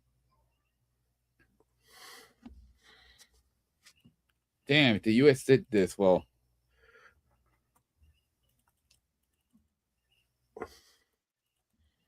That's the thing. The people were going nuts. Yeah, they're going nuts over this. I think it would be great for another day or two. But yeah, but China making them, so it's China bad. Nah, they're actually inventing stuff.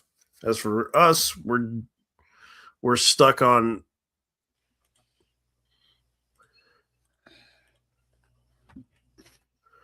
We're stuck paying for it. That's what happened.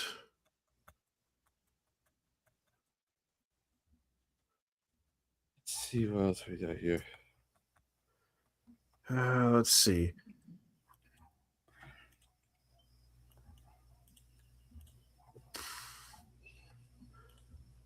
There's not much going on except maybe some news about. The only thing we talked about was Netflix.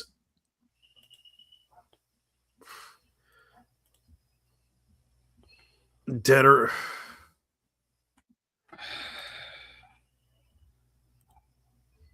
I didn't want to talk about it, but I guess most people are talking about the animes in general.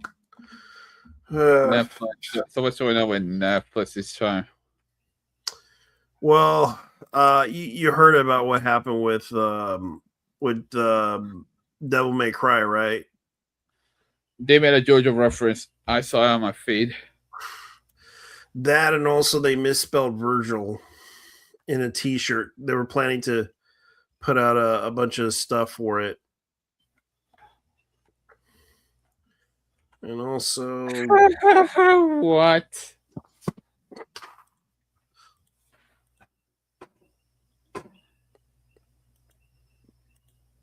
See what else they have. Oh, yeah. Speaking of which, I thought this was interesting. Someone actually put this out there.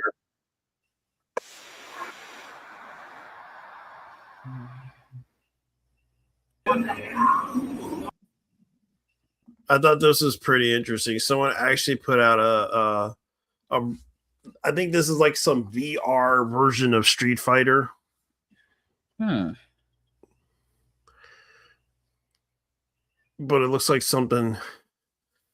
But by the looks of it, it's the phone game, and it's like the front. It's like the front perspective of what happens. By the looks of it, it looks like a VR game. Is there no info if you're hold on, be more sure about what you're talking about? Yeah, Street Fighter. Translate that, man, dude. You got translate it. Street Fighter was so damn fun. I'm sharing it. Zangief coming. The way too scary. Double area is hilarious. Yeah, it is a VR game. Yeah.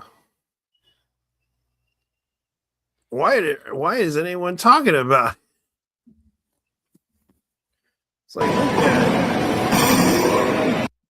Just look at it. The guy's like punching it, and he just beat up Zangief.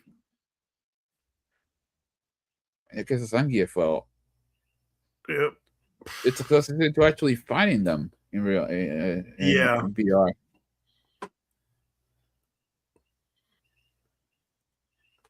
I don't know about you, but it's actually pretty cool. Yeah. Imagine fighting.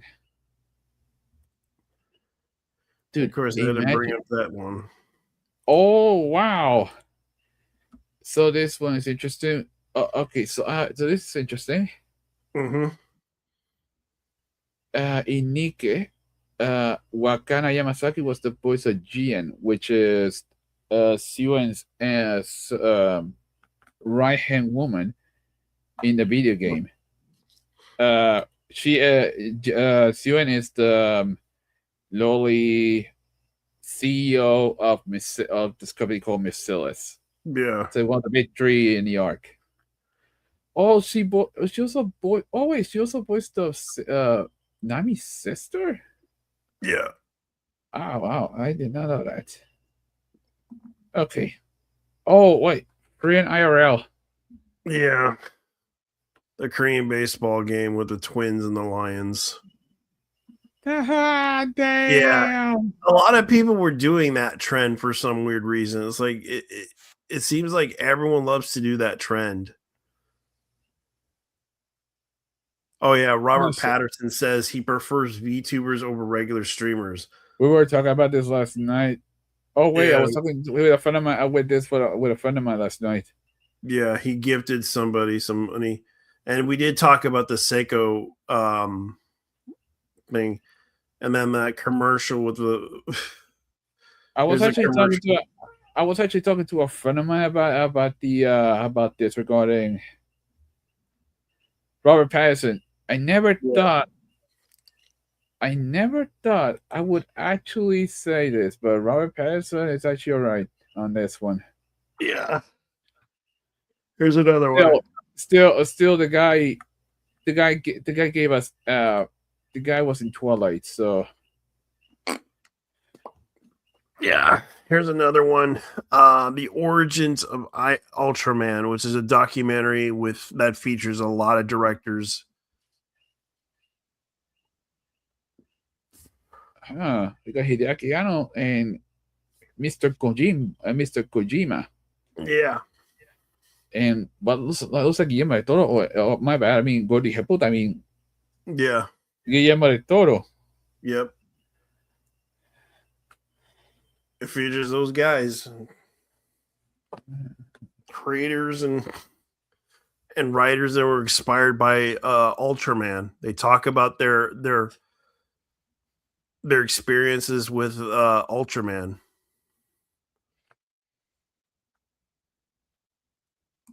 But it's kind of interesting to look at. Like, this is a documentary that they made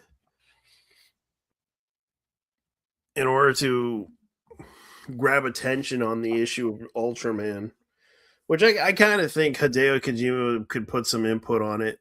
Also, in the other news about Ted Turner dying and Marvin Wolfman, forgot about him. And Puffy Ayumi. Oh yeah, tomorrow, Wednesday the 13th, which already happened, on occasion the 80th birthday of Marvin Wolfman, the co-creator of the comic The New Teen Titans, and the 30th anniversary of Puffy Ayumi, the official first lifting to be posting on the anniversary poster of the social media, the second at the banquet held in their honor, consideration of the Cartoon Network's acknowledgement of the passing of Ted Turner on May 6th. Out of respect for his memory, no further protests will be launched against them for not acknowledging Puff Ayumi's 30th anniversary. Tomorrow, we will honor Ted Turner at these two celebrations because thanks to him, his creation of Cartoon Network two beloved series, Teen Titans and Hi Hi Puppy Yumi were born.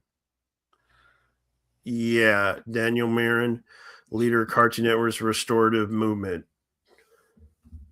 Hold the phone. How old is Jesus Christ? Puppy Yumi.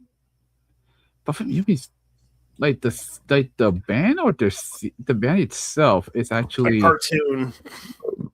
Oh wait, 30 years? No, it wasn't 30 years. That show came out in the early 2000s. Yeah. The group, the duo, Yeah. the duo themselves were performing for 30 years Yeah.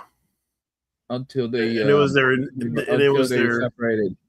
Yeah, and people want Cartoon Network to be restored, but the problem is their network is dying.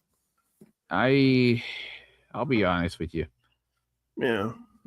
Cartoon Network deserves to die because of all the mistakes they made. Yeah. Yeah, because they made that long, stupid ass. Everyone kind of like people. Yeah, the Teen Titans Go marathon that went on for almost like I think a year, and they kept airing that thing constantly.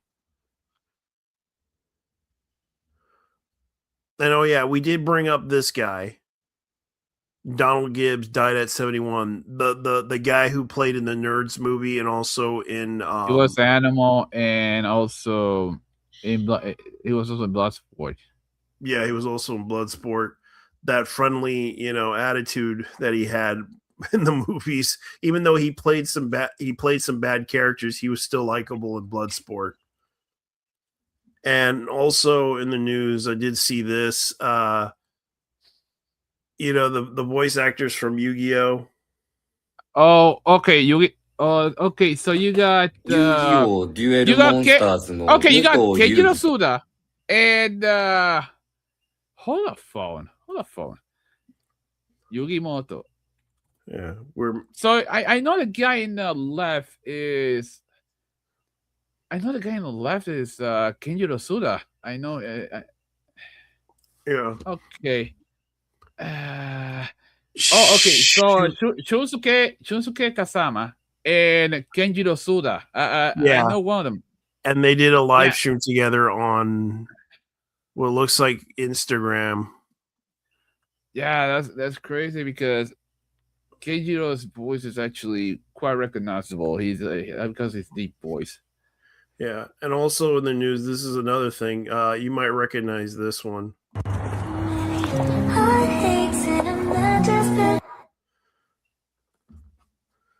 What the hell? No, I don't, because you don't recognize the car. I know it's a Supra. Yeah, it's a Supra. It's a Mark 5 Demon Supra. Slayer. Damn. Yeah. Man, where is this? Yeah, the Demon Slayer character, and there's also Nezuko. Oh, so that's Nezuko, and I forgot the other one. Oh yeah, Nezuko and Shinobu. Yeah, and the characters from Nana. Yeah, let's see what we got here. Let's see. Yeah. Huh. Oh, it's Natasha. Yeah, this is definitely Singapore. Yeah. By the black lights, by the black plate. Fair enough. It's like Singapore to me. Singapore? Yeah, because that shit is expensive enough as it is. I mean, doing a car is expensive enough as it is. Yeah, she's a car influencer, but I think she's from Australia. Oh wait. The thing is, I don't have North Twitter, Africa. So. It says right here she's from North Africa. So it might be an account that does that stuff. Okay. So the guy you were talking about the guy who voiced Seto Kaiba? Yeah. Tony Hirota or Tsuyoshi Hirota. Oh.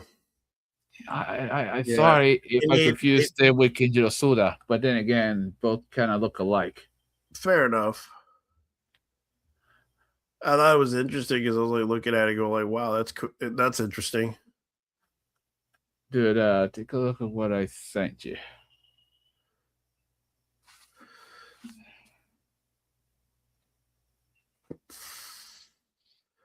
Let me see. This is from a Brazilian page. Quereno is an artist who draws a lot of content. In May the 12th, he made a tweet that became a topic on the Japanese internet. But he got his control and ended up deleting it. Basically, criticizes the people whose artists draw lolly content being the same as as criminals like children who tweeted Quereno said. Yeah. And I am compared to people who actually have relations with minors, and I'm told I'm even worse. I feel I'm gonna lose it. I know that I had never done anything with minors in my life, but just for drawing manga, they're saying I'm worse than those who actually did it. Do you have any idea what I'm going through and what I will feel until I die?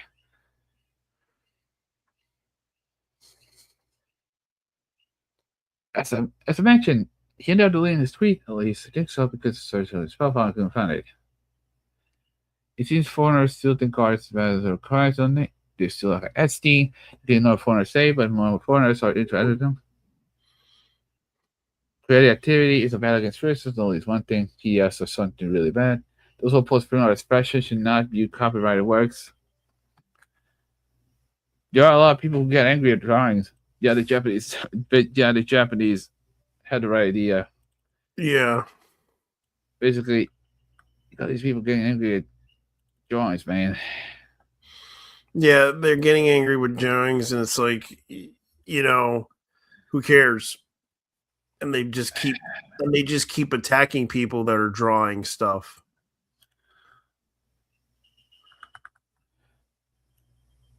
At this point, it's might as well say, yeah, take your meds, take your fucking meds. Yeah, take your That's, meds, guys. That's what I'm gonna advise. Take your fucking meds, yo. No. What else we got? Is there anything else for the unemployed? Yeah, that's pretty much it. Fuck. We really have nothing. Well, we could have. I could do something, but unfortunately, it's like, Nah. All right. So the crazy thing about. All right. So there's the. Huh? Okay. So here's a crazy thing that's been going on lately. What? Okay. So there. Fans demand Emilia censorship in ReZero. Same page, same link in the same link I sent you. Why? Dude, check this out. Who would demand? Who's the idiot that demands it?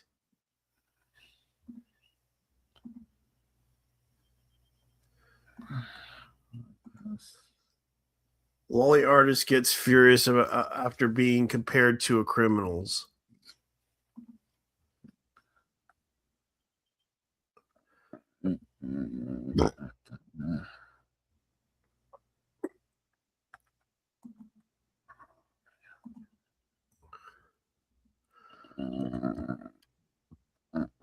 Yeah, so this is what's going on.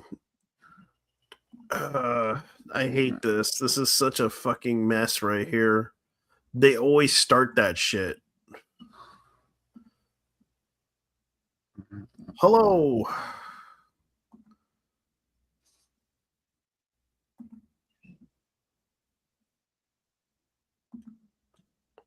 Okay, let's see what's going on. Okay, Lolly artist gets furious after being compared to criminals. Quereno is an artist who draws adult content involving lollies. On May 12th, he made a tweet that became a topic on the Japanese internet, but I think it got out of his control and he ended up deleting it. He basically criticized people who accuse artists who draw lolly content of being the same as criminals who attack children. In his deleted tweet, Carino said, when I'm compared to people who actually had relations with minors and told I am even worse, I feel like I'm going to lose it. I have never done anything with minors in my life, but just for drawing manga, they are saying I'm worse than those who actually draw it. Do you have any idea what I'm going through and I will feel until I die? As mentioned, he ended up deleting the tweet. At least I think so, because searches for it on his profile and couldn't find it. What do you think about his outburst? Let's see how many Japanese people reacted. If you draw a lolly manga that deals with these themes that have never been involved with real people, that's impressive. If you draw adult content with lollies, you should know the criticisms will come. It seems foreigners think art is bad as real lives, don't they? And they still act like Epstein. You can ignore what foreigners say, but more and more foreigners are interacting with them. Lollies is one thing. PDFs are something really bad. Creative actively is a battle against criticism. Those who oppose freedom of expression should not view copyrighted works. There are a lot of people who get angry at drawings. What do you think? I would say bring up that conversation last time with. I think it's kind of sad that people would do this. That's kind of the truth of the matter. Red, what are you going to say? All right, say what I had to say. Red, they really are trying to kill him. Damn. Wait, they want to kill it? How the They fuck want can to I kill do this it? man because he basically drew some little girl.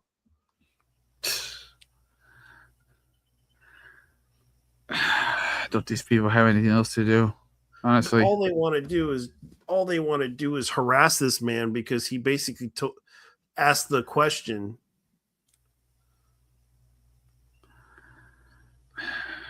how the fuck am I gonna? Okay, I already said what I gotta say. These people need to check their meds. I know, and that's the problem. They've been doing it for a long time, and still they don't learn. I know this place. That's what they say. Yeah, that's true. Man, they really done it now. Yeah, the race 01. Like, damn, bro. Well, I would bring up something about what Trigger's doing.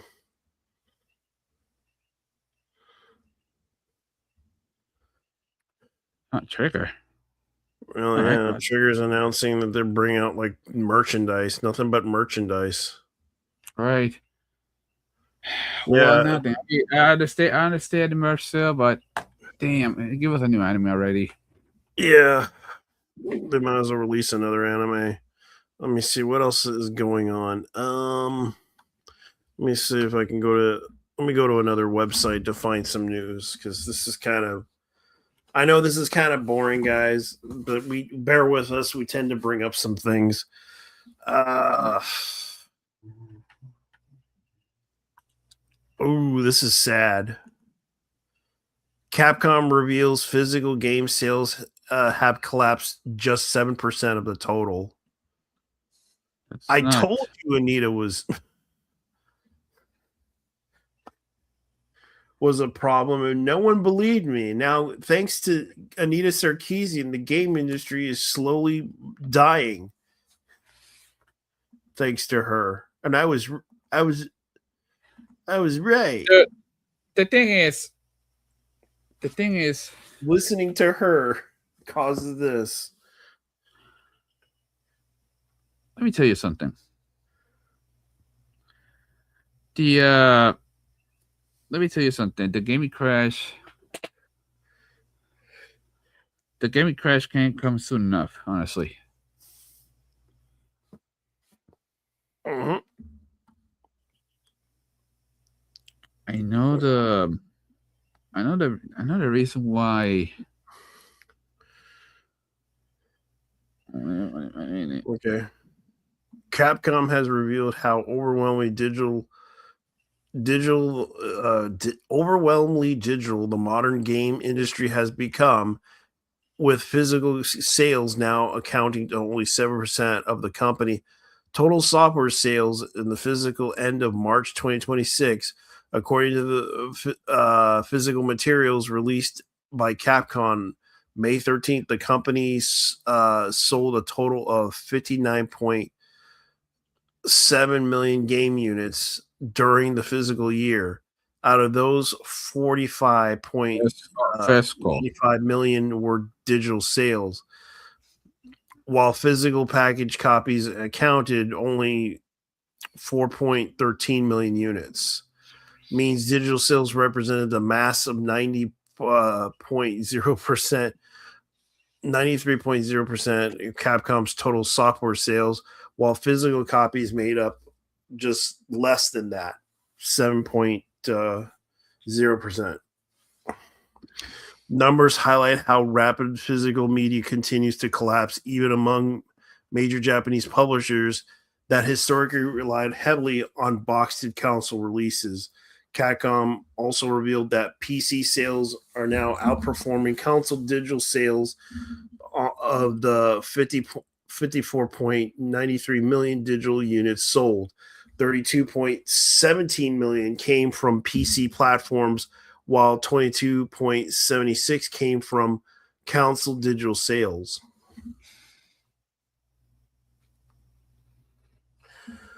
Well,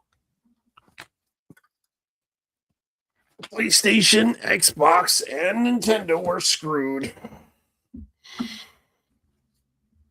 Because the company... Go ahead. I mean, what else do you expect from companies that are selling gaming consoles for as much as a gaming PC?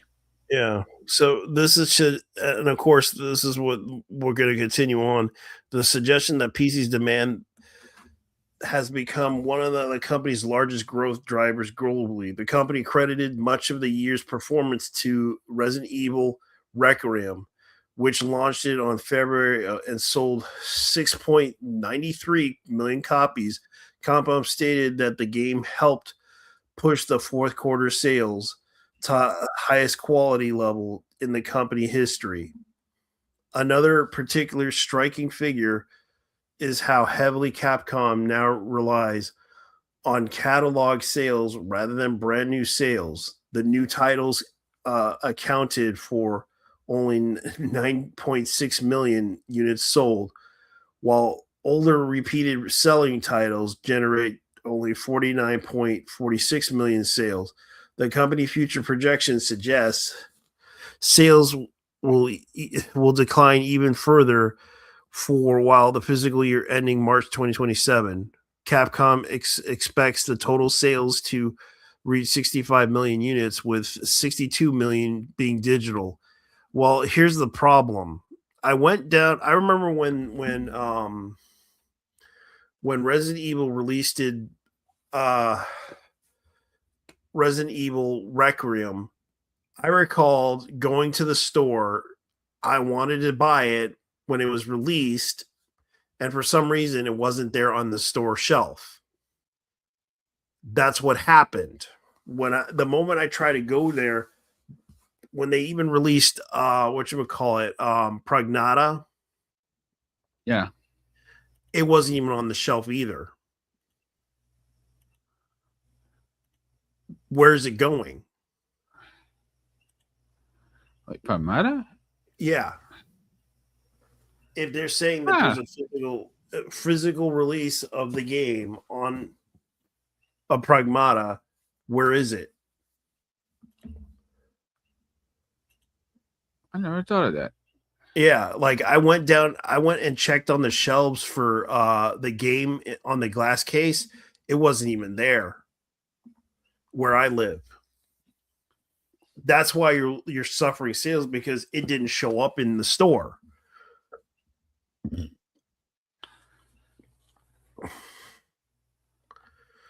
Like Capcom has released this game and it's still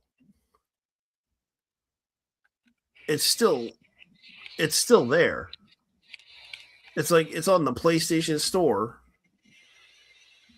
for digital, highly available for everyone to play. But trying to find a physical copy of it, even going to a local store, like for example, it's not even it's only at GameStop, Best Buy, eBay, GameFlip, eBay. No Walmart. I went to Walmart. It's not even there.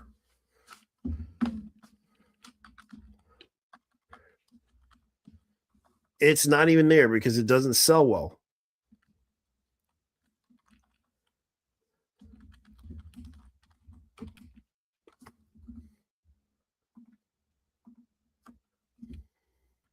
Yeah, I'm paying attention. Yeah, and I'm looking at this. Is that Walmart? Let's look at it. Walmart. Yes, it's there.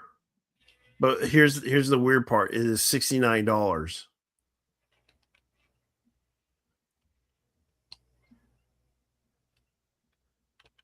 Soros, they brought it out. I remember this game. Nobody cares to buy it. It stars that guy from that one TV show that I remembered. That Australian actor.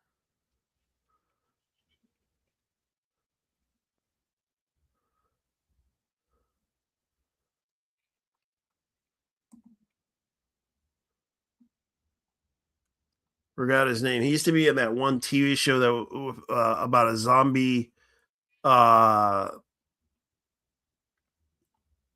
forget what they're called. They're like a morgue. They worked in a morgue, and they were dealing with zombies. Oh, they were in the morgue. So yeah, and the actor stars in it. I forget what it was called. It was on WB. Last time I remember, it was about zombies or something like that. And the girl worked in the morgue. Some girl worked in the morgue. Mila Jovovich, the actress. No, it wasn't Resident Evil. I'm talking about this game right here. The actor, he's like this Australian actor. He's also friends with what's her name.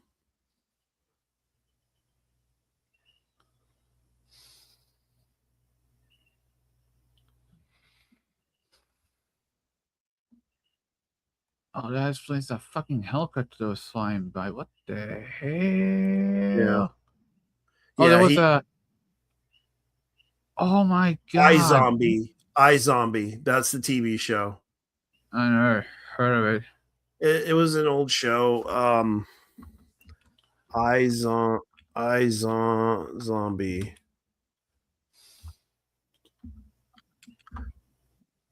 This show.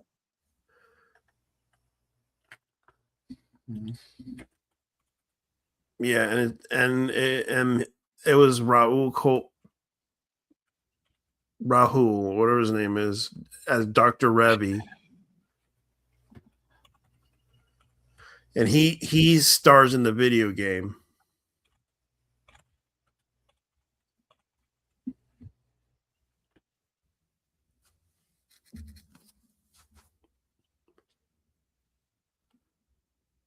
Yeah, he's a British actor.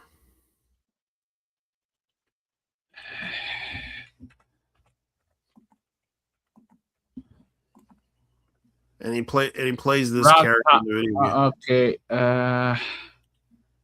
Okay, it was okay, so Rahul Kohli. Yeah. And he stars in this video game, which is called Sorrow, or it was called Saru, or what it was called. Sorry, I'm Sorrow. Resident Evil Requiem.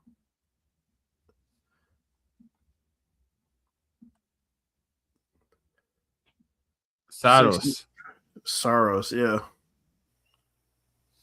And of course, Resident Evil Requiem versus, let's see, Pragmata.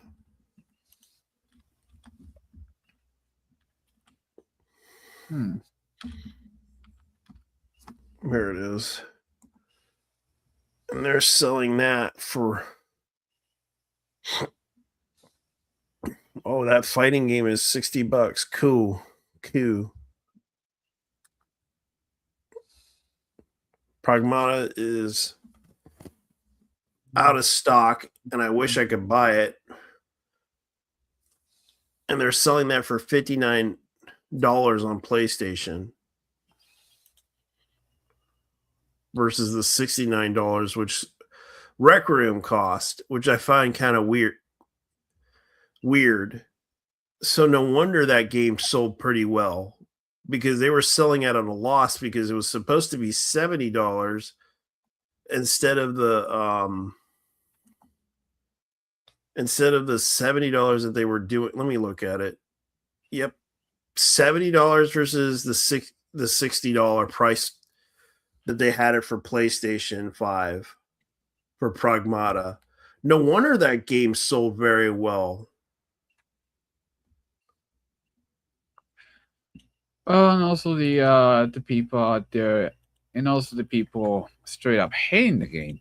Yeah, you can see right here, like, this is $59 on Walmart.com versus Resident Evil is $69. And they were having a problem, according to the source, that Requiem launched on February and sold 6.91 million copies.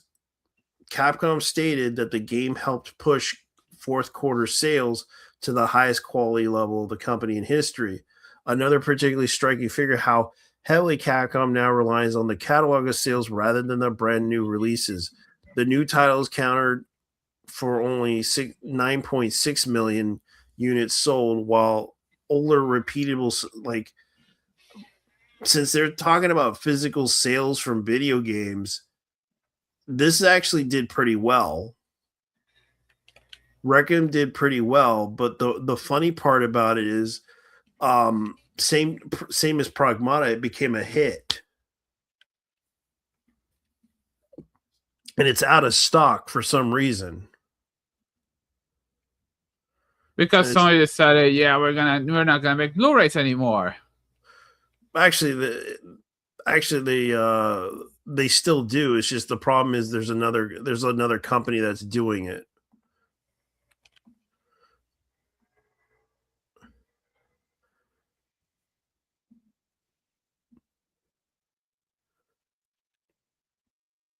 Yeah, Sackboy, Big Adventure, PS5, Predator, Karma, Terminator, Resistance. I might buy that because I heard it's a pretty good game. Because right now I can't play it on my PC anymore. I'm gonna have to save up so I can buy a new memory. So what do you think? I mean, who would have thought? Who would have thought a game was like $10 cheaper would be successful? Yeah. Who would have thought?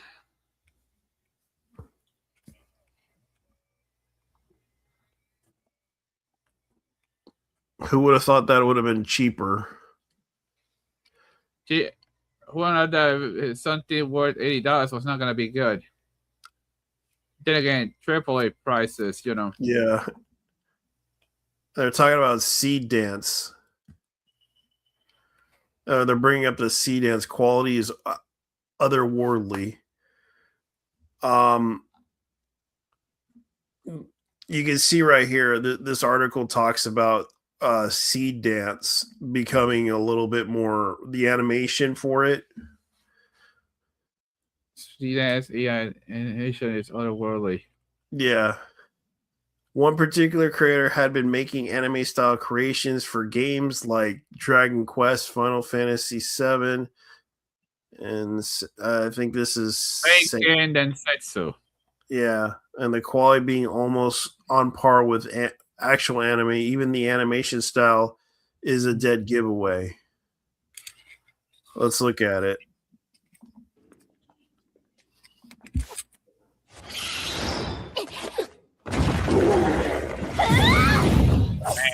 I do see the Dragon Quest. Yeah, it's close.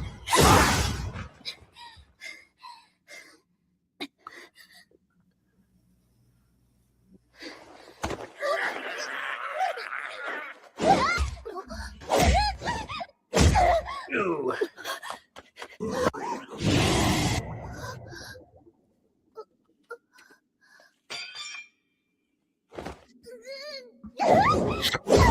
Ooh.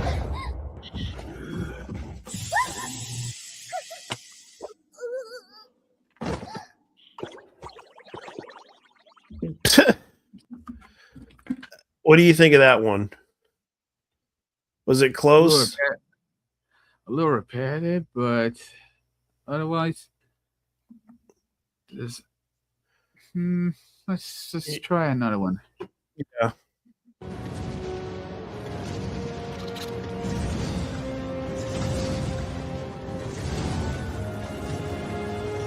Final Fantasy VI.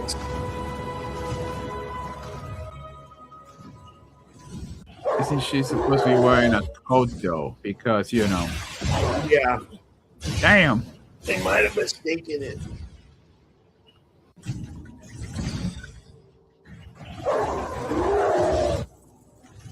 So what is not appropriate? All those wolves. Yeah.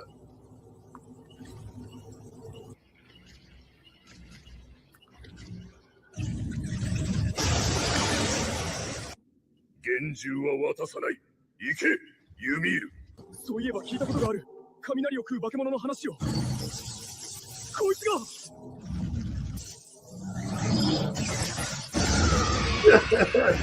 Yeah, shooting right out of its back. Don't waste my time. Yeah, she was like, don't waste my time, you fucking snail. これが追いつけの拳銃。Is that Muhammad? おい、何か様子が変だ。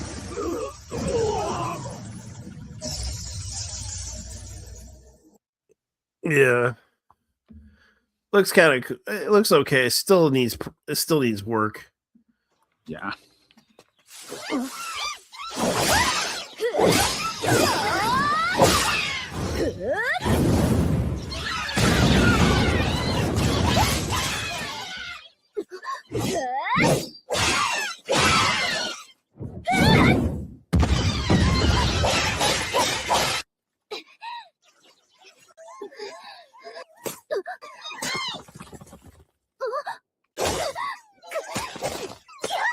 Certification. Yeah.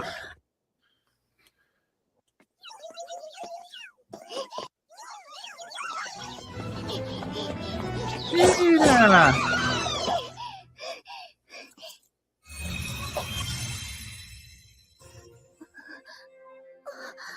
すみませんでした。ありがとう。 Yeah. Get cute. Yeah. It even though the action's a bit sluggish in certain angles, it's still it looks okay. Seed Dance still hasn't learned how to do the action sequences pretty well, especially even though it does not know how to do like karate defenses or something like that. Especially action poses and everything, it still has that problem with the angles. Like, let's see how this one works.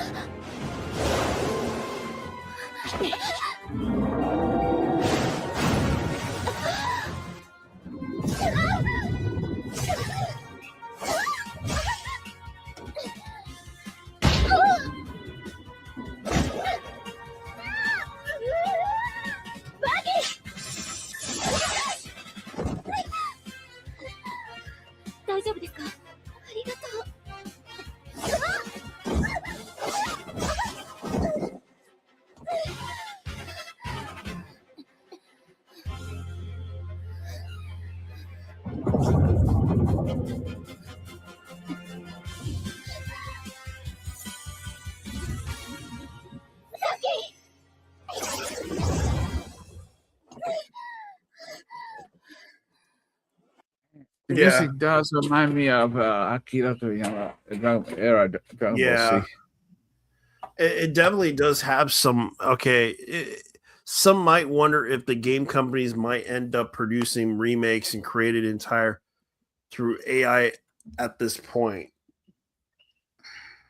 They could probably use like they probably would use these for like, I don't know, for animation, hire AI animators to do this stuff.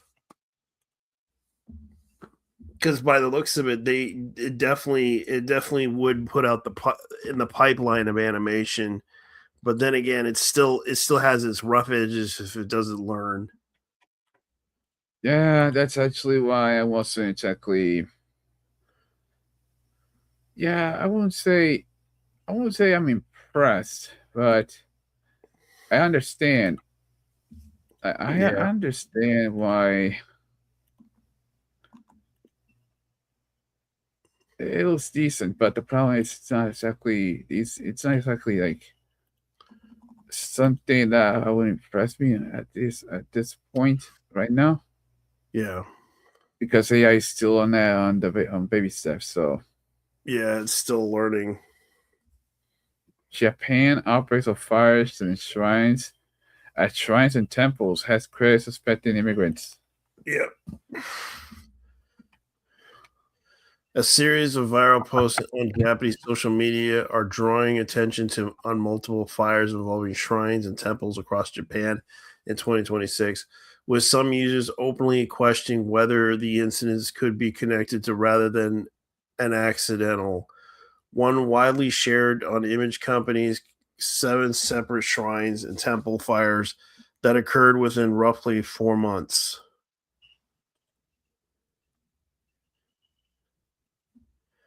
Successful shrines and temple fires happening continuously across Japan. So Suga Shrine, we got in the Hime Prefecture. That's a Horenji Temple.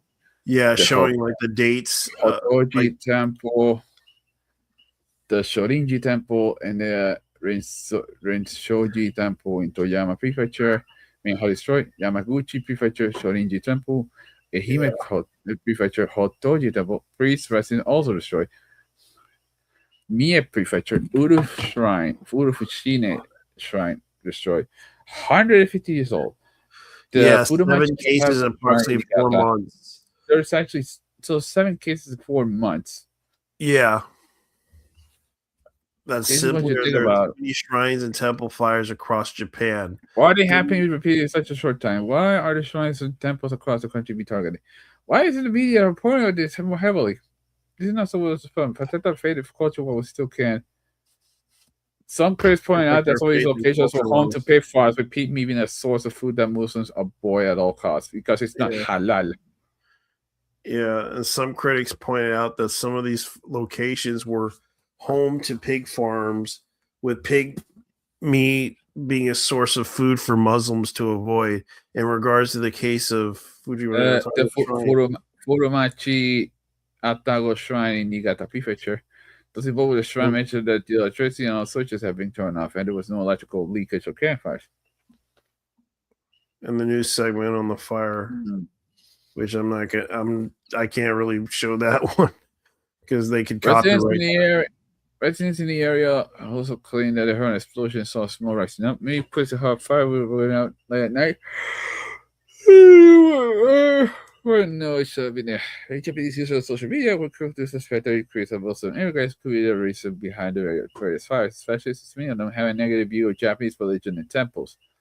Yeah, infidels, that kind of shit, because yeah. And sadly, people are pointing out the dates and the shrine fires were happening. That's crazy. Yeah, and they're suspecting that group of people. I want to put it past them, because the thing with Muslims is that, and I'm gonna be real here. Mm-hmm. The ones in Japan who are causing shit, they're not Muslims. They're Stan niggas. Yeah. The problem is, like, there is a situation with the Muslims building up a temple, actually a mosque in Japan, but Japan shut it down a while back and still fighting over that whole issue. And also burying their dead was another issue that they're fighting for too. Like the Japanese are here shouting, where's the this one is not halal, because what, Japan does not do halal at all. Never did, never will. Yeah. Here's another news report that popped up. Tao Animation announced on May 12th that they will be moving forward with plans to establish a new studio in Vietnam and Dubai base. Tao Animation Japan, historic anime studio famous for shows such as One Piece, Dragon Ball, Sailor Moon, revealed through its financial results of the physical end of the year, March of 2026, that they will be moving forward with plans to establish new animation studios in Vietnam and a base in Dubai, source Caillou. The initiatives is a part of the Vision 2020-30 management plan, which aims to increase revenue to 200 billion in roughly 1.2 billion US dollars, operating profit of 50 billion Japanese yen, which is like 316 million US dollars by the year 2030, which through a full-scale global growth. So they're basically doing the global growth of expanding anime in other countries, while in preparations the Vietnam studio were recently announced as part of the company's efforts to improve and evolve its animation studio. Plans for Dubai sales office were already in place by October of 2025, where most focused on regional expansion. According to the Vision 2023 plan, the company will invest approximately 24 billion yen, which is 152 billion US dollars, on its studio, including increasing the workforce by several hundred people by 20 billion Japanese yen, which is 127 million US dollars on overseas development. Vietnam and Dubai aren't the only countries that the studio has its sight on. In addition, it increases its workforce reinforcement and presence in existing areas.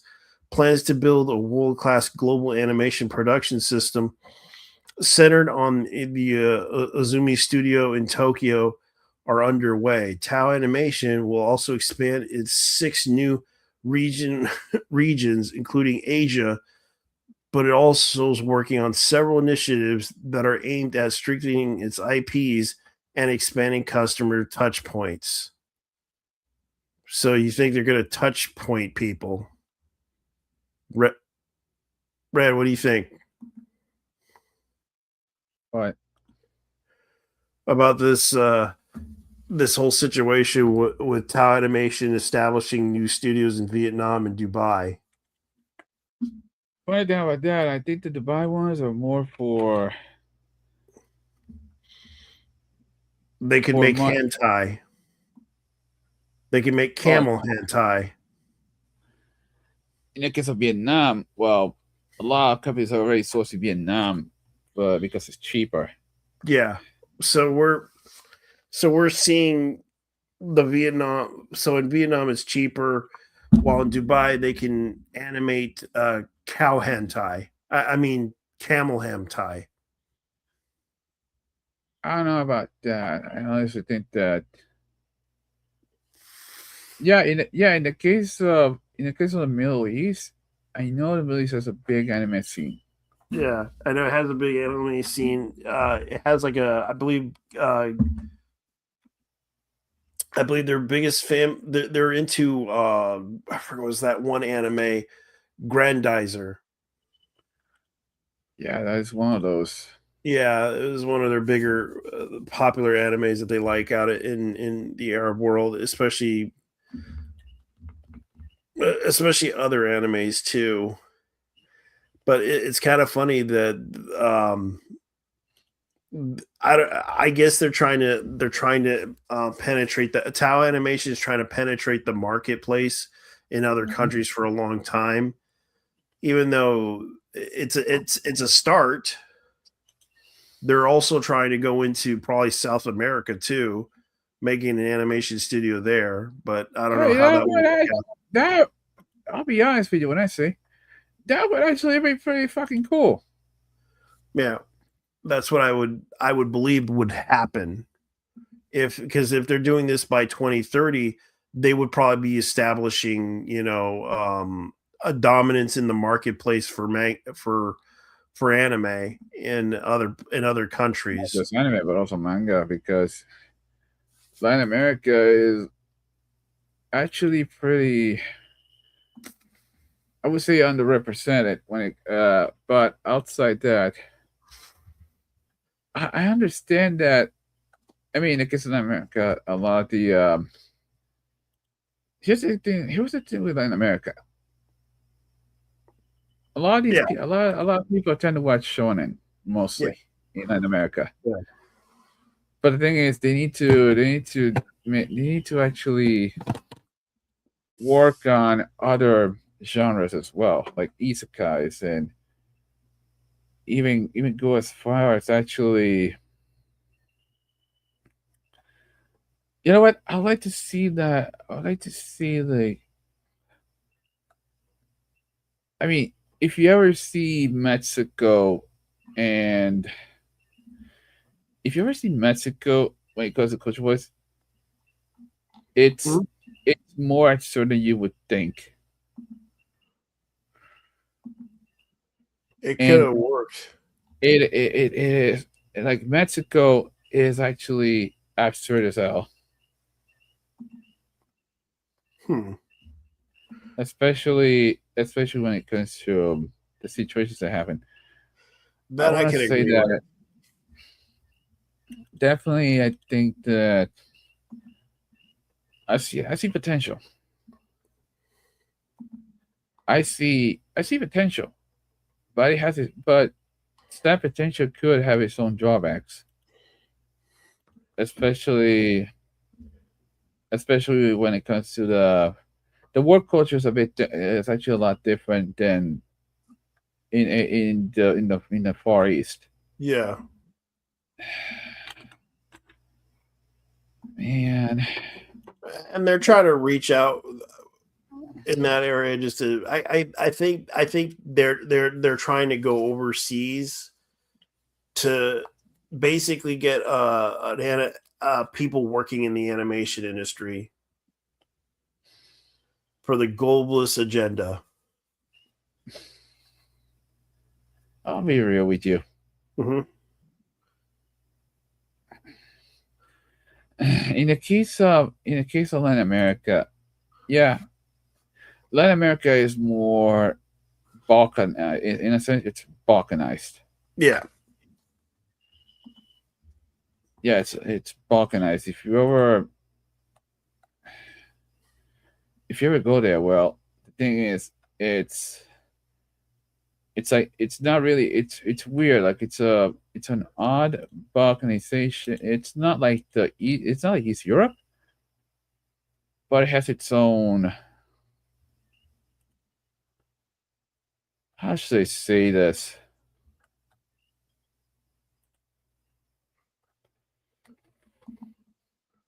It has its own it has its own set of rules. Yeah. Yeah. Also in the news, Gundam International Channel announced that they will be spreading some new announcements for a new possible TV show for Gundam.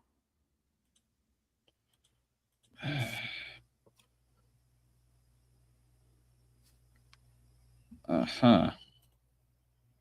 Oh, new Gundam series? Possible. Huh. Yeah, and they're going to be bringing it up in the Gundam conference in spring 2026, which is tomorrow. And it's going to be on the Gundam International, Gundam Channel International, or Gundam Intel, as I like to call it.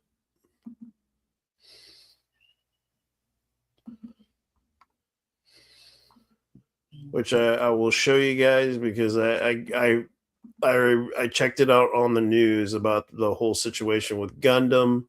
They announced that they're planning to all worldwide fans, we have a very special message that will outline the future of Gundam.